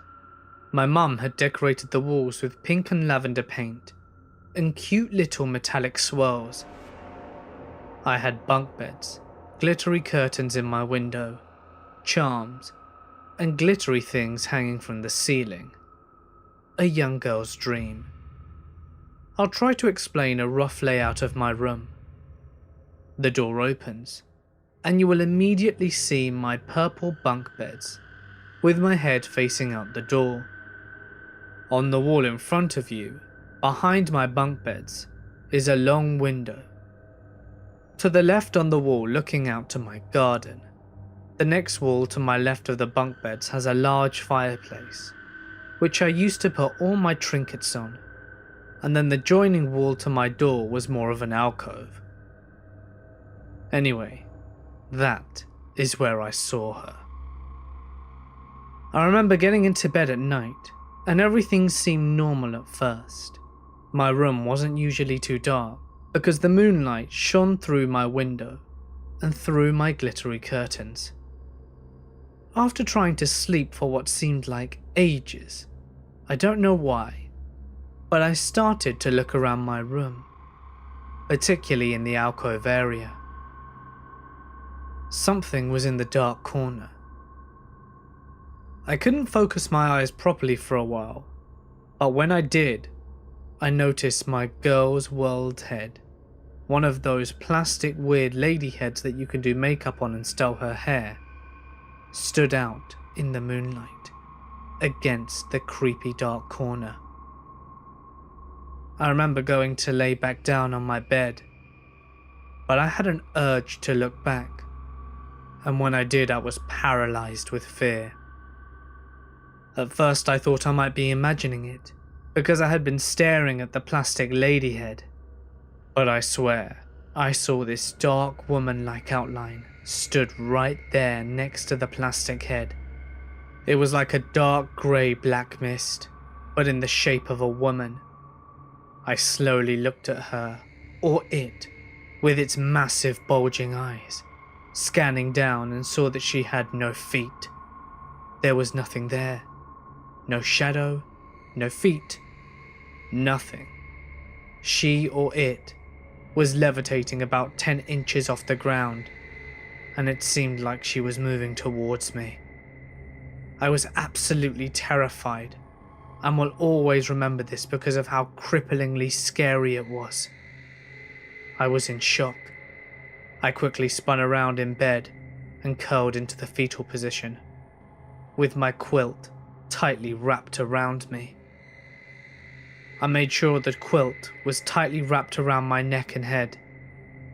And can I just add that there were no labels or anything that could have emulated what happened next. I was shaking and trying not to breathe loudly when I felt something standing behind me, leaning over me. I closed my eyes and gripped the quilt, and all of a sudden, I felt a tickle on the back of my neck. It's the feeling you get when someone puts their fingers on the back of your neck. It started off like that, and then became quickly more aggressive, tightening around the back of my neck, as if someone were trying to keep hold of me. I tried to scream, but no words came out. I was sweating and shaking, and my neck was getting worse. It was hurting. I tried screaming over and over, but all that came out were the little squeaks. It was as if I were gasping for air. I remember the moment when I was finally able to scream for my mum.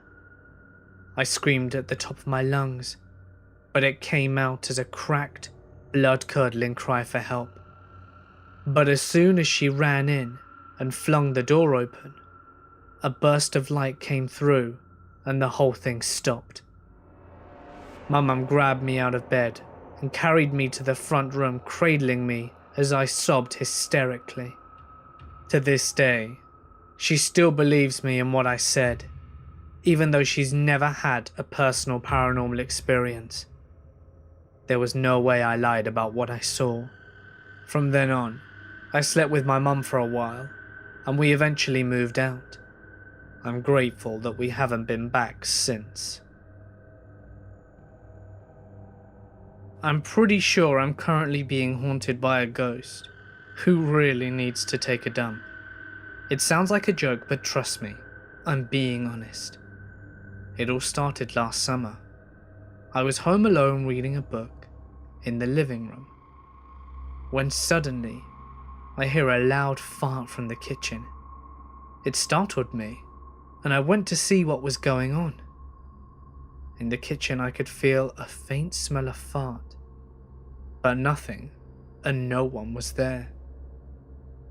Fast forward a couple of weeks, I'm at Starbucks and had to take a whiz.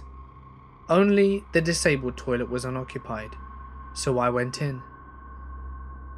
The bathroom layout was that the toilet was on the far edge of the large room, and there was a motion sensor sink at the opposite end, near the door at least 3 or 4 meters away. So I sit down and do my business, when out of nowhere, the goddamn tap activates and runs for at least 15 seconds. Now I'm obviously alone in the room, and several meters away from the sink, so I had no way of activating it. Fast forward once more to a week ago. I'm just hanging out with my sister in her room, just chilling and talking about girl things like memes and makeup and whatever. And it was just me and her at home. And then it happened. The sound of a large fart came from the living room. Both of us heard it and have absolutely no explanation for it. There were no people, no pets, not anything that could possibly account for that sound or smell. I've dubbed the ghost the Phantom Farter, and I truly hope that he can relieve himself to pass on to the other side. Good luck, Phantom Farter. I recently watched The Babadook, and the closure reminded me of my own experiences when I had to deal with depression myself. All of this happened when I was 12 to 16 years old. I am now 25 and haven't felt a spirit ever since I felt better. My mother and I used to live in a 3-story apartment. The upper floor was basically my own, with my room, a bathroom and a tiny hallway. I think it all started with my mum asking me where I can put certain things. She couldn't find documents that had been in the living room before, or small things such as pens. Naturally, she blamed me, but when things that belonged to me went missing, she no longer believed that I had hidden them. Apart from this, the television turned itself off and on a couple of times. However, none of this makes you think, shit, this apartment is haunted, so we weren't too worried. Around 1 year later, when I was 13, my depression got a bit worse, and things in our apartment got weirder. I was asleep, but awoke abruptly, only to start crying. I suddenly felt someone petting my cheek, the way you do when babies are crying. I immediately felt comforted and fell back asleep. I remember when I had one of my friends over, we stood in my floor hallway and heard somebody running the stairs up and down. My friend got pale and was genuinely shocked, as was I. A couple of days later, I was home alone and spending some time in my room. The door was open and I heard someone unlocking our apartment front door, opening it, and then closing it. I then heard someone walking up the stairs and called out for my mum, and I assumed that she'd gotten home early. But when I went to peek to check when she didn't reply, there was no one there. To this day, I am absolutely sure that I even heard the key in the lock. I felt as if I were being watched quite often. It actually got to the point where it was so normal that I got used to it. My mum also said that she saw things move from the corner of her eye, and that she felt as if somebody was there with her sometimes, even when she was alone. Those occurrences happened now and then, but luckily it didn't scare us too often. We kind of got used to it, and the ghost or whatever didn't do any harm. Then at age 14 or 15, my depression got so bad, I started cutting and tried to commit suicide twice. During this time, my mum told me she saw a white fog walking up to my door. I was a bit scared, but what was I supposed to do about it? Then an incident happened, which really convinced me that our apartment was genuinely haunted. I was in bed trying to sleep, but couldn't, as I wasn't really tired. Out of nowhere, I heard a heavy breathing coming from my couch, which was right across from my bed. Maybe some of you have seen the others. There's a scene at the end when you can hear the old lady breathing. It sounded like this, but more evil. At first I thought I was imagining it, but I was so shocked and frightened that I couldn't fall asleep, and stayed awake for another couple of hours. The breathing never stopped during that time. When I finally had the guts to stand up and just get out of my room, when I passed the couch, the breathing got quieter, but very loud once I was in the hallway. Luckily, my mum believed me and let me sleep in her room. She checked my room, but there was nobody there. Still, she also heard the breathing. I heard it again a couple of times during the day and at night. Aside from that, I saw flashes of light every day, no matter the time and weather. I read that seeing flashes of light can be a sign of a migraine, but gladly I never had serious headaches. Besides, I didn't see those flashes right before my eyes, but outside my windows. To this day, I am convinced that the apartment was haunted, and as weird as it may sound, I believe that my depression basically summoned something. However, I still can't explain the flashes. So if anyone has an explanation, or has felt something similar, I'd love to know. In 2005, my mother had to be in London for an interview. My mum and dad took the train to make a day of it, with the interview being held in the afternoon. They got the early morning train to London, went shopping and had some lunch.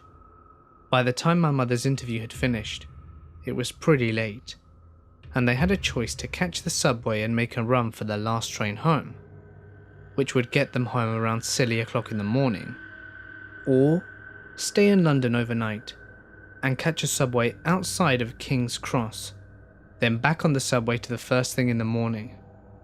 My folks aren't spring chickens by any means, I'll have you know. They were on the subway at King's Cross, and my mum turned to my dad and said that she had a very strange feeling. My dad wanted to know exactly what she meant, and she proceeded to say, if something happened underground, would we get out? My father is an ex-military man and has seen many things in his life. Doubtful, he said. You'd have to be very lucky to get out alive. My mother then said, so if a bomb went off? My father replied, you'd be screwed. Nothing more, nothing less. You'd need to be very, very lucky and count your lucky stars if you got out alive. My folks are very happy, quiet, go-lucky, positive people, and don't often speak of things like that. They got to the stop where they could get a hotel and stay the night, or walk to the train station to get the train home. My mother expressed to my father that she was feeling pretty weird, and so my dad said, let's just go. They ran for the train and made it just as it was getting ready to leave.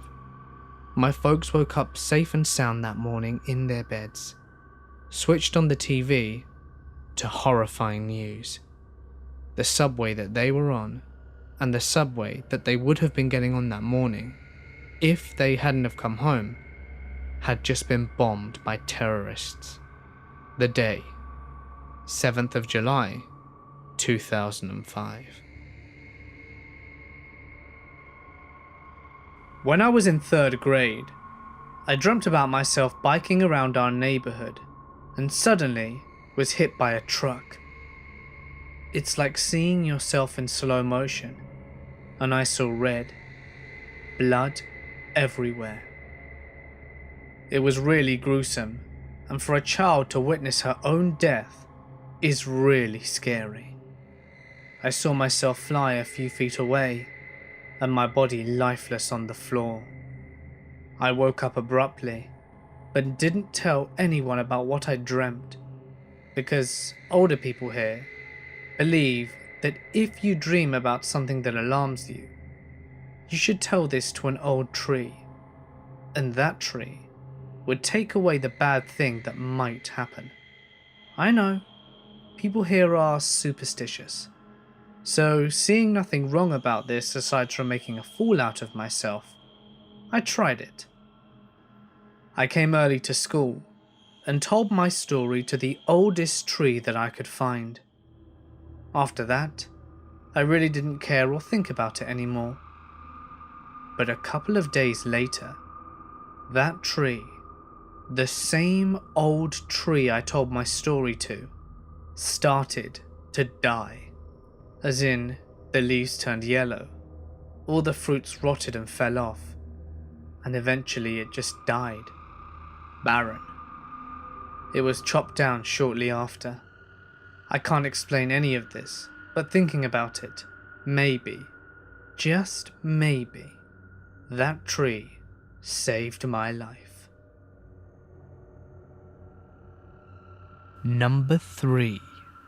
I worked overnight security in one of the largest, best and oldest hospitals in the US. My fellow security officers and I all have stories about one building in particular. But the one that I tell is one that only happened to me. Backstory for the building. It was built in the late 1800s, and it was originally a psychiatric building for this hospital.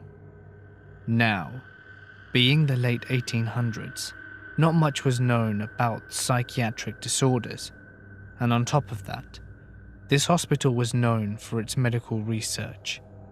With both of those facts combined, you can infer that some terrible things were done in the walls of these buildings.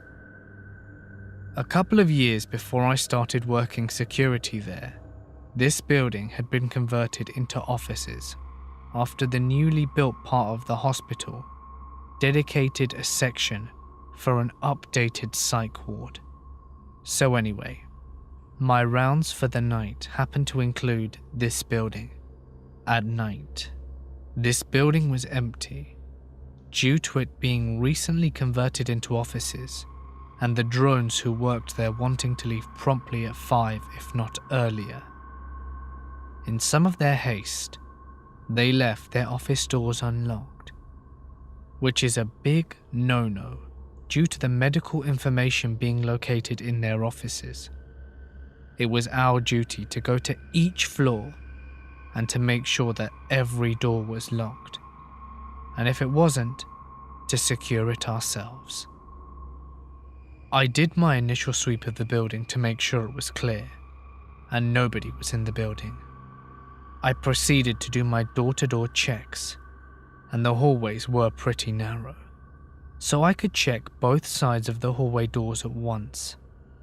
At the end of this hallway, there were 2 sets of doors that you had to go through to reach the final office, which was a dead end. Everything was secure. Awesome. Time for the next floor. I exited the 2 sets of doors from the dead-end office and stood absolutely frozen from what I saw. Every door ajar, set perfectly, so their own weight wouldn't cause them to shut again, and 1 wheelchair at the end of said hallway, facing towards the steps. I had heard other security officers outright reject that set of rounds due to strange stuff happening there, but I laughed it off until that night. I never took those rounds again.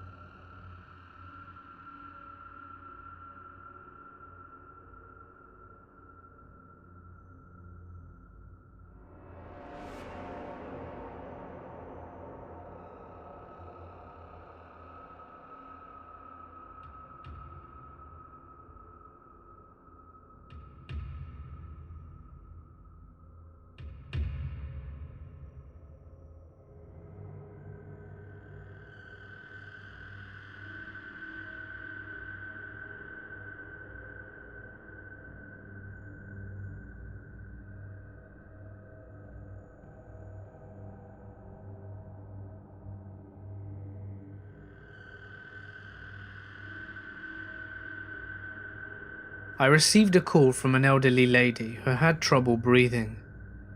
I had taken several calls from her and her husband in the past, so I recognized her voice. I dispatched an ambulance to her residence and held her on the line, trying to keep her calm whilst the ambulances were responding. Ambulance advised that they were 15 minutes away, and she lived in a very rural area. I'm talking to her, asking about how her husband is and how he's doing, just making small talk with her. The ambulance calls in and advises that they are on the scene, and I let them know that she is in severe respiratory distress, and I still had her on the line. I let her know the ambulances are coming to the door, to go answer and open the door, and she says okay and hangs up the phone. Pretty normal, right? Well, here is where things get weird. The EMT and paramedic on scene calls back about a minute later and advises that no one is answering the door. We have a sheriff unit who was in the area, pulling on scene about that time. The sheriff unit confirmed the address and advised he was breaching the door to make access to the patient. 5 minutes go by, and the paramedic on scene radios in asking who the caller was. I advise it was the elderly female who lived at the residence. He tells me that he's going to call in and needs to speak to the supervisor on shift. We get him over to the supervisor, and the supervisor confirms the information that I gave him and asks what's going on. Apparently, the elderly female had been dead for a while and was already in full rigor mortis. They thought I was wrong on the caller, but the other dispatcher played it back and confirmed it was the female who called. The ambulance transferred the hospital, and we got the same calls and disbelief from the doctors. This happened over a decade ago. I was living alone in a ground floor apartment. I had gone to bed for the evening, but was never a good sleeper, so laying down around 12 and getting to sleep around 2 was pretty good. I had been actually asleep when I was jolted awake by a sudden crash from the next room, which was the kitchen. My apartment was the kind in a large open complex where the doors opened to the outside. Not a big building, and it was in a nice neighborhood. Very quiet, especially at night. There was usually nothing I could hear from my bedroom, so the crash just ripped through complete silence. I had 2 cats, and at first I assumed that they were chasing each other around and had knocked something over. So I started to get up to scold them, but I couldn't pull the blankets back because they were both laying on it, huddled together against my hip, terrified. Huge dilated eyes, ears pinned flat back, puffed up like they'd been electrocuted. These were adult animals that had moved thousands of miles with me and lived in all kinds of situations, with huge dogs and third shift workers and all kinds of commotions. They were not easily frightened, and I have never seen them like this before or since. That bothered me more than the noise. Anyway, as disturbed as I was actually angrier that I had been disturbed from a restful sleep, and I got up to investigate without a thought for safety. Unarmed and nearly naked, I marched across the room and the hall up to the kitchen in the dark, and then I flipped on the light. I almost wish I had found a burglar. My kitchen was small. The sink was opposite the stove, and there was about 8 feet between them. I kept a dish drainer rack sat on the folded dishcloth next to the sink, snugged back against the wall. When I went to bed that night, there had been a ceramic bowl, a couple pieces of silverware, and a plastic food storage container in it. Now, it and all of its contents were scattered at the foot of the stove, the bowl broken. The dish towel had only made halfway and lay directly in the center of the kitchen floor. I can still see it in my mind like a photograph. The dish drainer had launched itself or been thrown or shoved clearly across the kitchen, and with some considerable force. The crash that I heard was it hitting the stove, probably still full as the bowl looked like it broke when it hit the floor, right there at the base of the oven. I wasn't angry anymore. Now I was just confused and suddenly very aware of how late it was, and that I had to try and get up for work in the morning. I picked up the disc rack and set it on the counter nearest where I stood in the entryway, collected the rest of the mess and heaped it up inside the rack, shut the light and returned to my bed. The cats were still huddled and looked to have regained command of themselves. I remember laying down and falling back into fitful sleep for a few hours before waking up in the morning, hoping that I had dreamed of the whole thing. I found the disc rack and the mess right where I'd left it, of course. I was raised to be very skeptical in a secular blue-collar household, where Ascribing strange things to the supernatural was considered lazy and childish. I still feel that way, and I'm sure there's some rational explanation for this, but I've never been able to come up with one. Neither have the few people I've told it to. Nothing like this ever happened to me as a child, and I don't remember even hearing about it from old people in my family about anything unexplained or spooky and mysterious. I'll never forget the way my cats looked towards the kitchen when they heard the crash. I've long since given up actually trying to figure it out, but if you have anything to add, I'm certainly listening. I had just turned 22, and my parents had sold their house and purchased a place out in the country. On the property, there was a big shed not far from the house that I decided to turn into my place. Now, I kind of felt uncomfortable in the shed sometimes, but my dog kept me company, so it wasn't so bad. Anyway, I had been there maybe 2 weeks, and one night I'm on the computer. My dog is asleep at my feet, and I need to pee. So I get up and go outside to take a whiz. It's a beautiful clear night, and the stars were incredible. Next thing I hear, the shed door slam behind me. I turn immediately and try to open it, but it won't budge. Now, from inside the shed I can hear my dog start to growl, quietly at first and then louder. And I'm panicking, trying to get the door open. I must mention that I'm about 6'5" and well built, play sports, and even ramming my full weight into this door won't open it. And I'm really panicking, as my dog barks start turning into whines, and then whimpering, and then silence. And then with all my might, I slam into the door and it flies open. The light is off inside now.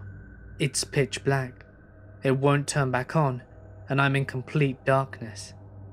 My computer's been shut off too. I can't see my dog anywhere, and I stumble around trying to find a torch. Finally, I find it and pick it up, turn it on, and I wasn't prepared for what I saw next. My dog had literally squashed itself into the furthest, darkest corner of the room, eyes closed and shaking violently. I immediately moved towards him, and as soon as I got within arm's reach, he leapt into my arms and wouldn't move. I picked him up and I swear I've never run so fast in my damn life. I never stepped foot in that shed ever again, and my dog would never, ever go near that part of the property. I don't know what happened in that shed that night, but I will never forget it. I was working in the third largest building on the planet for floor space. It's about 3 AM on a Sunday, and I'm walking down an aisle in the middle of my department. At this time, the place was nearly vacant as it was a holiday weekend, and we only had myself and a crew of maintenance workers under my direction working in another department, all of whom were males. As I'm walking by my office on the plant floor, the power goes out, and the plant drops into the most absolute darkness that I have ever experienced. Power gone, I hear the various machines spinning down to rest, and the silence becomes overwhelming relative to the background noise that I had gotten used to. The faint sounds of running water become evident in the moments after the blackout, while I began searching my pockets for my phone and the flashlight that it offered. As my hand found my phone, a scream erupted from somewhere nearby, muffled and distant. It was the kind of scream you hear from a 5-year-old girl in her first haunted house, as the bloody clown steps around the corner and fires up the chainsaw. It startled me so badly. I immediately dropped my phone into an alternate dimension. The scream continued, a constantly fading note that seemed to be moving away from my position. Panicked and terrified, I fumbled around the dirty floor for my phone and found it seconds before the emergency lights lit up the plant with an eerie glow of yellow light. Sweat beaded on my forehead as I looked about me, muscles tense and ready to defend against whatever this was. I tried my radio a couple of times before I realized that, with the power outage, the digital frequencies were useless without the receiver up in the main offices. I started to move through the various production lines towards where I assumed the scream had originated. Mind working furiously. I had no women in my crew tonight, and we were the only people allowed in the plant. So where had the scream come from? Details began to press in my mind that I hadn't noticed before. The apparent youth of the voice behind the scream made no sense. It was a scream of pain, the kind you cannot even attempt to control. It had faded away from my position gradually, and then trailed off, as if she had run out of breath. As I stepped between two products on one of the final assembly lines before a wide open space in the next department, the emergency lights dimmed, that audible electrical buzz filling the space around me. Struggling to understand what was happening, my senses were again knocked askew when the normal plant lights blazed to life, leaving spots across my vision for a moment, forcing me to raise my hand and shield my eyes. As the shadow crossed my vision, I saw it, or rather I saw her. Only for that moment, she stood there, hands outstretched towards me, a vague outline partially hidden behind one of our products. Dark features were the only distinguishable characteristic I can remember, as my reflex in that moment had been to blink against the bright lights, and she was gone after that. To this day, I have no idea if what I saw was real or if I had imagined it. No tales are told of the mysterious young woman in the repair hall, not by anyone but myself. No one knows of any deaths matching to her description in the area, or ghosts known to haunt the plant. Not a soul had heard a scream in the darkness, not before, during, or after those black pre-dawn minutes.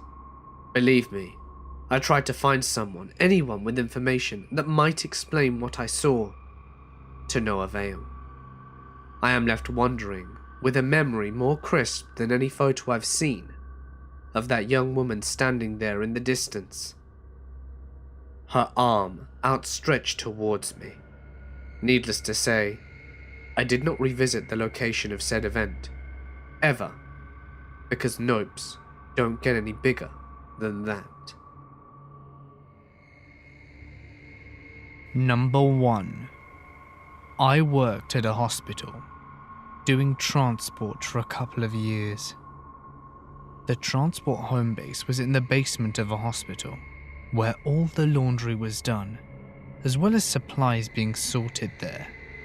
I hated working there, since after the incident I'm about to tell you.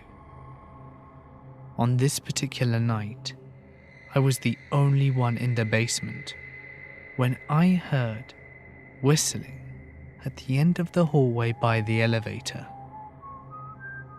I poked my head around the corner, fully expecting to see my only co-worker on duty that night. But there was absolutely no one there. I shrugged it off. I'm not easily spooked, and nights are always slow. So I sat back, chilled in the break room for a little while and ate some snacks. Next thing I know though, I hear a loud bang. I walked into the hallway and a bed was rolling down the hall, bumping into the sides. It was very creepy, and at this point I seriously think my coworker is trying to bullshit me. So I radio him and ask him where he is. He tells me that he's in the cafeteria on the top floor of the building. I still don't believe him. He must be playing a joke, and I'm convinced I will catch him in the act.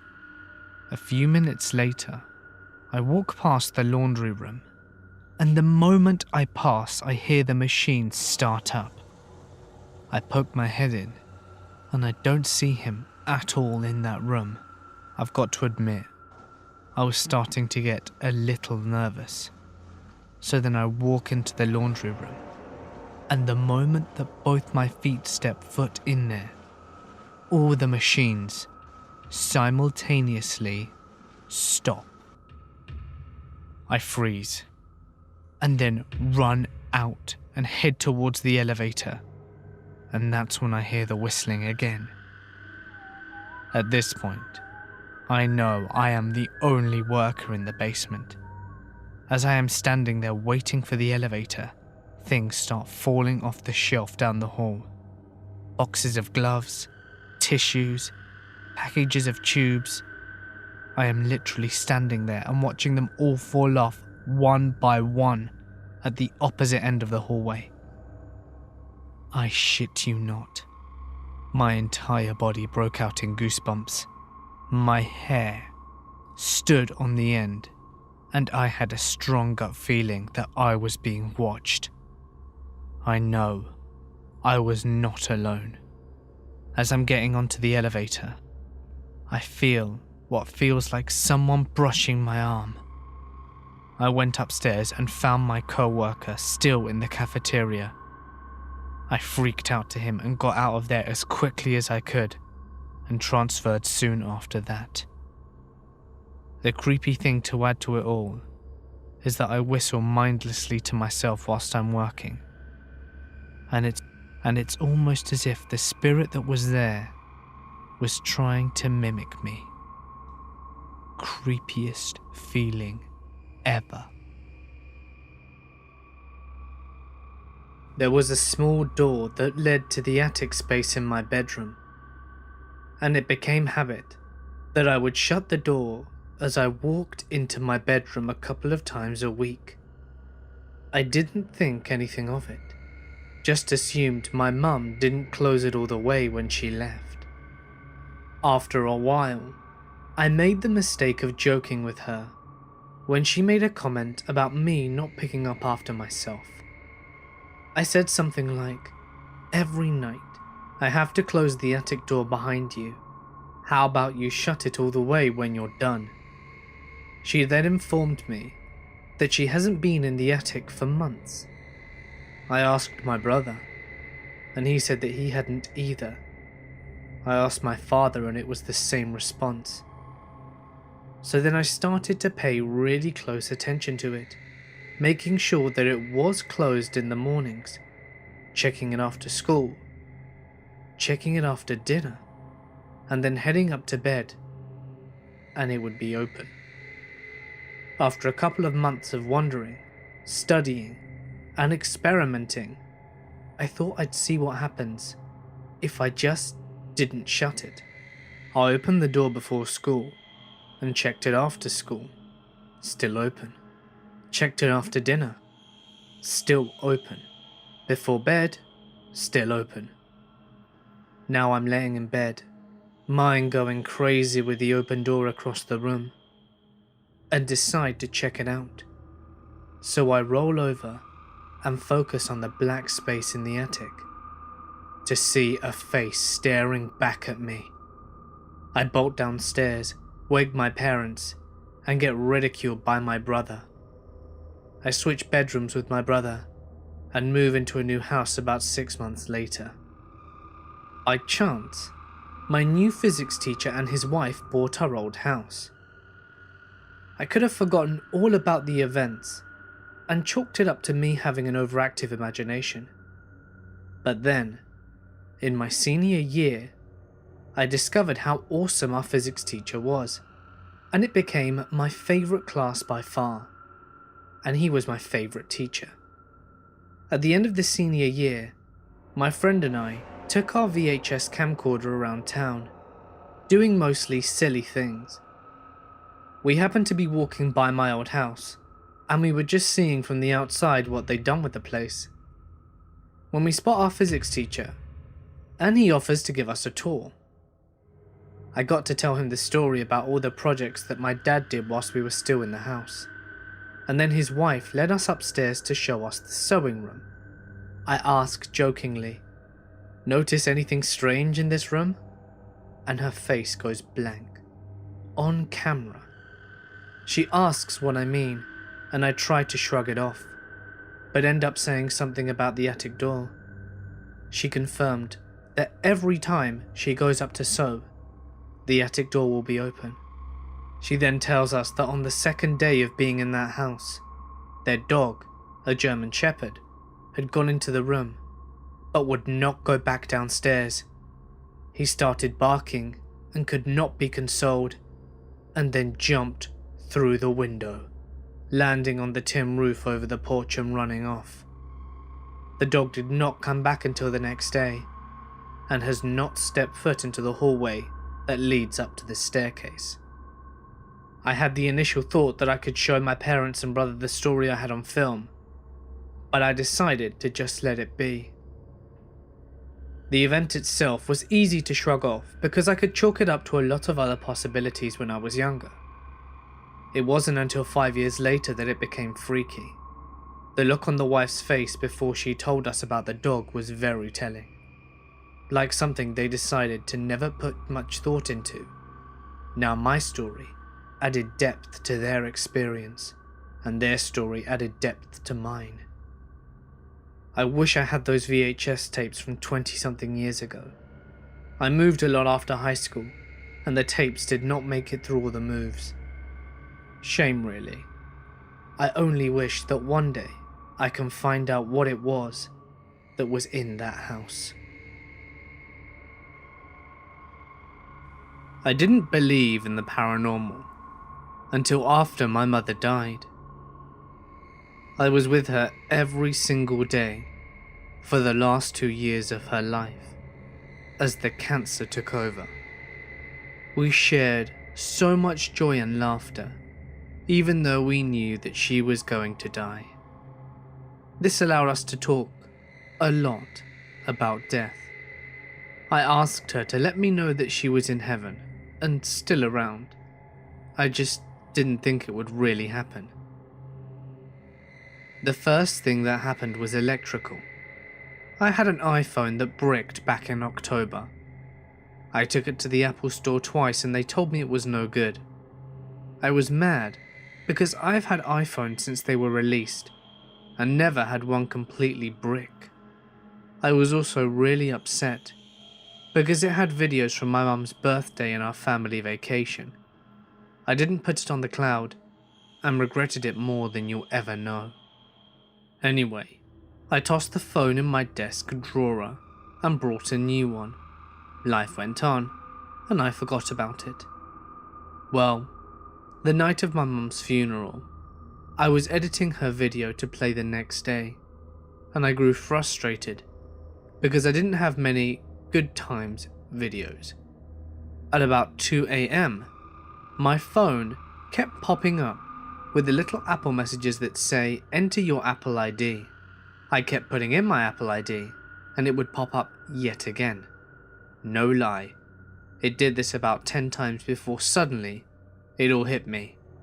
I literally said out loud, "There is no way," as I walked into my home office, pulled open the drawer, and sure enough, that dang phone that bricked 7 months ago was now back and fully alive. So I was able to get the videos up and put them on the cloud, and to make her video beautiful. And to this day, that old phone still somehow works. That was just the beginning though. I was scared of birds and my mother knew this. My mother died in April. Well, a couple of weeks later, I refused to get out of bed because this woodpecker started pecking outside my window. I was like, "Are you freaking kidding me?" It drove me crazy because every morning, that thing would start early, and it wouldn't stop. Then, on Mother's Day, I kept hearing this knocking against my bedroom window. I look out, and all of a sudden, these little baby birds popped out of one of the flower pots. I don't like birds, but I could appreciate the fact that they were babies, and that it was Mother's Day. I can't explain it, but it made my day seeing new life, and I just knew that in my heart they were meant for me. But that was barely the beginning. Since then, the same grey dove sits outside, literally every single day as I walk the dogs. I travel to work and it never fails. I go outside for a run and there's one single dove sitting there. I've also had odd visitors. One Friday when I was at my lowest point, finances were hard, and I just had the desire to keep moving on. I felt everyone had disappeared now that she was gone.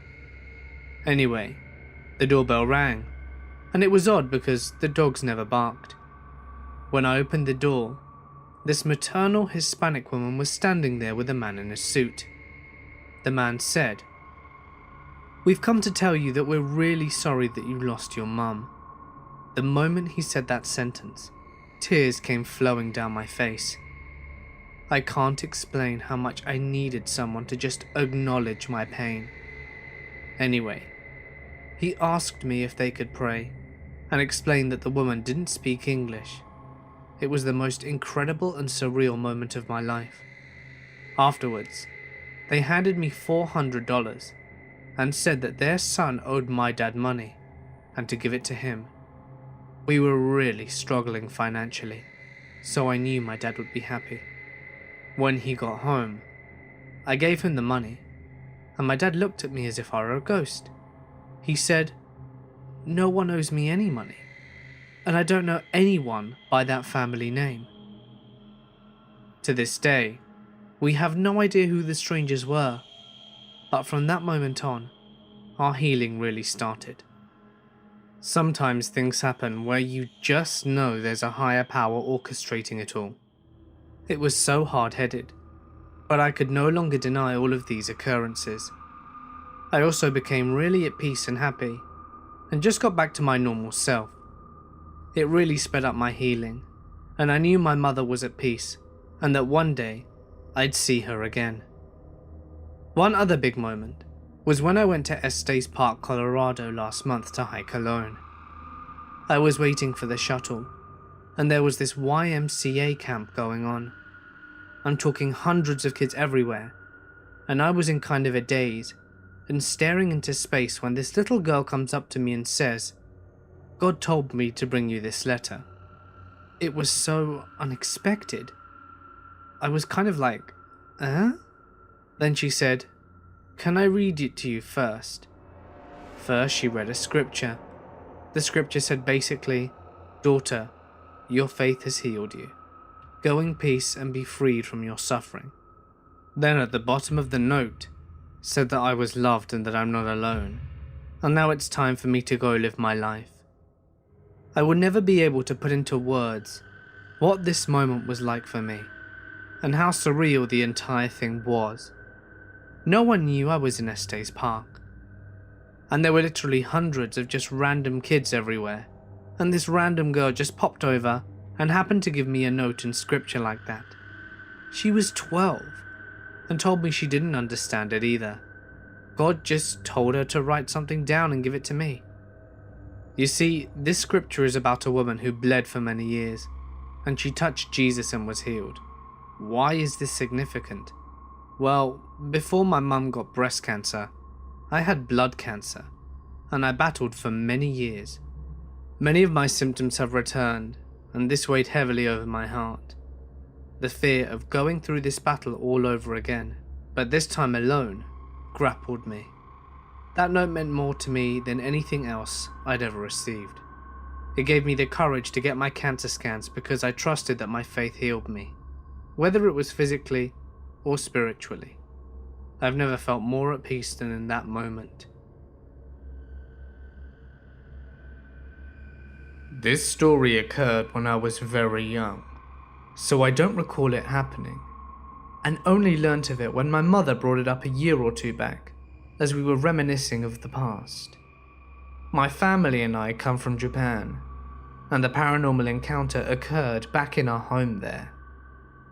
In Japan, we have this tradition where after a person returns to a funeral, whoever stays behind at the house has to throw salt on that person before they can enter the house again. This tradition is believed to prevent the spirits of the one who has died from following you into your home. At the time, my great-grandfather had passed away, and my mother and I stayed behind at the house, whilst my father went to attend the funeral. I was at the age where I didn't really understand the concept of death at all, and I had no idea that I would never be able to see my great-grandfather again. However, upon my father's return, I went to go open the door for him and said, "Mama, Papa, look, Grandpa's back." This brought a puzzled expression upon both my mother and my father, and they brushed it off for a second, until they realized that I was talking to air, as if I was speaking to my great-grandfather. It wasn't anything particularly menacing, but it was quite creepy. Just typical things about my day, which toys I'd played with, what I ate, and so forth. But in a manner as though I were responding to questions, and someone was asking them. After a few more moments of this, my parents snapped out of the shock, threw salt at both the door and my father, and proceeded to take me upstairs. Honestly, I feel a bit bitter that out of all my childhood memories in Japan, this is the one I can't recall. I hope you passed on well to the other side, great-grandfather. In my childhood home, I would often hear touch typing coming from the computer downstairs early in the morning. I didn't think much of it at first. My parents worked from home, and it wouldn't be uncommon to wake up in the morning to hear Mum typing away furiously at the computer. One day I got up and called out to my mum, assuming she was down there working, as I could hear typing. No answer. No one was down there at all. I was sure I heard typing. This began happening regularly. I figured I was so used to hearing typing from downstairs that I was hearing things that weren't there, so I didn't mention anything to anyone, figuring I must be going a little crazy. This happened on and off for a period of 6 months. The sound of fast typing and fast, furious clicking of a mouse, as if someone were frustrated. One morning I was eating my breakfast when I heard Mum at the top of the stairs call out to me, "You're not down there on the computer already, are you?" I froze and ran out to her. I was amazed she had heard it too. She was convinced she could hear typing, yet no one was down there. I told her about all the times that I'd been hearing it, and then my sister opened up about hearing it regularly too when no one was down there. I wasn't crazy after all. I set out to try and catch whatever was causing it, and tried to discover a rational explanation. I'd sprint out of my bedroom to the top of the stairs, where I'd be able to look down into the room to see if anyone were at the computer. No such luck. Every time I got there, it stopped. I think it went on for a couple of years, and we just learnt to kind of live with it, as it wasn't every day. I was down there once when the ceiling light globe in the center of the room began to flash very fast, almost like strobe lighting. It then exploded, and the glass went shattering all across the room. I was lucky. I ran out of the room when it started happening because I was scared, and if I hadn't have run out, I would have been hit by shards of glass. Around the same time, I was on the computer at home by myself when something happened that resulted in me never being able to be alone in the room again. I felt and heard this really sharp intake of breath directly behind my right ear. I've never run so fast in my life, and was hesitant going back into that room ever again. Prior to that, the whole typing thing had just been something weird and spooky not scary. Still makes my heart race when I think about it today. The only thing I wish is that I'd left word on or something, to see what exactly it was typing. It's a shame the computer was off every time. Number 1. My first apartment was very haunted. I have no other explanation. It was just a little apartment, with 4 bedrooms and a living room, and a kitchen in the middle, intended for college kids to live in. It was a bit off campus and right next to a gigantic cemetery, which probably accounts for all the activity. There were 2 main ghosts, if you want to call them that, that is. We ended up just referring to them as the masculine and the feminine one. The main event that ticked off the activity was one night we were all hanging in our rooms, and most with our doors closed. I remember hearing what sounded like 2 people talking. One voice was light and feminine, and the other was lower and much more masculine. It was coming from the main kitchen area. They had a long conversation from the way it sounded. At first I thought it was a roommate with a girl he may have brought over, but after a while I realised that it wasn't anything like his voice. I creaked open the door, and the moment I did, the talking stopped mid-sentence. Not long after, my roommate came from his door across the hall, as he said that he heard it too, and we just kind of looked at each other for a bit, and decided to go for a walk, because it was very creepy. This event set off a chain reaction of weird shit. Another night, it sounded like something punched the wall as hard as it could in the kitchen after some jumbled speaking. Literally, blah blah bam, and it reverberated around the whole kitchen. It scared the shit out of us, especially because we were about to go to sleep. You would hear talking from another room on occasion, just weird mumbles and the like. Sometimes there would be more than one voice. You would always see shadows moving at the peripheries of your vision. More than once, we saw full-form figures. My friend at the time and roommate moved out after he saw something dark and human-shaped in his Skype window through his webcam, standing in his doorway. This was a short while before I left his room. Once, there was one just standing in a friend's room whilst he was away. I just ignored it and went into my room and locked the door. I think I had some shock going on.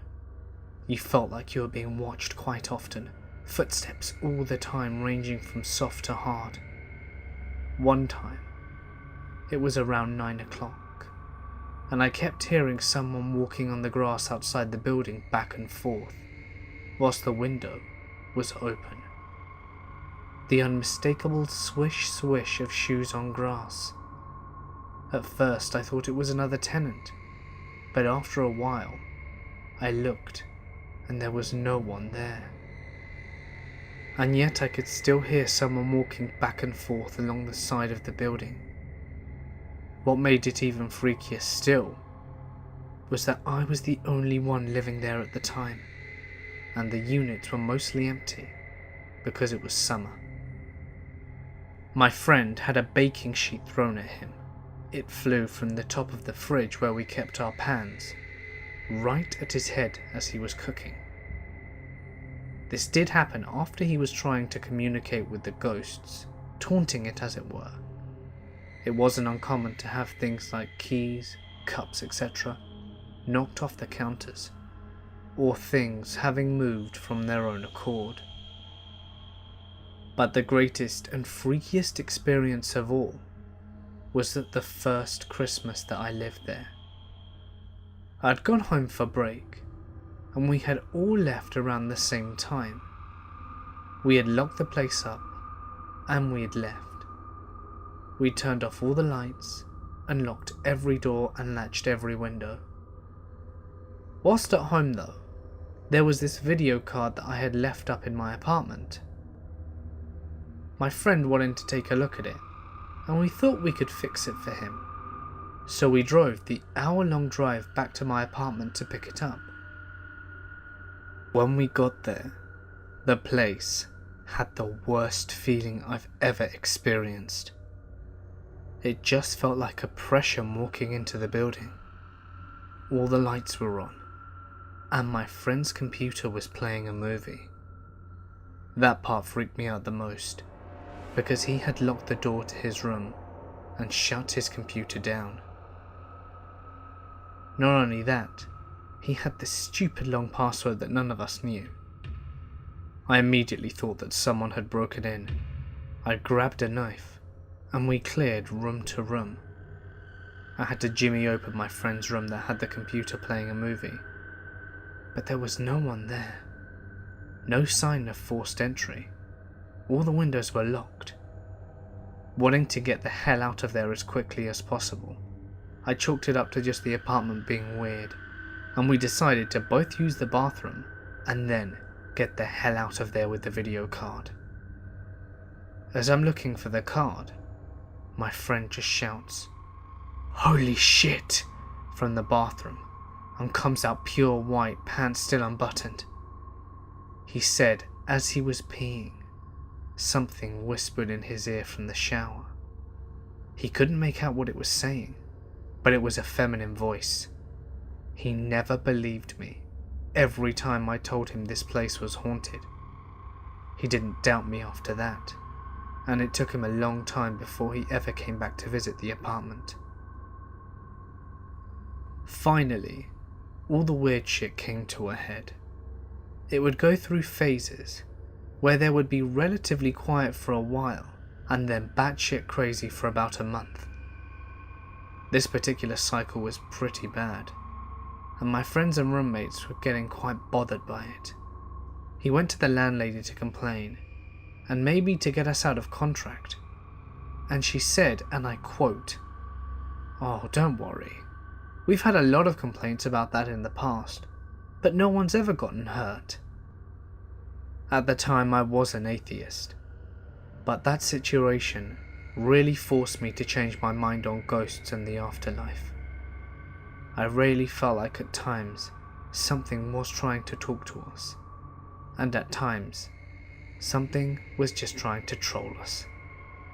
It really messed us all up, especially my friend.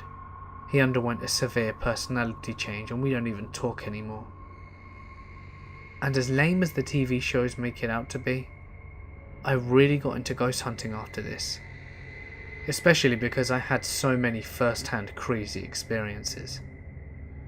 I think it's something that we just can't prove yet. Death is something beyond what we can quantify to the best of our abilities. Around 9 PM last night here in Florida, I was hanging out with my buddy in my backyard, just sitting on a picnic table adjacent to his house on some woods with his baby monitor. We were in the middle of a conversation. As I was speaking, I began to feel the typical ringing in your ears. The sensation that everybody gets from time to time. I was not shocked, as I truly believed it was normal and probably being produced by my body, not heard as an external stimuli. Then quickly, about 10 seconds later, the sound intensifies as I was still speaking. The ringing became loud, louder than my own voice. I can feel it almost shaking my brain. It's extremely high-pitched and my ears aren't usually the best at picking up high frequencies. I begin to panic. What the hell? Am I going deaf right now? It was the first thing that I thought of. Just as I was about to express my fear of going suddenly deaf to my friend, "Bro, "Do you hear that?" he says. It sort of sounded like it was coming from the woods, but was very hard to pinpoint. We sat confused, looking at each other, basically being bothered by this ringing. House alarm? Bugging the woods? Satellite?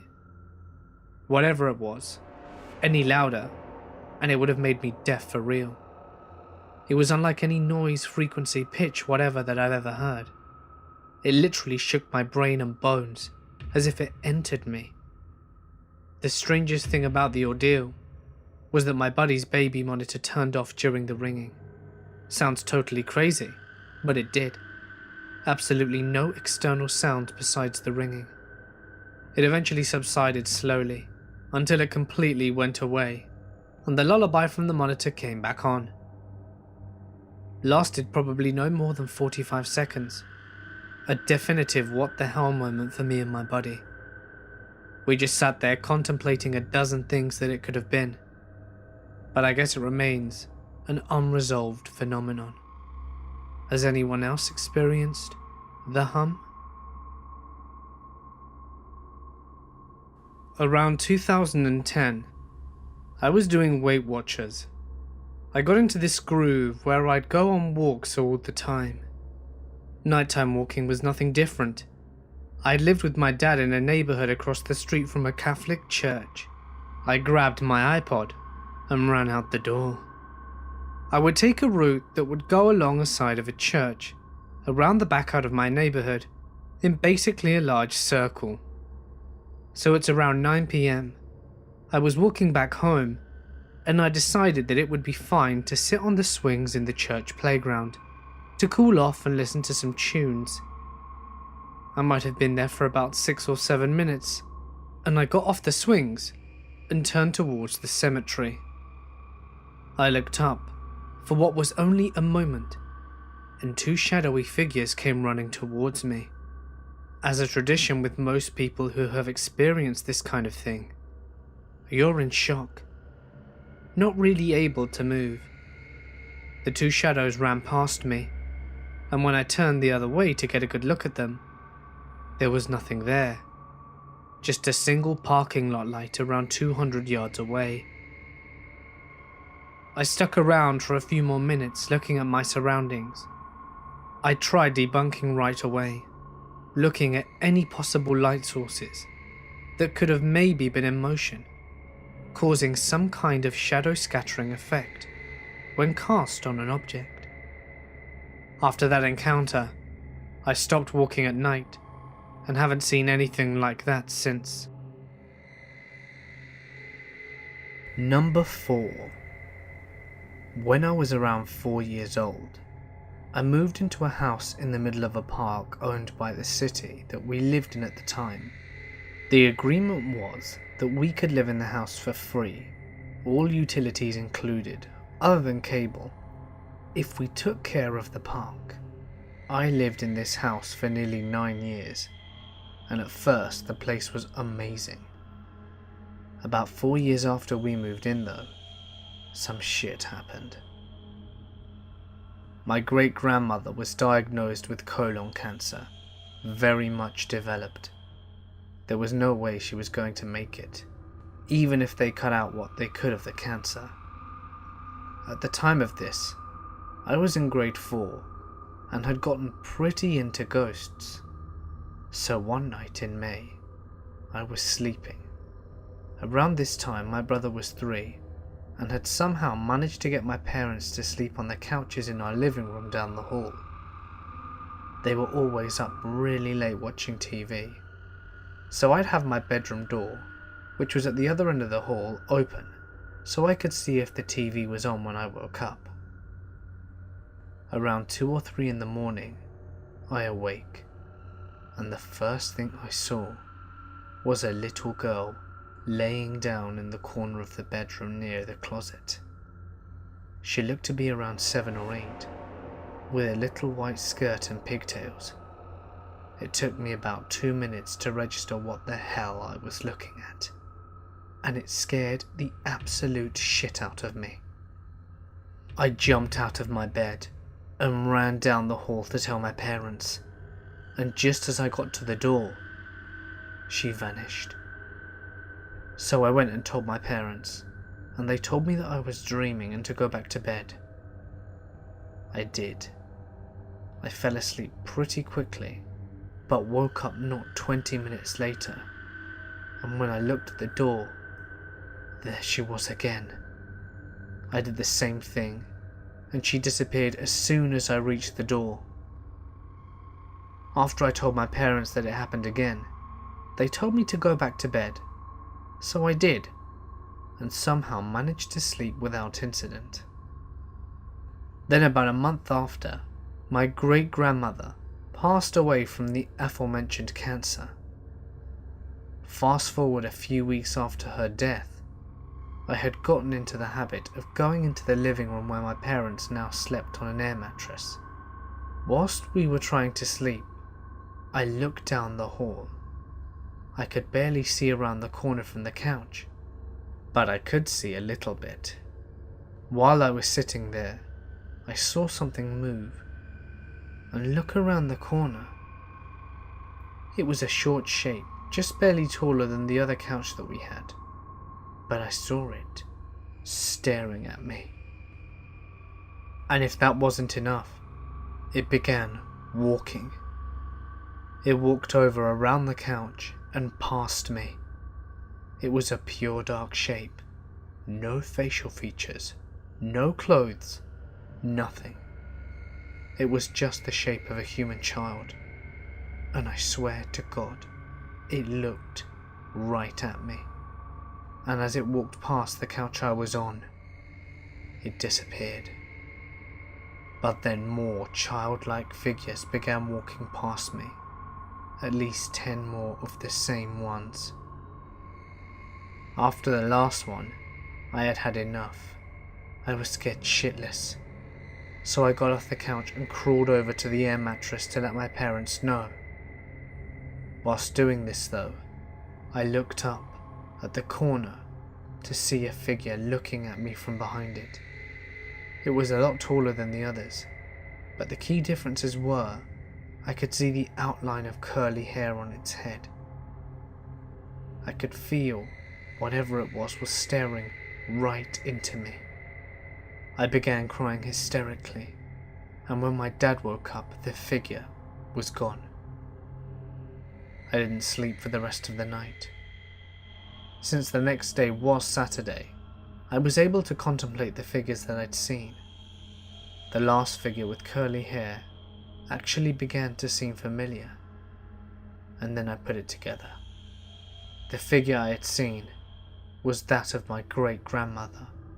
It looked exactly like her from the short, stocky build to the curly hair.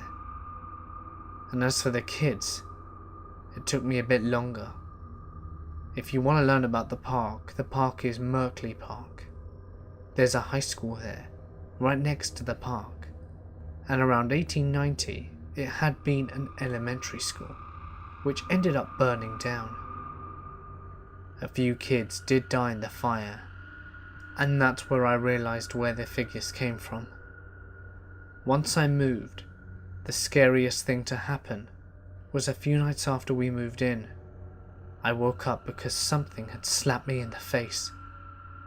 No one was in my room when I looked, and I still cannot explain it. I attended the same university for my bachelor's and my PhD. There was a lovely woman by the name of Jennifer, who was my reading and content area instructor. All the guys swooned over her because she was gorgeous, and I loved her because she read us The Giver out loud. She was an awesome instructor and was doing her PhD in literacy. Fast forward a few years and Jen has moved to South Carolina to teach literacy. I'm now in my PhD program and in the same grad student's office that she used to work in, with other literacy people that were her colleagues. And then we get the news that she was murdered by her boyfriend. Everyone is totally devastated, and it was a huge blow to the department as she was genuinely loved by everyone who knew her. So a few days after her funeral, her body was brought home. I'm in the office suite, very early in the morning when no one else is about. The grad students had a fishbowl office, within a larger office suite that was locked and had light motion sensors. I'm walking in and pass a locked door and window, and I see a woman with short dark hair walk the other way inside, which was weird because the lights didn't flicker when she moved. So I walked around the corner to the door with a key code and let myself in. I walk inside and head to where I saw her. The lights flicker on when they sense me. No one is there. It's just me in eerie suites of empty office. I swear to God that it was her, saying goodbye to a place she spent so many years, where she had so many good friends. It spooked the hell out of me, and it made me quite sad too. I was sleeping over at my friend's small apartment in the mid-80s. I was on the floor in a sleeping bag, between his bed and his little sister's bed. In the middle of the night, I woke up suddenly, but not alarmed. Just suddenly, and very clearly wide awake. A quiet man's voice in my head said, "You should get up and move." I don't even remember questioning it, or it seeming weird, so I just got up, over my bag to the foot of his bed, and then we slept back to back. Sometime later in the early morning, there was this huge crash that awoke us. We all sit up, alarmed. His cat had jumped up and somehow taken down a shelf holding this gigantic wooden 70s style stereo set. The kind with boxy wooden speakers, a turntable, cassette, and 8-track. Probably 60 to 80 pounds of total gear. It fell, maybe 4 feet, and landed right where my head would have been. Mike yelled my name and rolled over, didn't see me down there, and looked around all panicky. And of course, I was down by his feet. We just stared at a few seconds and soaked in the implications. I saw a shadow person once. I didn't know that's what they were called until much later. I was living in a house in Laguna Beach that had been there since the 1920s. In its history, it had been a speakeasy, a brothel, and a house for smuggling illegal immigrants. One day, my new wife and I were having an argument. I can't even recall what it was about. She walked down the block to get a cup of coffee and cool off, and I was alone in the house. The way the place was built was incredibly haphazard. There was a bedroom and a living room on one side, then a bathroom with 2 entrances on the other side. From my bedroom, I could see across the hall into the bathroom, then through the bathroom and look down the other hall. I was standing at my dresser, and I just noticed movement out of the corner of my eye. I looked down there, and there it was. Honest to God, this gives me goosebumps just remembering it 17 years later. It was a black figure. It was about 3 feet tall, and it was only vaguely humanoid. It looked like black scribbles, as if someone had scribbled a human shape, but the scribbles moved, like electricity arcing. That's the best way I can describe it. There was no sound that I could remember. I distinctly remember that when I saw it, I wasn't afraid. I was just confused. Then it noticed me looking at it. I can't say it turned around. It just focused on me, I suppose. And then I was scared. I didn't move, I didn't scream, nothing. I was just frozen. Because at that moment it came at me. It rushed down the hallway towards me. I have no idea what it intended, but as soon as it entered the bathroom, the door closed and just slammed shut by itself. I screamed. I yelled for my wife, but she wasn't home. I went outside into the daylight and didn't go back in until she got home about 10 minutes later. I don't believe in ghosts. I don't believe I saw something supernatural. But I know I saw something. I just don't know what that something was.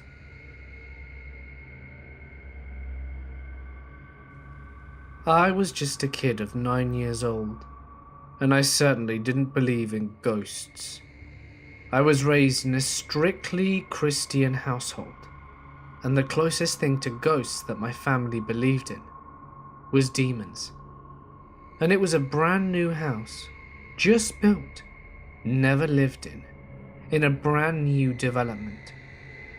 We moved in on Halloween night. It started out like the sort of things that you could explain away. Loud creaks, doors slamming by themselves, sudden drafts that didn't seem to have a source. Things you would expect in an old cliched horror house, sure, but not a new one like ours. Then, I was home alone all day, sitting at the family computer. A single footstep sounded down the hall, and then a few more, gradually getting closer. I assumed that my parents had come home, or my sister, or anyone, and I called out, but there was nothing. I grabbed the phone and ran over to our basement. After I called my mother, she confirmed that everyone was out and that no one was supposed to be in the house but me. I convinced her that I must have imagined it, but I swear those footsteps were as plain as day. None of these things compare, though, to our basement.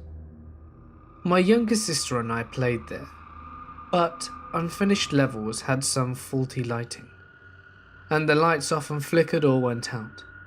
Whenever they did, we'd run upstairs quickly, but never without catching a glimpse of the man we called the Trenchcoat Man. A tall, shadowy man in what appeared to be a trenchcoat and hat, ducking behind some unfinished sheetrock. There were more stories. Friends who, unprompted, mentioned a similar-looking figure in the basement. One crisis involving a girl taped in a cabinet, and other things. But I was constantly trying to convince myself that I was only imagining it. I was a highly logical child. Everything to me had to be maths or science, and ghostly activities sounded like something my eyes invented or my brain mistook. My parents, Christian as they were uncomfortable when I brought it up, and as I got older, I tried to forget about it. Even now, more than a decade later though, I can remember it with perfect clarity, and my most vivid example of ghostly activity. I'd gone to fetch something from our basement, retrieved it, turned around, and walked towards the stairs, which were located next to a pile of junk, an old microwave, some books, and other things. The instant I turned around, I saw her. A woman with beautiful, shiny, long golden hair, sitting cross-legged atop our old microwave. She was smiling, looking at the opposite direction, and running her fingers through her hair. She was completely transparent. I stopped completely and stared. I blinked. I pressed my fingers on my eyes until I saw those flashing lights. I tilted my head to other angles, but alas, she was real.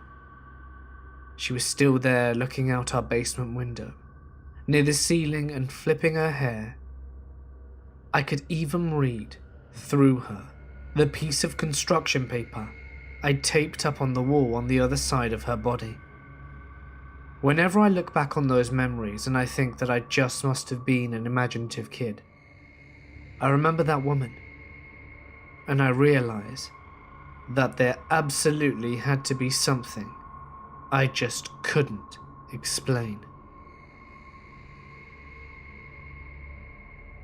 I should preface this story by saying that I run around creepy or abandoned places for fun, with a few of my friends. Technically, I'm a paranormal investigator, but it's just a hobby and an excuse to get together with the gang. So we've been running around every weekend here for the last 3 years at this point. And during this time I've only seen 2 things that suggest paranormal stuff might not be complete bullshit, and both have been at the same place. This was about 1.5 years ago. We pulled into the cemetery with a new guy and an old friend who was interested in the paranormal. He brought a really nice camera and took around 500 pictures in comparison to my 10 or 12. Off near the edge of the cemetery, there's a kind of natural auditorium where the hills drop off suddenly into a clearing that is surrounded by trees. Only dead brush fills the clearing, as well as the scattered remnants of flowers and wreaths that were blown off the graves. 3 of us are standing there on top of the auditorium, because in the last 2 years that we'd been frequenting this place, that spot always gave off a weird vibe. Like if someone kept changing small details in a room you went into often. Like maybe this time the picture frame was askew, or there was new carpeting or something like that. It just never really felt the same way twice, and the perceived difference made it feel like you were looking for something. Mr. 500 Pictures is off in the cemetery still taking pictures and doing his thing. The 3 of us are near the auditorium, smoking and trying to find out where Waldo went, when it appears. It's a glowing cloaked amber figure that floats through one of the trees crossing the clearing, and disappears inside another one across the way. We're dumbfounded. I was actually holding a camera in my hand at that moment, but I was too surprised and taken aback to even consider that I could photograph it. We're dumbfounded. I was actually holding a camera in my hands at that moment, but I was too surprised and taken aback to even consider photographing it. Besides, there wasn't even enough time for me to boot up the camera and take the picture. What's really weird though is that we didn't all see the same thing. My buddy didn't see an amber figure, but instead described it as a collection of angry static-like lines. The new guy didn't see anything. I've considered that it was some kind of pressure change that could theoretically cause certain neurons to fire in the optical lobe or optical nerve, but I haven't followed up with finding out yet.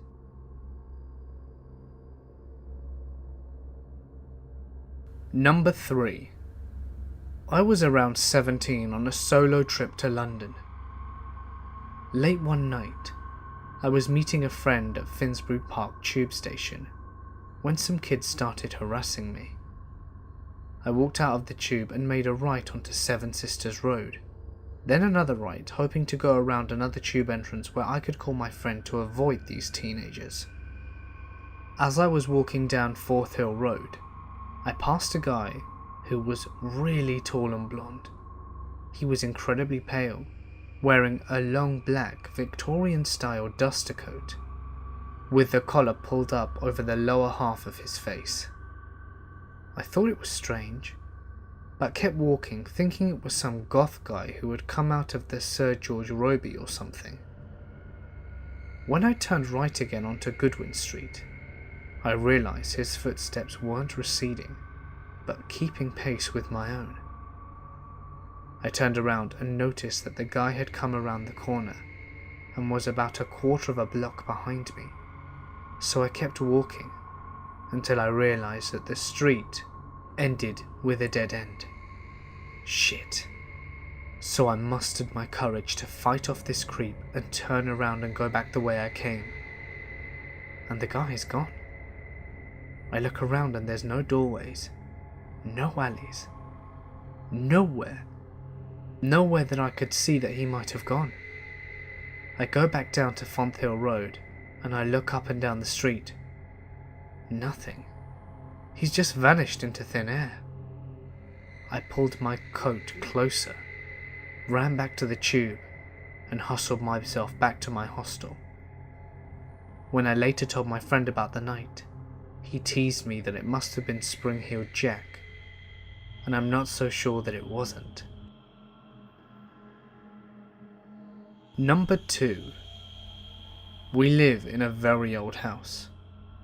I've lived here since I was 4. I'm 22 now.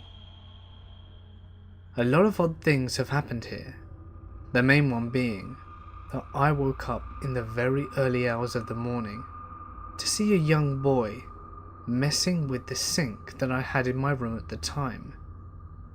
He wasn't looking at me, and he seemed almost not there, but I could see him. When I managed to pluck up the courage and go ask to see my parents, I left him in my room. My parents were very understanding. Turns out that years later, when they told my sister and I that we had spirits in the house, I described this lad to them, and they said that they'd seen him and they knew that I wasn't making it up.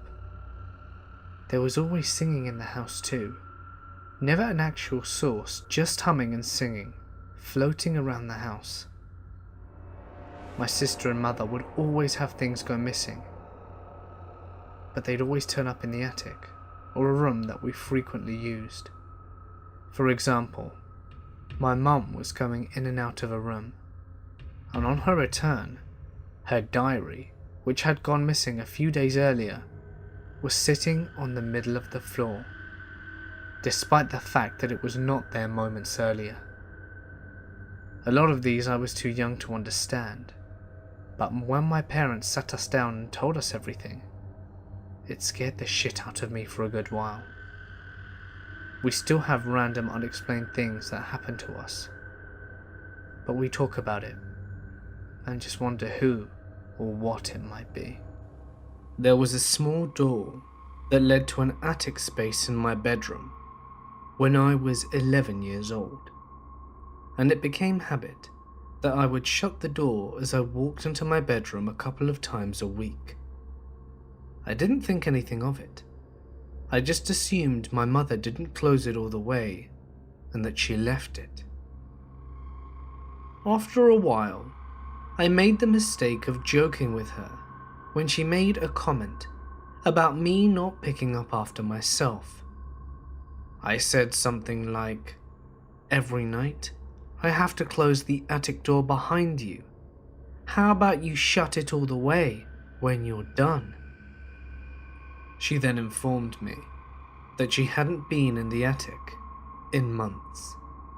I asked my brother, and his response was the same, as well as my father.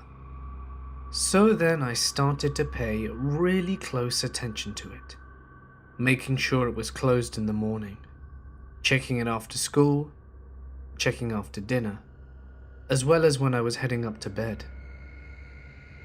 And without fail, at some point, it would be open. After a couple of months of wandering, studying, and experimenting, I thought I'd see what happens if I just don't shut it. I opened the door before school and checked it after school. It was still open. I checked after dinner, still open. Before bed, it was still open. Now I'm laying in bed with my mind going crazy with the open door across the room. So I decide to check it out. So I roll over and focus on the black space in the attic, only to see a face staring back at me. I bolt downstairs, wake my parents, and get ridiculed by my brother. We switch bedrooms. We ended up moving into a new house 6 months later, due to an expanding household, and my new physics teacher and his wife bought our house. I could have forgotten all about that event and chalked it up to me having an overactive imagination. But then my senior year, I discovered how awesome our physics teacher was.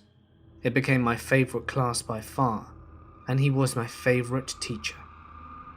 At the end of my senior year, my friend and I took our VHS camcorder around town, doing mostly silly things, but then took it to my old house to see what they'd done with the place.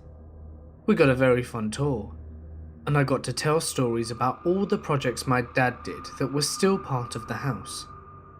Then the wife leads us upstairs to show us the sewing room. I ask jokingly, "Notice anything strange in this room?" And I kid you not, her face goes blank. On camera, she asks what I mean, and I try to shrug it off, but end up saying something about the attic door. She confirmed that every time she comes up to sew, the attic door is open.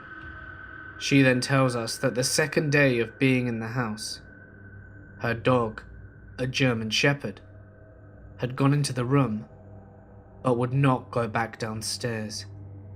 He started barking and could not be consoled, and then jumped through the window, landing on the tin roof over the porch, and then running off. The dog did not come back until the next day, and has not stepped foot into the hallway that leads upstairs since. I had the initial thought that I could show my parents and brother the story I had filmed, but I just decided to let it be. My girlfriend and I moved into an apartment complex, a bunch of fourplex. Not too long after we moved in, we got our first dog. All was well for a few weeks. After about a month of having the dog, I was walking her outside, and a little kid walks up to us, around 7 years old, and he said his name was Owen, and he asks if he can pet the dog. Of course, I didn't think anything of it and said yes, and then he asks if he can hold her. I figured why not.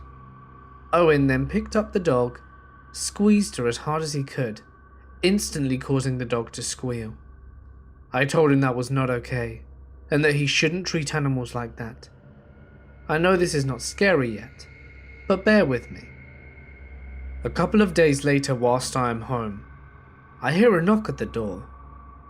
It's Owen.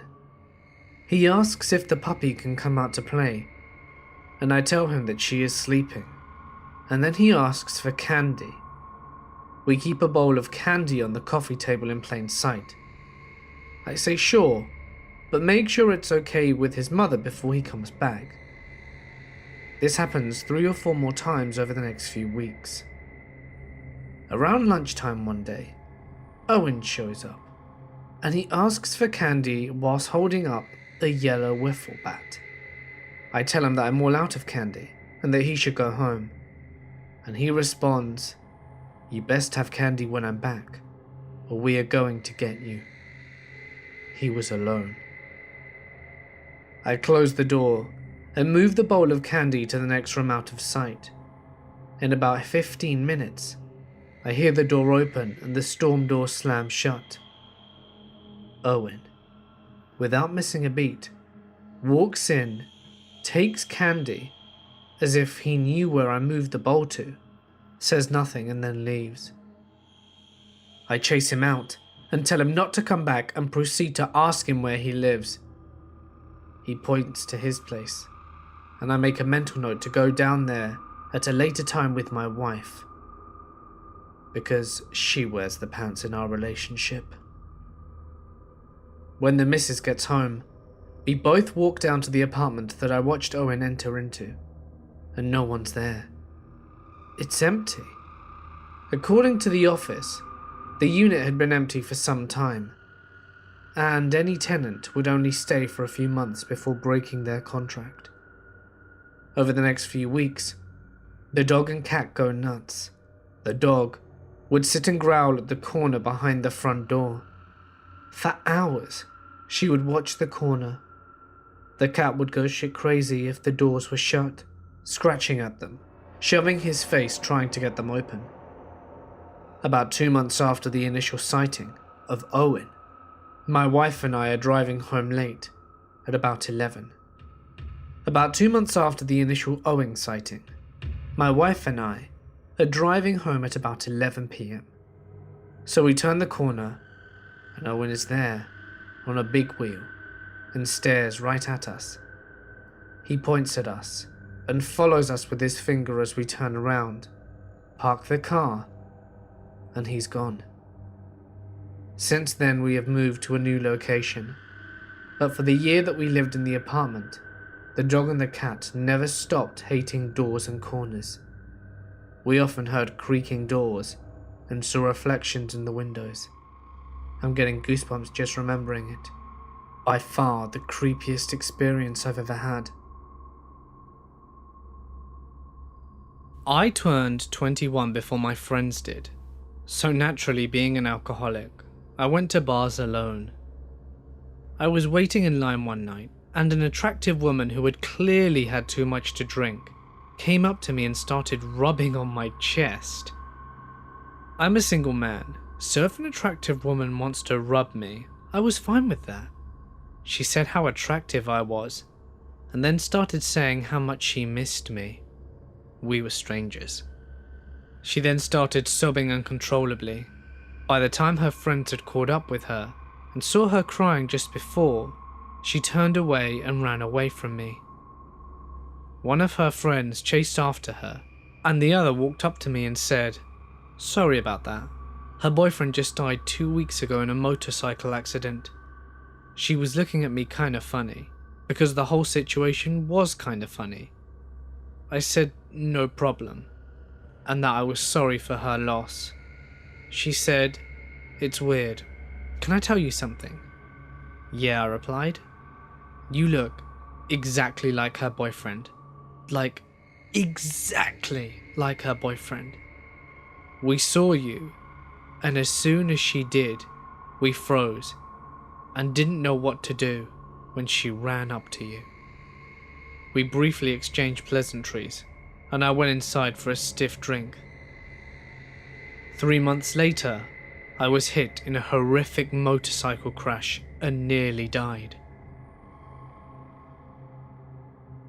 My mother, my daughter and I lived together in the United States. It's generally a nice set of apartments here, but like in any neighborhood, there are a few bad seeds, but for the most part, there are just ordinary, hard-working good people. I do have some stories to tell about the upstairs neighbor. That guy was a crazy drug dealer. But this story is about my daughter's experience. During the following events, she was only 3 years old, and my job would require me to work the night shift as an inventory manager. So consequently, my mother would look after my daughter and drop her off at daycare in the morning, as of course, I would barely just be getting home.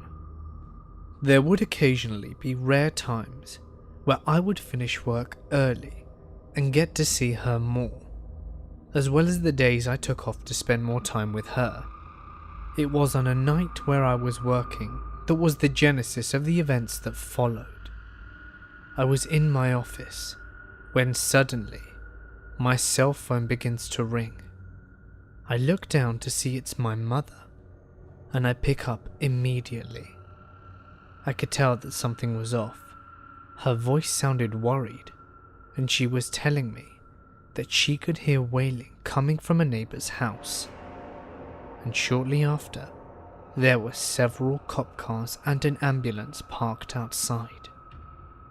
She couldn't see anything, but there was a palpable feeling of dread that loomed in the air. It wasn't until next morning that we saw on the news that a woman living on the same complex as us was stabbed to death by her ex-boyfriend yesterday. As tragic as that was, I had no idea that the incident would affect my family in the way it did. Now, I need to describe the layout of the apartment, as it is important to understand the story. If you look down the hallway from my mother's room, you can see into the kitchen and the open living room, and from there, you can also see into my room. As time went by, my mother and I would notice that my daughter would act a little strange from time to time. She never wanted to be left alone and would regularly stare at empty spaces as if she was zoned out staring at something. Not only that, she seemed to get scared for no apparent reason. We'd always ask her if she were okay, and she'd say that she was fine. I was off from work one day a few weeks later, and after playing some games with my daughter, I noticed that she looked pretty tired. So I put on a movie for her in my mother's room as I washed the dishes to lull her into a nap. I went down the hallway into the kitchen to start washing the dishes, and after a few minutes, I see her walking down the hallway. I thought she was going to ask for a snack, but she passed me with her head tilted, as if she were following something into the living room, then into our room. Perplexed, I stopped what I was doing and I walked out of the kitchen into the living room. I called her name softly, but she didn't respond, and stood for a few moments in the front of our room, staring intently at the emptiness. I was getting a little bit concerned. It was almost as if she were in a trance of some kind, when then suddenly, she turns back and crawled to me so that I could pick her up. I asked her what was wrong and what she was looking at, but she just stared back at me with a scared look on her face, staring into the empty abyss of the room. I was bewildered, and after I calmed her down and put her to bed, I told my mother about the incident.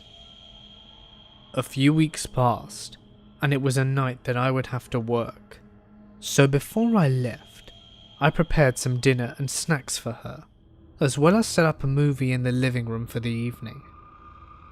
As I was doing this, she was in her playpen. I had little time to spare before I left work, and was a little tired, so I sat on the sofa and put a blanket on me to relax for a few minutes before I left. I was just at the point of nodding off when I heard her footsteps from behind me as she called out to me. "Mummy?" I replied whilst keeping my eyes closed. "Go away," she said in a very soft but serious tone. I was confused. I opened my eyes to see her facing away with her back towards me. "Go away," she repeated herself. I was half asleep and confused. It was as if she was talking to nothing. But before I could fully comprehend the situation, she hurried over under the covers with me on the couch. I held her tightly until we fell asleep in each other's embrace. Next night at work, I mulled over everything. I was getting concerned and putting together the events that had transpired when I got hit by a strong urge to call my mother. I can't describe it, but I picked up the phone and asked her to burn some sage in her room before she went to bed. As the nights that I'm away, she will sleep with her. A few hours later, at 5 a.m, I get a call from my mother. She is manic and telling me to get home now. I rush home and see her and my daughter crying outside. I ask them what's going on, and my mother tells me that she is not stepping foot into the house until it's cleansed. She tells me that she forgot to burn the sage, and that night she had a dream that she was walking down the hallway to the kitchen and realized she had no idea why she was going there in the first place. So she turned around to go back to her room, but there was something keeping her from opening the door. She wasn't sure what it was, but it filled her with pure dread and felt her stomach drop as she remembered that my daughter was still in the room. It was at that very moment she woke up because my daughter was screaming bloody murder. I entered the apartment and started burning sage. I stated out loud, "I think I know who you are, and I'm sorry about your death, but my daughter is only 3 years old and you are scaring her. Please, stop. You need to move on." After that, my daughter never acted strange again. I'm convinced that the poor woman who was murdered was clinging onto this world. But I'm not sure why she fixated on my daughter. I hope she found her peace. As long as my friend's little girl could talk, she would always mention her dark friend. They assumed that this was an imaginary friend, or some name that she heard in a story in daycare. It went on for many months. As she began to improve her speaking, she'd talk about her dark friend more and more. Recently, my buddy heard her jabbering over the monitor one night, and he heard her call her dark friend Miranda. Again, thinking this was a friend from daycare, they moved on. But after finding out that daycare didn't have a Miranda, they realized they didn't know anyone called that name. It's not common at the moment, and she really has no reason to know it. They did a bit of research. It didn't take them long to find out that a woman called Miranda had died in the house that they were living in. She wasn't the person who owned the home before them. It had been an owner or two back. But her name was Miranda, and she died inside the house. They pulled up the obituary and called their daughter. Without any prompting, they simply asked her, "Hey Army, do you know who this is?" And she got excited and said, "That's my dark friend." It's a suburban house, less than 10 years old, so not something that you'd figure for a haunting. But this was the most legitimate evidence I've ever heard. They are a super normal family, and I'd never expect them to lie about anything like this. It makes the hairs on the back of my neck stand up every time I think about it. Number 4. I was 24 and working at a very old hospital in a large Midwestern city near where I had grown up. I did choose a career in the healthcare industry, despite my experiences, because I really do love helping people. I didn't become a doctor or nurse though, despite my love and interest in the medical field, as I am rather squeamish. So, 1 month, we had to do a complete inventory and overhaul of medical records. Our hospital was finally getting on board with electronic records, so that meant a shit ton of work to do. We had to sort out records so that they could be destroyed by our contractor, as we couldn't legally do this on site. Records to keep and organize, and getting them ready to put into the electronic system, i.e. type them in manually. So that meant that we would have to work our shifts, usually at night, in the basement for 11 hours. Now, a hospital basement is creepy enough during the day. It's where the morgue is, and usually where they transport the dead bodies. It's not like you can move them around upstairs in front of people. This particular part of the hospital had many stories of hauntings, but for the most part, I tried to ignore them. I have a bit of a reputation for being a bit hard to scare. So there's this one guy who works at us as a night custodian whose main goal in life seemed to be to scare the pants off me and every other girl working that shift. His name was Lewis, and he was forever trying to frighten me. So this night, as we're working away, we all hear bangs coming from across the corridor.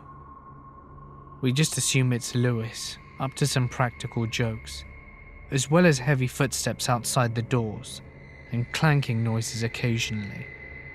We had a lot of work to do, so despite the noises, we would always just tell Lewis to be quiet and please shut up because we were seriously trying to get this done. So near the end of the night, at around 3 a.m, it was just me and one other girl. She asked if I'd be okay by myself because she had to go home to look after her baby.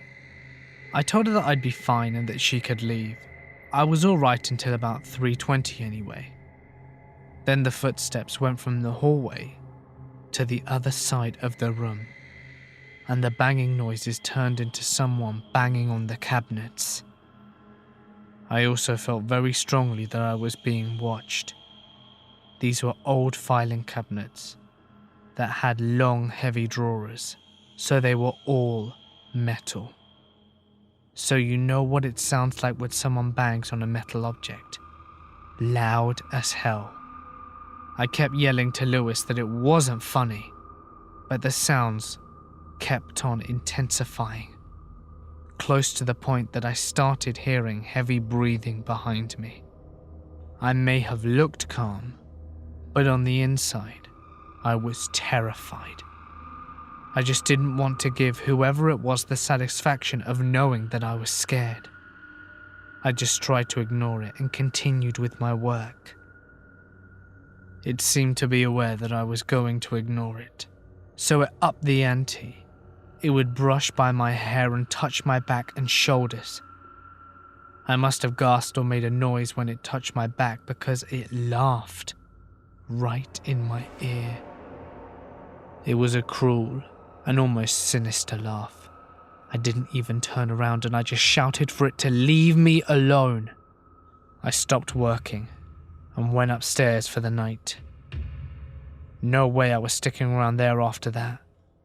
I came back to work 2 days later and found out that Lewis hadn't even been in the building and that he had been on holiday the whole time. I think I always knew that the thing in the room wasn't him. He had never been that creepy. A few weeks later, I was talking with some older staff that had been working there for a long time. They told me that they don't like going into the basement at night because it has a reputation for the strange noises that happen inexplicably. I used to work the night shift at a warehouse. I left early at midnight one night so that I could go for a ride on my motorcycle. It's around 2 or 3 a.m. and I found myself at the top of the mountain on the middle of a bridge, separating two sections of a lake in a state park, with nothing but water around me, and then a tree line and woods around that. I got off my bike and turned it off to have a cigarette. The only light was coming from the tip of my smoke and the occasional blue flash from my Cena headset on my helmet. I looked out onto the abyss, and on the black water was this tall white figure, almost like a woman in a wedding dress. Not in, but on the water, as if she was standing on top of it. I felt like we were just watching each other, both standing there motionless. About halfway through my smoke, I heard a pack of wolves howl really close by, as if they were on the tree line at the end of the bridge, probably drawn to the blue light and the smell of tobacco. I immediately got on my bike because I knew that if I waited even a minute too long, they could cross the bridge and reach me before I even had a chance to get my helmet back on and strapped. Before leaving, I turned my handlebars towards where the woman was standing to shine my headlight on the spot. My rationale was that my eyes must be playing tricks on me. Perhaps there's some old concrete structure in the water or a drowned birch tree. Nothing. No structure, no trees. Absolutely nothing but perfectly still jet black water and no woman. I turned my handlebars forward, ready to leave, and gave one last look into the darkness. She was back, standing in the same spot on the water watching me. I didn't know what to do. All the hairs on my body were standing so far on the end, it felt as if they were about to jump off my skin.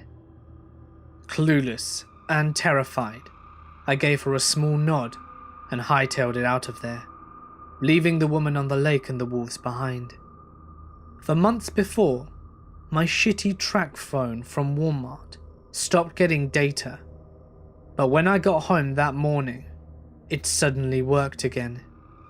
To this day, as funny as it sounds, I feel like the white figure on the lake somehow fixed my phone.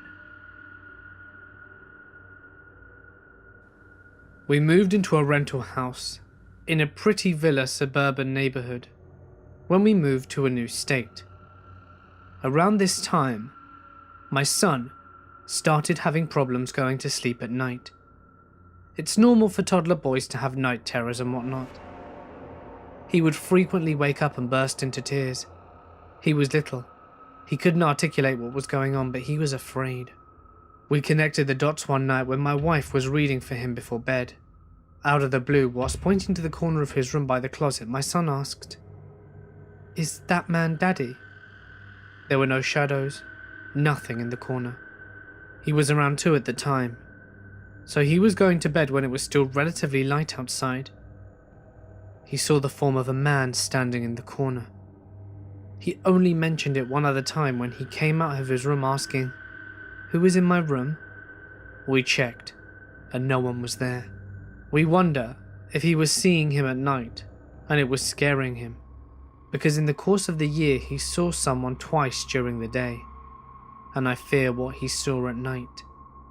After we moved, he never mentioned it again. I don't think he remembers it, and for that, I am thankful. So my mother bought a painting of a boy smoking a cigarette. It's not particularly riveting, but she felt she had to have it. Not long after, she gets pregnant with my brother. It was after he was born that things started to get a little odd. No one in my house smokes, and yet all of a sudden, if you go anywhere near the painting, all you can smell is cigarettes. Things start to go missing, and my mum can hear children laughing and running across the stairs. But when she goes to tell my siblings off for playing near the stairs, they're sound asleep. Perhaps the strangest part is that as my brother gets older, he resembles the boy in the painting even more. It's creepy. He hates the painting and feels like it's watching him. Then this one awful night, I would have been around 4 and my brother 7, we all went to sleep in the nursery, and I wake up in the middle of the night to these awful choking sounds, and I can smell cigarettes so strongly. My brother is blue in the face, wheezing and gasping, and I can hear laughing. I genuinely thought my brother was having a laughing fit, but it looked wrong, and I got scared, so I started yelling and screaming from my mother. The paramedics came, and it turned out that he had a severe asthmatic attack. So we needed to take him to the hospital for a few days. They immediately asked my mother who was smoking in the house, because the paramedics smelled cigarettes, and obviously they thought that that was what the trigger was for the asthma attack. We took the painting off the wall and locked it away in the attic after that. For as long as I can remember, it'd been a joke that the boy in the painting is lighting one up, and whenever stuff would go missing, it was because he'd taken it. This was different. This was scary, and none of us wanted to go near it. Stuff still goes missing every couple of months, and my mother gives us the keys to unlock the attic and retrieve anything that has somehow found its way up there. The footsteps on the stairs have stopped, although now, if you stay up late enough, you'll hear someone pacing above your head instead. Thinking about it, I still don't have a clue why we haven't gotten rid of the damn thing. Number 1. I worked as a security attendant in an apartment building. It's 24 stories and is one of the oldest buildings in my city. One night, I'm sitting here when the phone rings about 3 a.m. I answer. "Hello, this is D'Artagnan at the front desk. How can I help you?" The voice on the other end sounds female, but was totally garbled, and the only bit that I could make out was 23rd floor. I tried to tell the person that I couldn't understand them, and asked which apartment they were in, but again, they garbled a response saying 23rd floor. I said, "Since I can't understand you, I'll come and meet you in the hallway." So I go to the main elevators, and both of them, surprise surprise, are on the 23rd floor. Luckily for me, we have an old service elevator, and it's only on the 7th floor. I get in, and I hit the button for the 23rd floor, but it won't move, and the inner door will not close. So I go to unlock the reset panel, and boom, we start going up, with the door still open. I'm freaking out and the elevator is shaking because it goes pretty fast and it's quite old. As I'm going up, I just stay towards the back, and finally, I reach floor 23. I step out, door closes just fine, and I look around the hallway. There's no one here. I walk along slowly, trying to listen for anyone who might be awake that's called, but there's nothing. So now I head in the opposite direction and go towards where the regular elevators are. And when I get to them, they're just sitting there with their doors open. I was pretty freaked out, but I knew the elevators could just be on the fritz. So I get in and figure I'll just reset them when I get to the first floor. That's when I hear the sound of the back stairwell closing. So I quickly get out and go to the stairwell, but lo and behold, there's no one there. But the maintenance door to the machine room is ajar. And at that time, I was the only one in the building with a key. See, at the top of the building is a large machine room for housing all the really loud machinery that does stuff in the building and allows access to the roof. I don't really like going in there because it's creepy as hell, and no one ever goes in there. So at this point I'm pretty seriously freaked, but I muster up the courage and head in. I shout "hello," and there's no response. The lights in the room flicker because they're crappy fluorescent lights, so I can't see that well either. But at the end of the room, I can make out the roof access door, and sure as shit, it's slightly open. So I slowly continue forwards, checking the space between each machine as I walk by, and there's no one there. So I open the door to the access roof, and I can't see anyone ahead of me on the roof. But there is a slight wraparound, and if there was a jumper or something I needed to be sure. So I stepped out and leave the door ajar like it was. Almost immediately though, the door is pulled shut.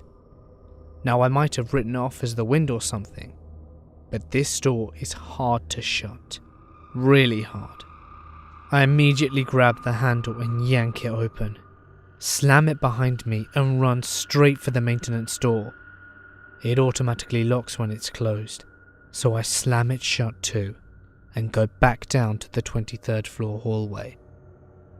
I get into an elevator and the door is still open, and I go all the way down to the first floor. I go back to the main lobby, and as soon as I sit down, the phone rings. I pick it up and don't say a word. And sure as hell, garbled voice again audibly says, 23rd floor. I hung up the phone, turned the ringer off, and spent the rest of the evening just staring at the parking garage security monitor.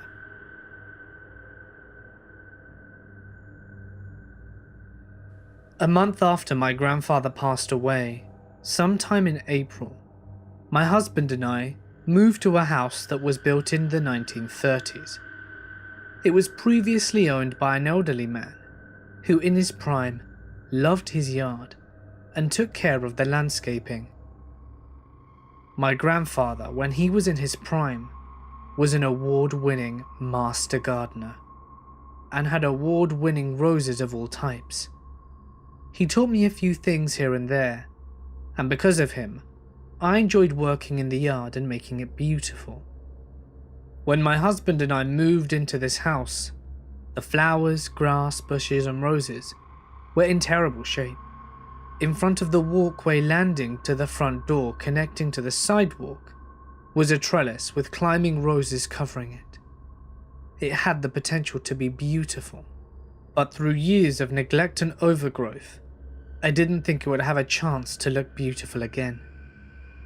I was determined to fix it. I read books, looked online, and finally one night I had a dream. My grandfather was at my new house, talking to me about each type of flower and bush, telling me exactly how to bring the garden back to life, where to clip, where to add plant food, everything. Then we got to the roses on the trellis. He showed me exactly what to do to make it grow, to make the roses climb higher, and where to tie stems to the trains and the vines, so that they would grow how I wanted.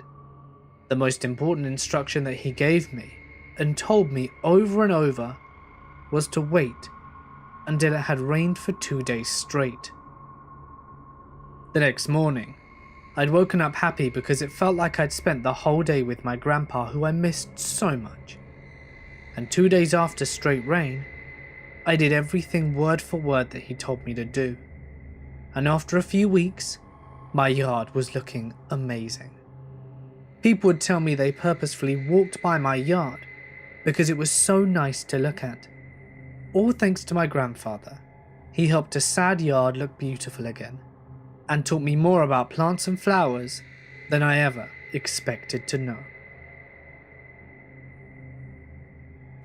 I remember seeing my grandmother when she passed. I know, I saw her and I wasn't dreaming. She wasn't transparent or anything. It was just like seeing someone who's alive today. There were also other experiences I had growing up in my childhood home. With that, I'm still not sure of what I saw and experienced. I wonder if the mind plays tricks on you and makes you think about what you saw. So this story. I was visiting my mum last night with my kids. My mum had a chihuahua who passed about 5 years ago. He was a mean little bastard, but he loved me for some reason. My mum had told several friends that she would see him several times after he'd passed. She said it would always be out of the corner of her eye, like a fleeting glimpse. She has 3 dogs now, and I had my dog with me. He's a black poodle. She has 2 chihuahuas, a brown, a black one, and a white shih tzu. My brother, son, and all the dogs were sitting outside on the porch. My mother and daughter were in the bedroom talking, and I had gotten up to go to the kitchen to get a drink of water, and asked my daughter if she was ready to go home. I get a drink, and walk out towards the kitchen into the hallway. There's a bathroom to the right of the hallway, and as I entered, I saw the tail of an end of a dog go into the bathroom. I didn't think anything of it, because like I said, there were 4 dogs there. I glanced into the bathroom as I passed to see which dog it was, but the bathroom was dark and empty. I turned on the lights and went inside. No dog. Just then, my brother came in from outside, and I asked him if any of the dogs had come inside the house. He said no, they're still outside. I said I just saw a dog go into the bathroom, and he looked at me. Well, all the dogs are out here. I went on into the bedroom where my mother and daughter were, and I told them what I saw, My mother said, "It was Levy. I told you I see him all the time." I know. I saw a dog go into that bathroom. There is no way that you could convince me that I didn't. It didn't scare me or freak me out. It just really got me thinking that I saw something paranormal.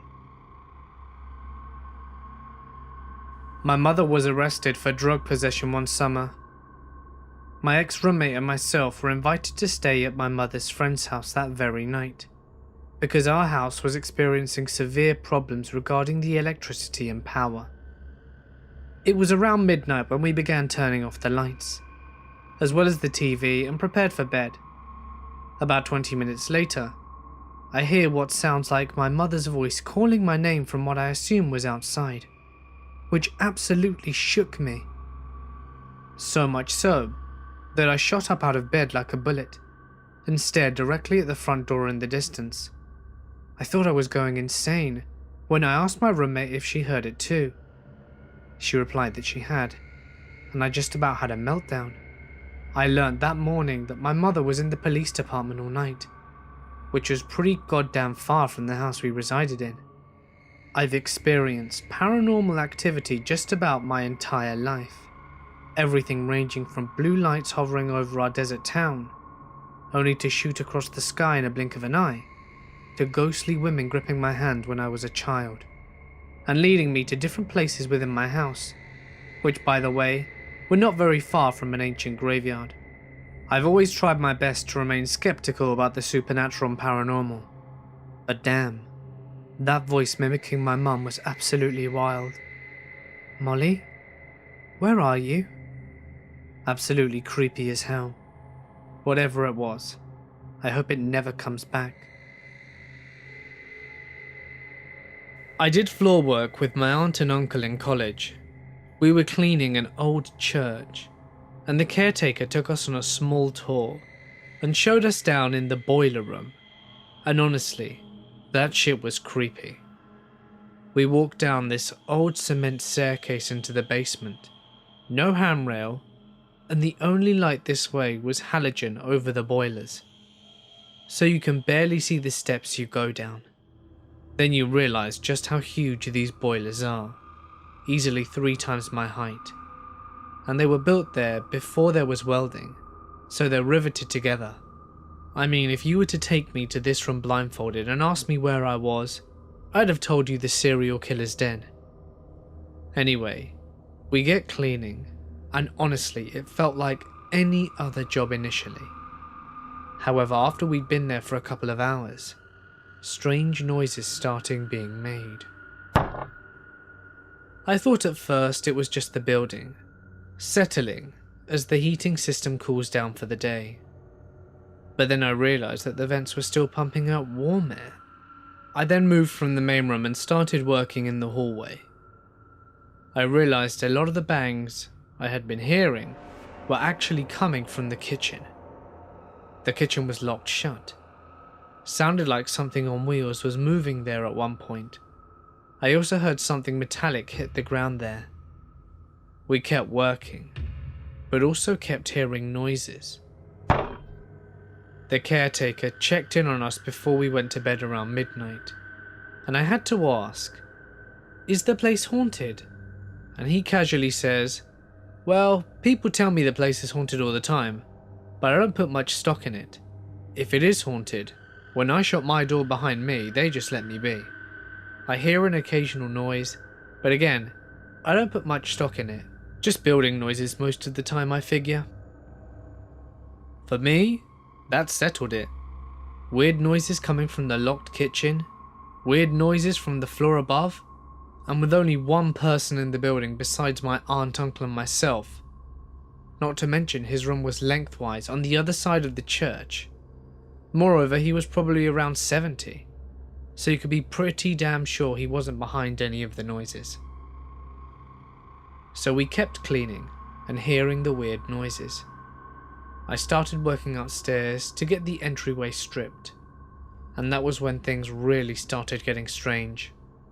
A general room layout was, the entrance doors were on the south side of the room, and the doors to the chapel were on the left. On the north side was a really long hallway that crossed the church lengthwise, with stairs going down to the basement on the east side of the hall. And finally, on the east side of the entrance room, there were stairs going up and doors to the bathroom. I kept hearing one of the doors to the chapel close with a light bang.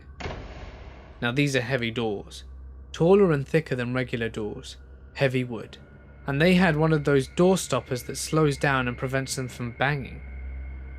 That's what made hearing those door bangs very weird, because if you simply opened the door and let it close on its own, it would almost make no audible noise. I kept hearing the noise for about 10 to 15 minutes until it finally got to me.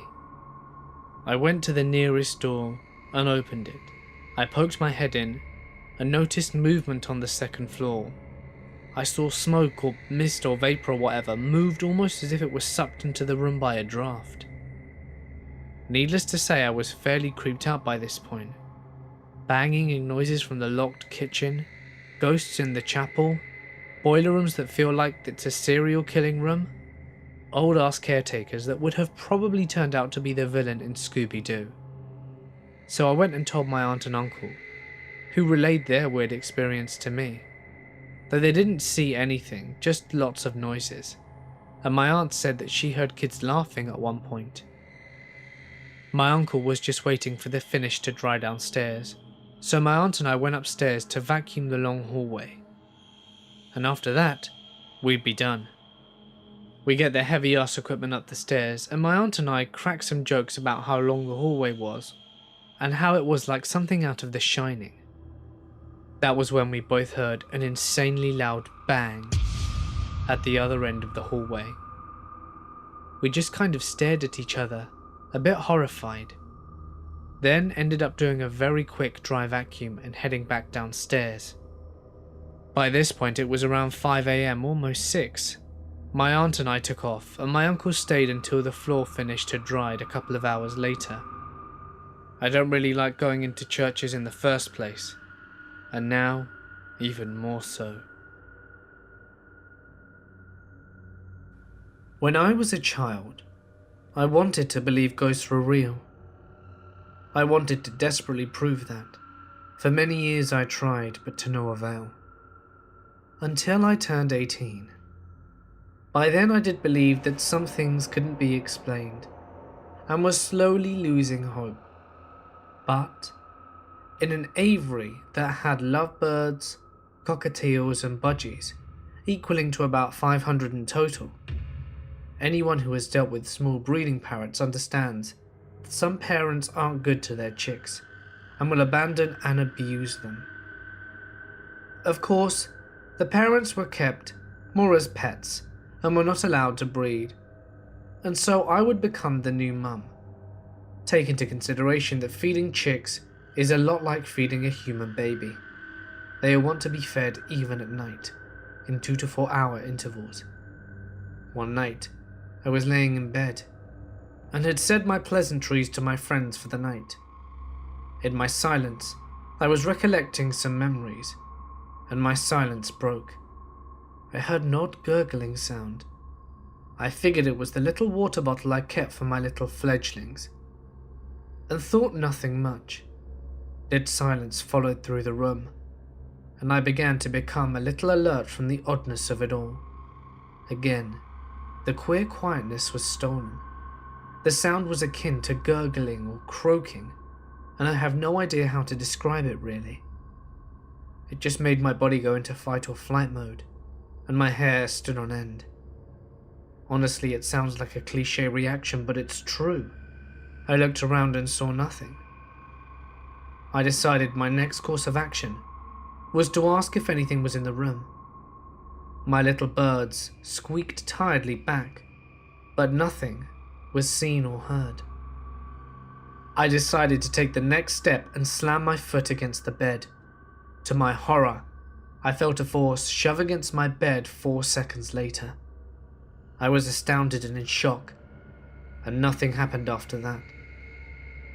2 weeks later, I was walking into the kitchen and went to the fridge. Before I opened the door, that same noise was heard not 2 inches from my face. I don't remember grabbing anything from the fridge, but I do remember walking back to my room calmly, where I noped for the rest of the night. A month later, in the middle of the day, I was talking to my friend on Skype, and the door to my bedroom started shaking violently, and I screamed at my brother to stop it. He yelled from the bedroom that it wasn't him, and I quickly opened the door. Nothing. How my fat-ass brother could silently run to the living room in a second is beyond me. I can't explain it. I'm pretty sure my friend pooped his pants on the other end, and I was happy that something happened in front of someone and that I couldn't explain it.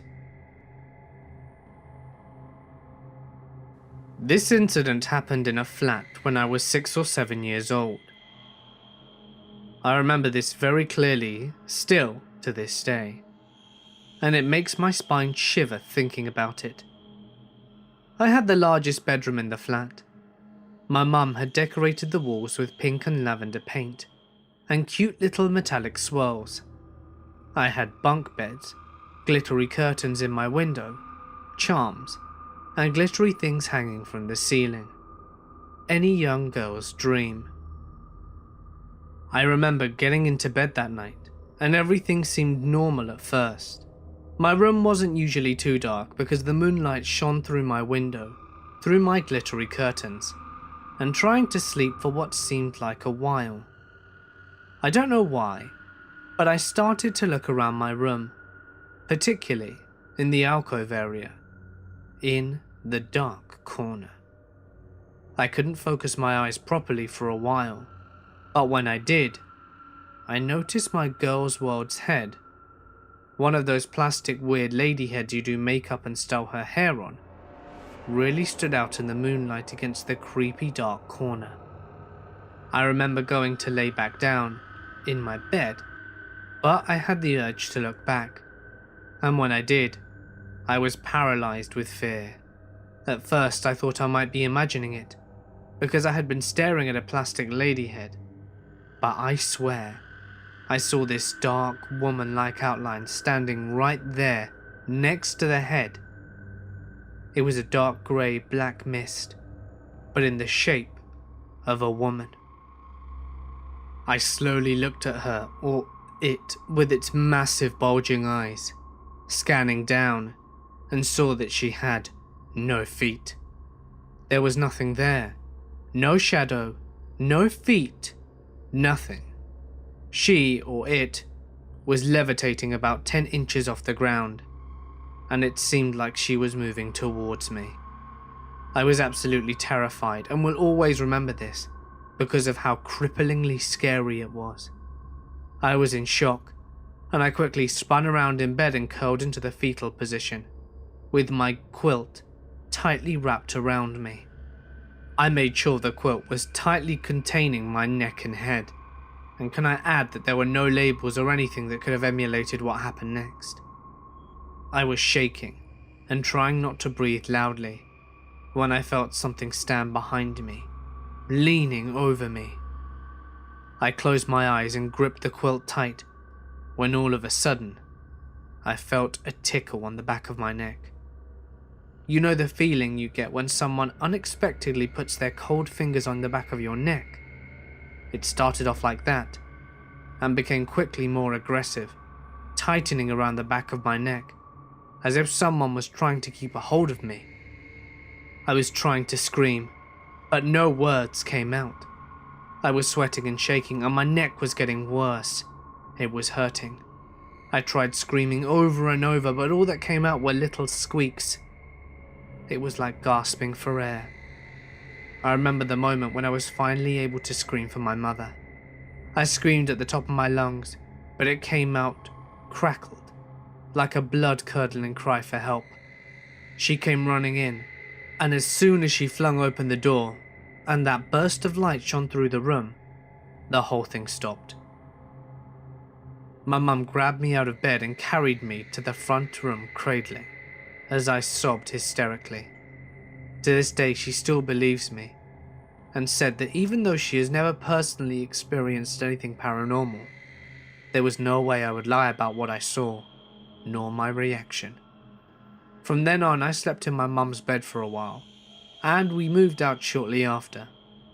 I'm grateful we haven't needed to go back since. Early this morning at approximately 3 a.m, our 8-year-old daughter came into our room because she couldn't sleep.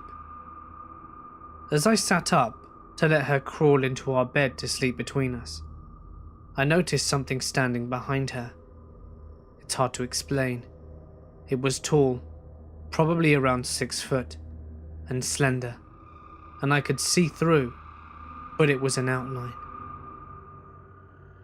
I didn't say anything because I didn't want to scare my daughter, and I lay back down hoping that if I ignored it, it would go away. About 2 minutes pass, and it says my name. I turn around to look into its face.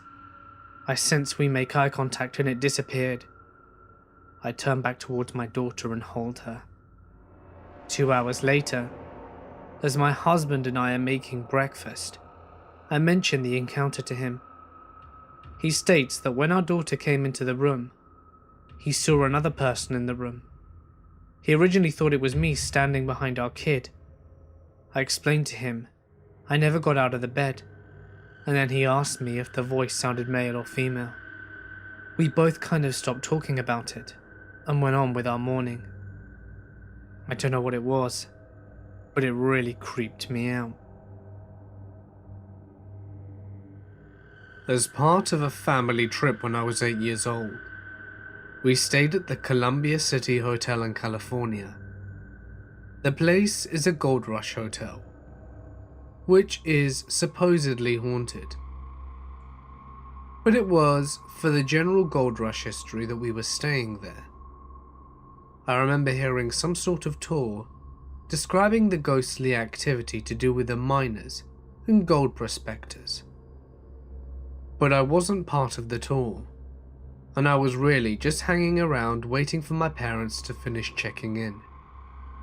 That night when we went to sleep, I had pretty much forgotten that the place was supposedly haunted.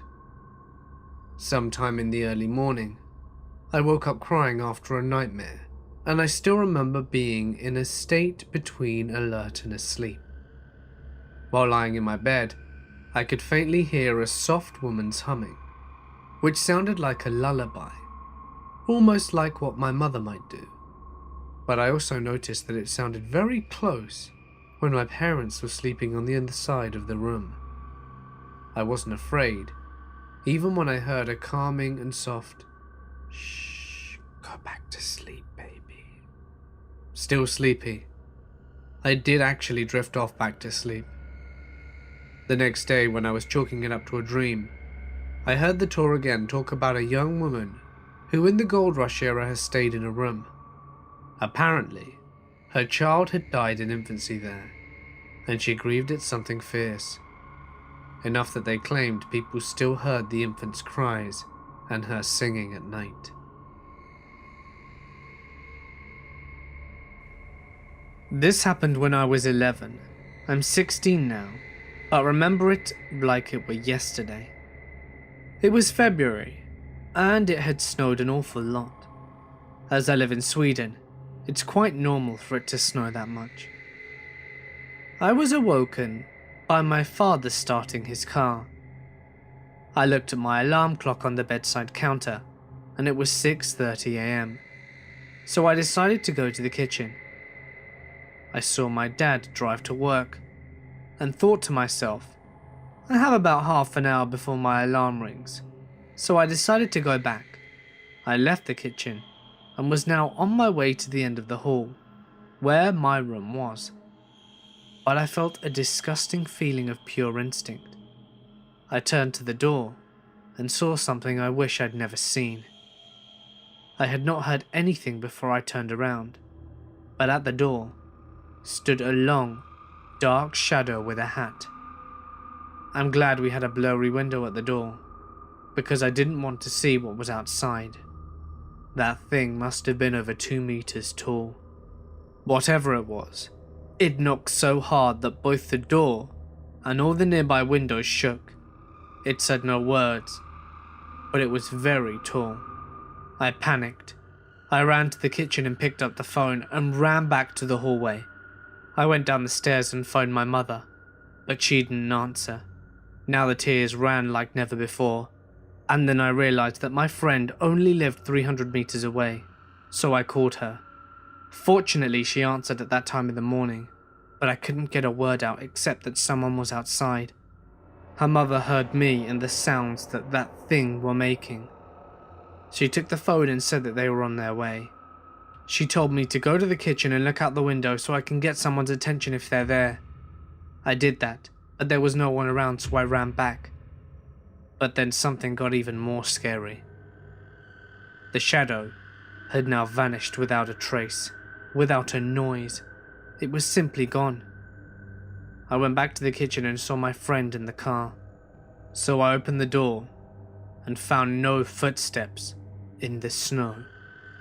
My friend stayed with me a while. Her mother was driving around searching, but she found nothing.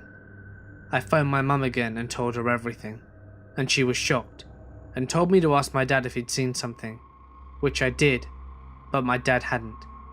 And the crazy thing was, the thing appeared about 10 seconds after my dad had left.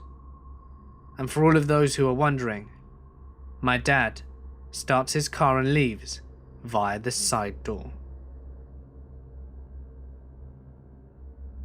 I've been home alone all day with my dog, watching football. I live with my parents, but they've been gone all day, working on a house they recently bought. 2 hours ago, I left my house to go wash my truck at the nearest car wash. Shortly after, and one clean truck later, I returned home. Upon doing so, I came inside, took my dog out, let him back in shortly after, and gave him a treat. The dog runs off and I begin washing the dishes.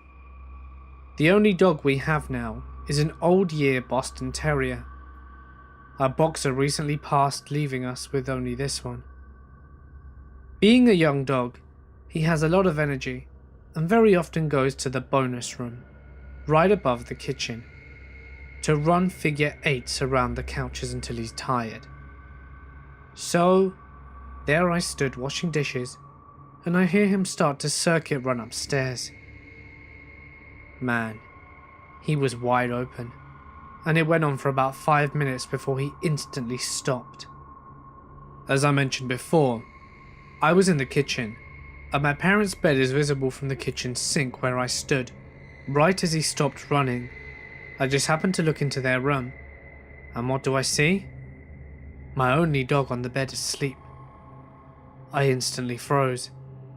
It felt like the gears in my brain were screeching to a halt, as I stood, trying to figure out what I'd just heard, or how he got so fast downstairs without me noticing and fell asleep. After standing at the sink confused for longer than I would like to admit, I finished the dishes and go to the laundry room to tend to my clothes. The laundry room is between my parents' bedroom and the stairs going up to the bonus room. I stood, folding clothes, when I see my dog, now awake, walk slowly by the door towards the stairs, with his head inches from the ground. Again I froze. I hear it. My dog begins growling quietly and deeply. I peep my head out of the laundry room, and he is at the foot of the stairs, staring upwards towards the top, hairs on his neck straight up, steadily growling. This is all I wanted. I'm not afraid to admit it. It freaked me out. As if this wasn't enough, I called my dog and had him follow me back to the living room to sit up on the couch.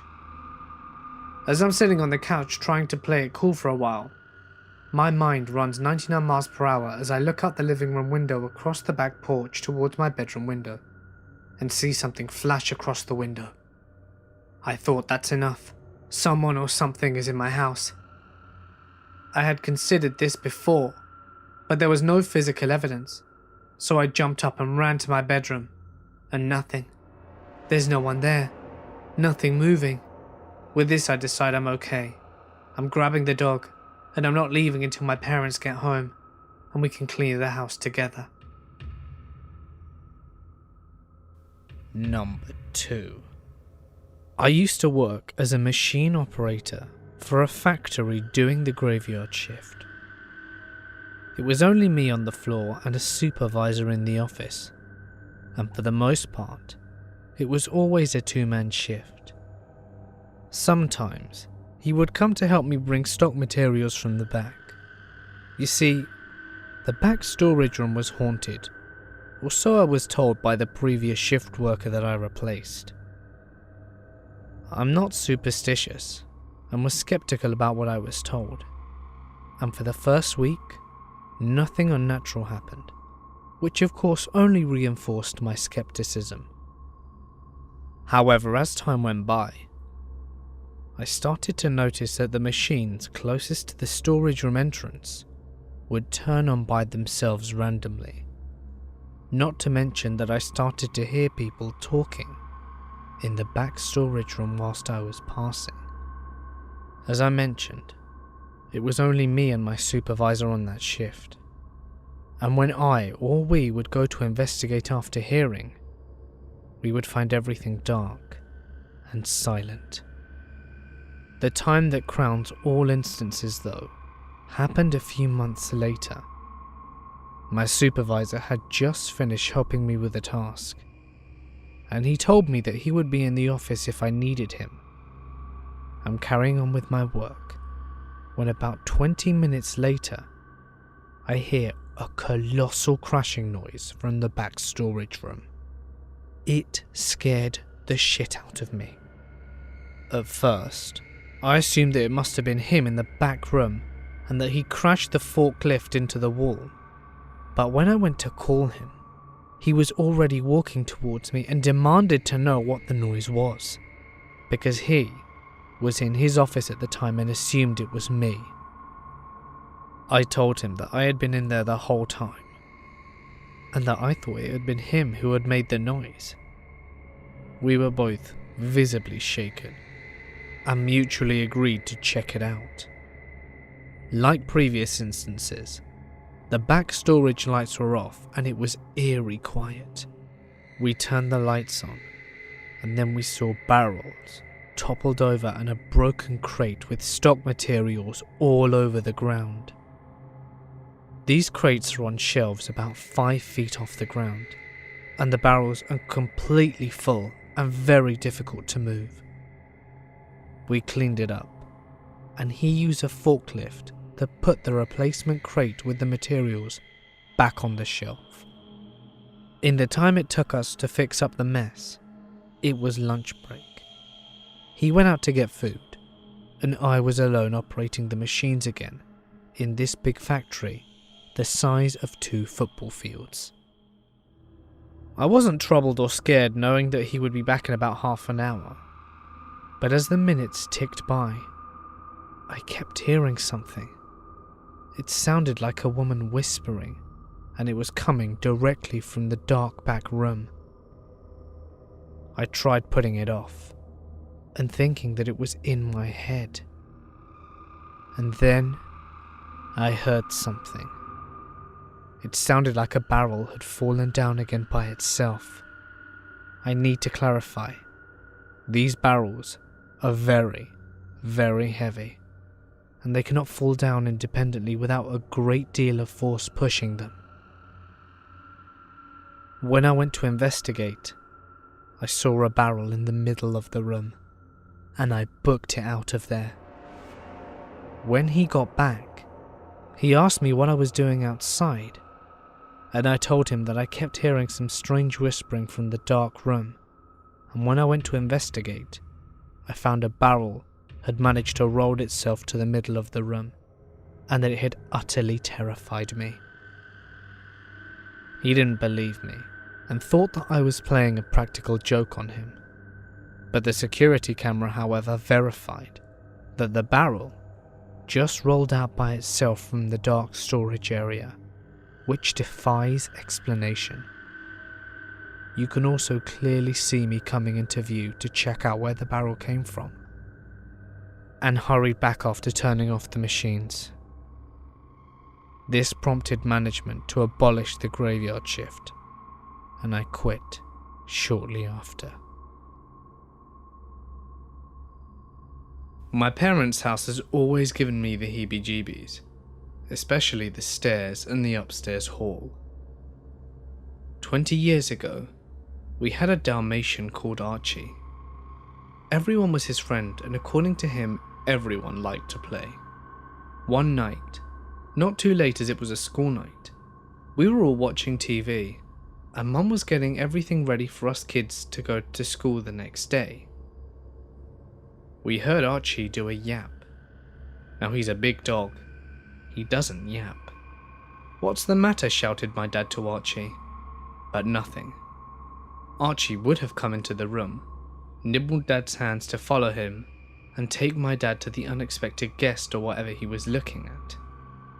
Going to make sure he was okay, Dad went into the hall to find Archie, play bowing and leaping as if playing with someone, but no one was there. Archie was bowing and leaping at the empty staircase, which was very, very odd. "There's no one there, you silly dog," my dad said. My dad switched on all the lights upstairs and investigated every room, knowing that all three of us kids were in the living room watching TV with my mother. Archie's head started to move, as if he was watching someone go up the stairs. My dad, now intrigued by the idea that the dog had seen something, or someone, said, "Well, where did they go? Go find them." Archie ran up the stairs past all our bedrooms and nearly went headfirst into the bathroom wall. He was chasing whoever or whatever he'd seen. He stopped and just looked at the window in the bathroom. Whoever or whatever it is had gone, and left my dad very unnerved that night. 15 years had passed and we'd all grown up, and unfortunately Archie had passed away. A year or so after Archie had passed, they decided the house was too empty without a dog, and got another dog called Lily. Bringing her home, Dad got her certificate and put it away, noticing Lily's actual date of birth. It was a year to the day of Archie's passing. And guess what? She's been seen playing, bowing and leaping, whilst looking at the stairs, at seemingly nothing. I lost my mother at 16 years old, and I was so stifled in the room at the time she passed, like the room were at full capacity. The room was dark, although the curtains were open, and it felt claustrophobic, not just to myself, but to the others in the room as well. As soon as my mum passed, the air lightened, the shadows dissipated, and the room was brighter again, despite the sadness of a few people who were in there. And this was just the beginning.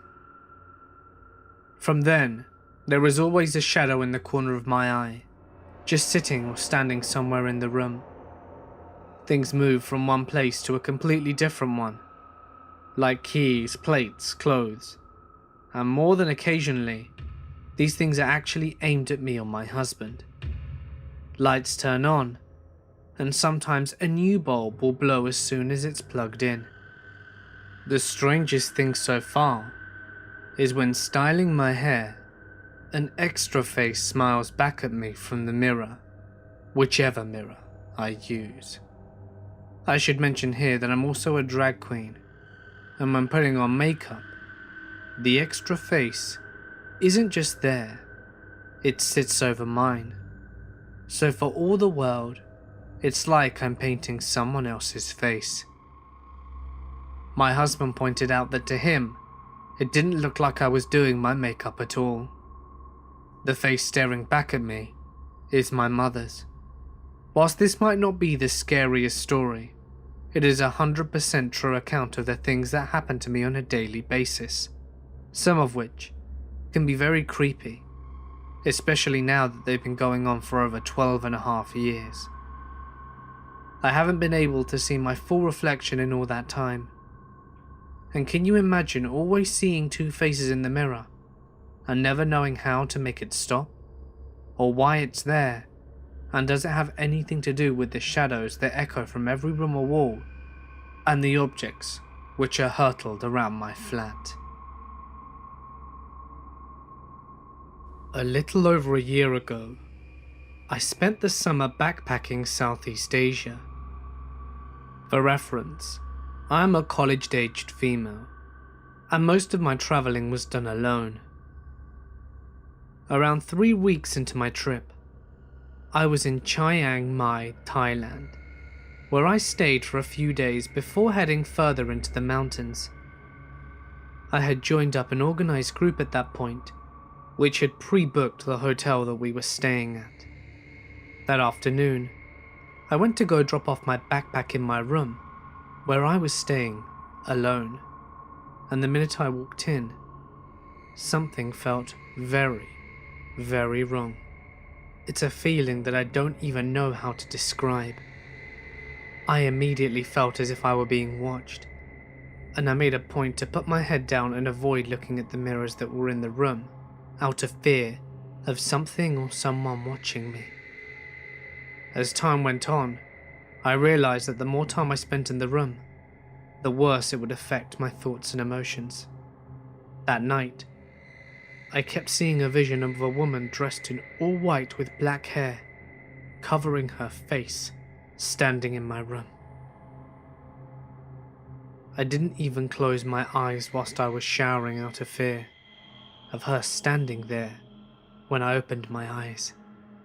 I could have sworn I wasn't alone in the room, and that the other presence was malicious. Also, that night, I was walking back out of the bathroom, and I glanced at the glass bottles of water that were set out. In my head, a whole scenario played out of me breaking the glass water bottle on the table and using it to slip both my wrists. I'd never had any thoughts like that, and so I was extremely distressed and scared. Next morning, I got up early and left my hotel room to do some sightseeing. About an hour in, I felt extremely nauseous and lightheaded, afraid I was going to pass out on the street. I went back to my hotel room and lay down to get some rest. As soon as I was back in there, an overwhelming sense of dread hit me. I got the idea in my head that I was going to die that day. Everything in my mind was telling me that once I closed my eyes, I would never wake again. I kept telling myself that I was probably just ill or dehydrated, so I kept drinking water and telling myself I was going to be okay. I was still awake, but I shut my eyes, and immediately I had a vision that demons were grasping onto my ankles and tried to pull me into hell. At that moment I was praying and screaming in my head. In my vision, something grabbed my hand and pulled me up, and then I passed out for several hours. When I awoke, I immediately left my hotel room and felt fine. But that night when I came back, I was having the same vision of the woman and feeling like I wasn't alone. We left the next morning, and nothing remotely similar has happened to me ever since.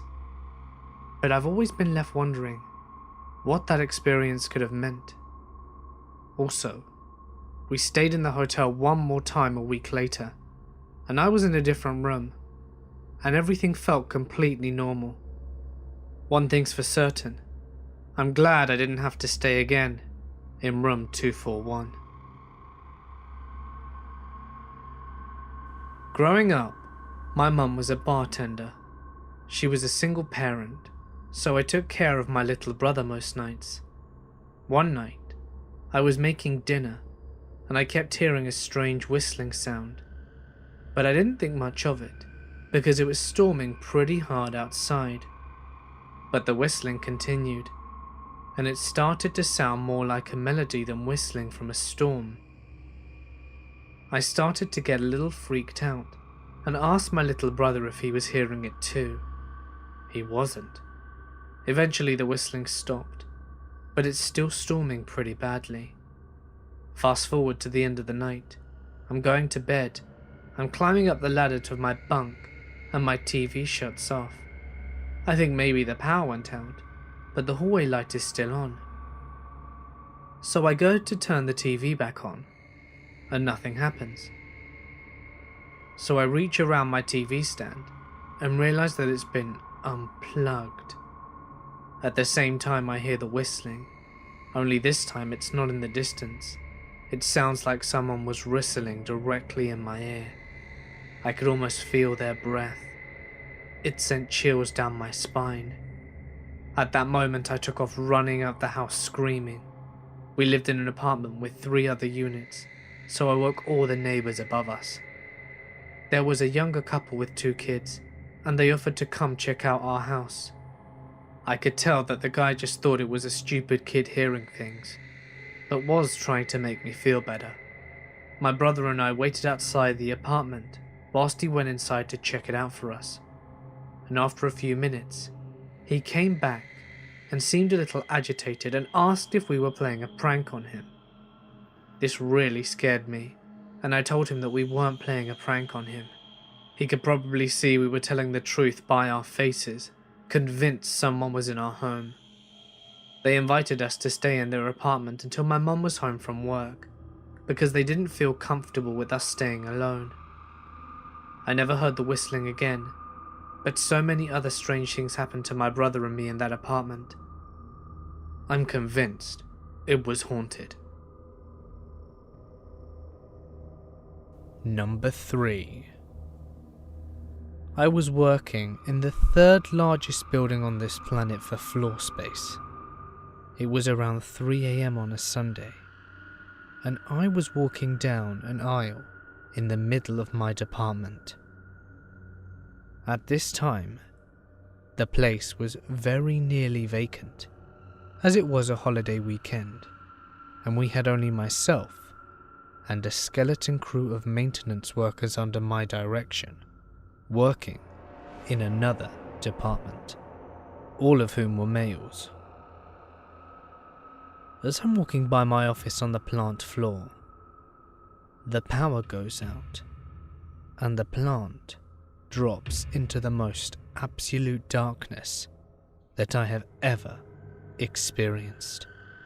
With the power gone, I hear the various machines spinning down to rest, and the silence becomes overwhelming relative to the background noise that I had gotten used to.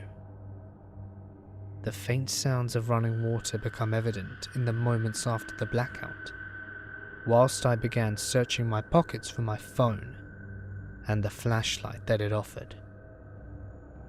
As my hand found the phone, a scream erupted from somewhere nearby, muffled and distant.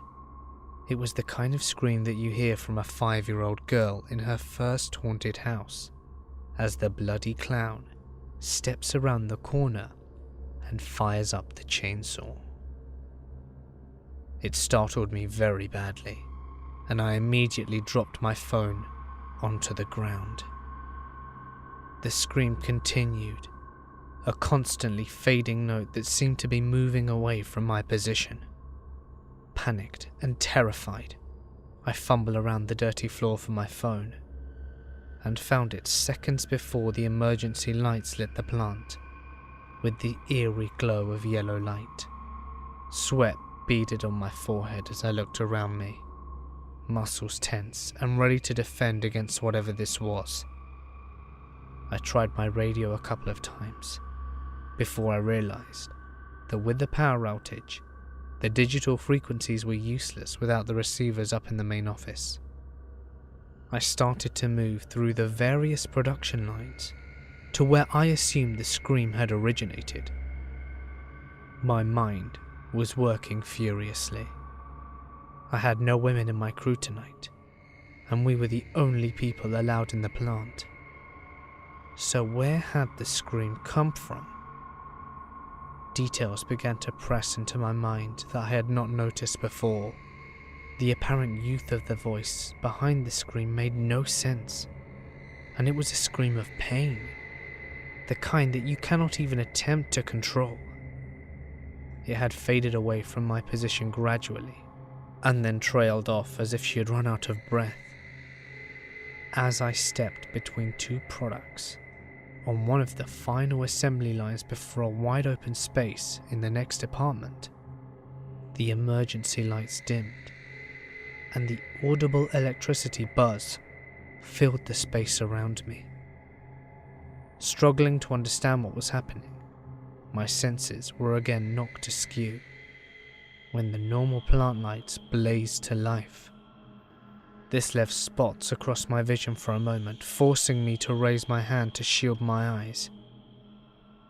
As the shadow crossed my vision, I saw it. Or rather, I saw her. Only for that moment. She stood there, hand outstretched towards me, a vague outline, partially hidden behind one of our products. Dark features were the only distinguishable characteristic that I can remember, as my reflex in that moment had been to blink against the bright lights, and after that, she was gone. To this day, I have no idea if what I saw was real, or if I had imagined it. No tales are told of the mysterious young woman in the repair hall, not by anyone but myself. No one knows of any deaths matching to her description in the area, or ghosts known to haunt the plant. Not a soul had heard a scream in the darkness, not before, during, or after those black pre-dawn minutes. Believe me, I tried to find someone, anyone with information that might explain what I saw, but all to no avail. I'm left wondering, with a memory more crisp than any photograph I've ever seen, of that young woman standing in the distance, her arm outstretched towards me. Needless to say, I did not revisit the same location of the event, ever, because nopes don't get any bigger than that. My first paranormal incident was apparently when I was around 4 years old. My mother told me this story, yet I have no recollection of it ever happening. So here it goes.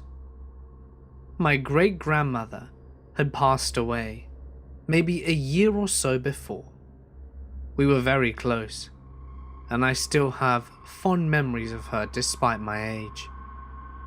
I was young and called her Nan, which was not her real name. Her real name was Sheila, even though I didn't know it at the time. At such a young age, I had no way of knowing her real name, and I only found this out years later after my mother told me. Apparently, on the 5th of August, when I was around 4, I came running up to my mother, who was in the kitchen. She leant down and asked me what was up, and according to her, I said, "Sheila says, 'Happy birthday, Rosie.' My mother's name is Rosie. Today, the 5th of August, was her birthday, and my mother's mouth fell open with shock. She felt the hairs on the back of her neck stand on end, and got a sudden chill. Not only did I not know my great-grandmother's name, I didn't even know my mother's real name, and to be honest, I didn't even know it was her birthday either. Perhaps my great-grandmother had spoken to me and told me to tell my mother, or else, why else would I have said that? I still don't know to this day, and like I said, I have no recollection of it at all. Still quite creepy though. Number 1. At the time, my father worked around the UK, and he had a business meeting in Manchester on a Friday. My parents decided to make a weekend of it, and do some shopping and go for a nice dinner.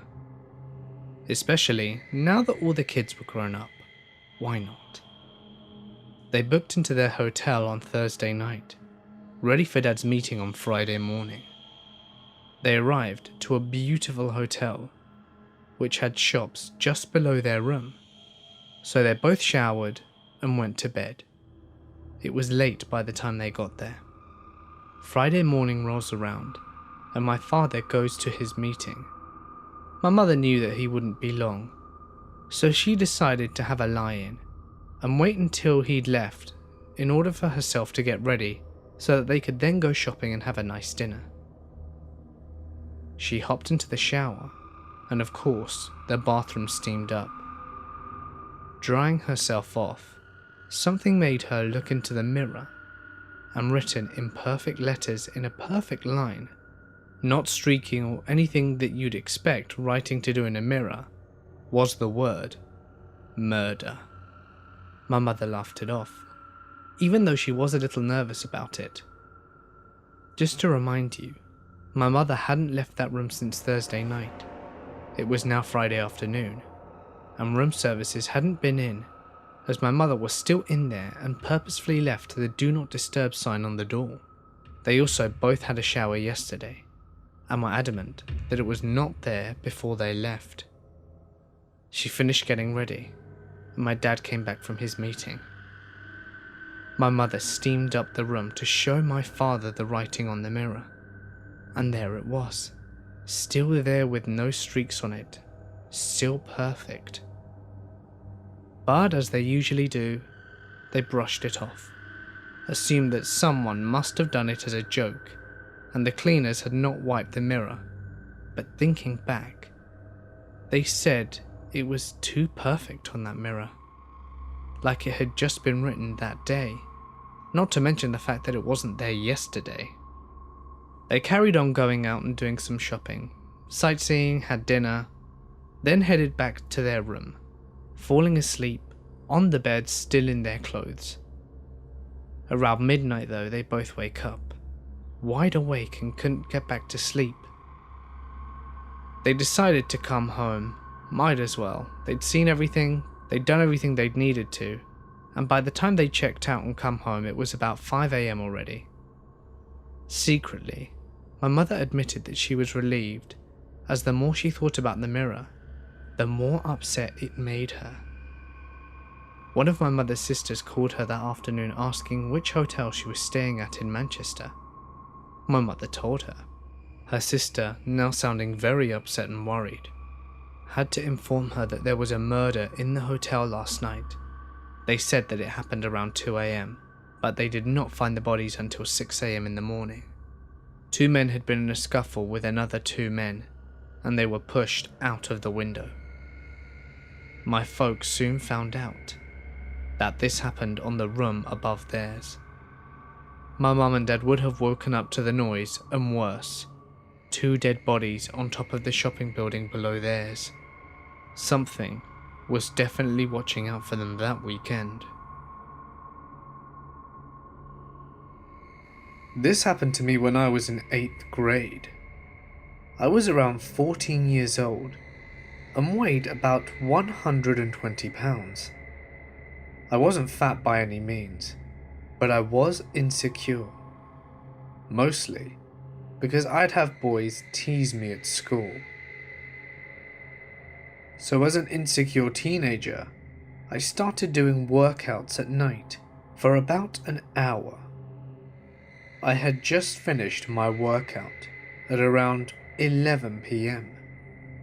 I knew I was going to regret going to bed so late, because I had to be up for school around 6 AM, but decided to take a quick shower anyway, even though I was already feeling rather sleepy.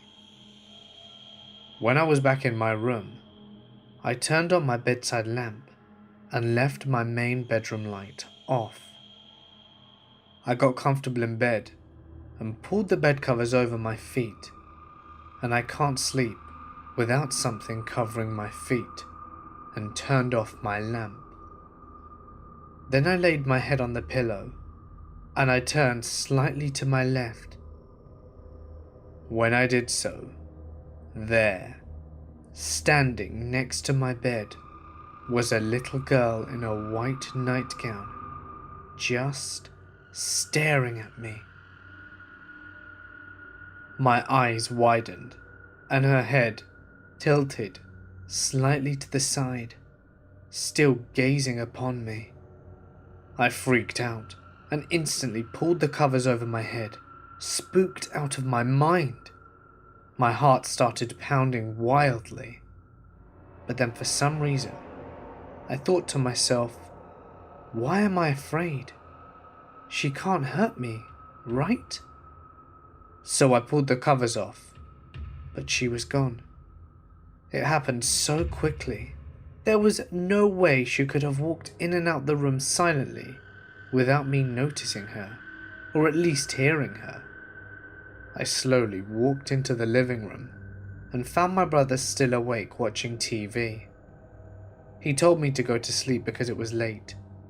He seemed surprised that I was still up.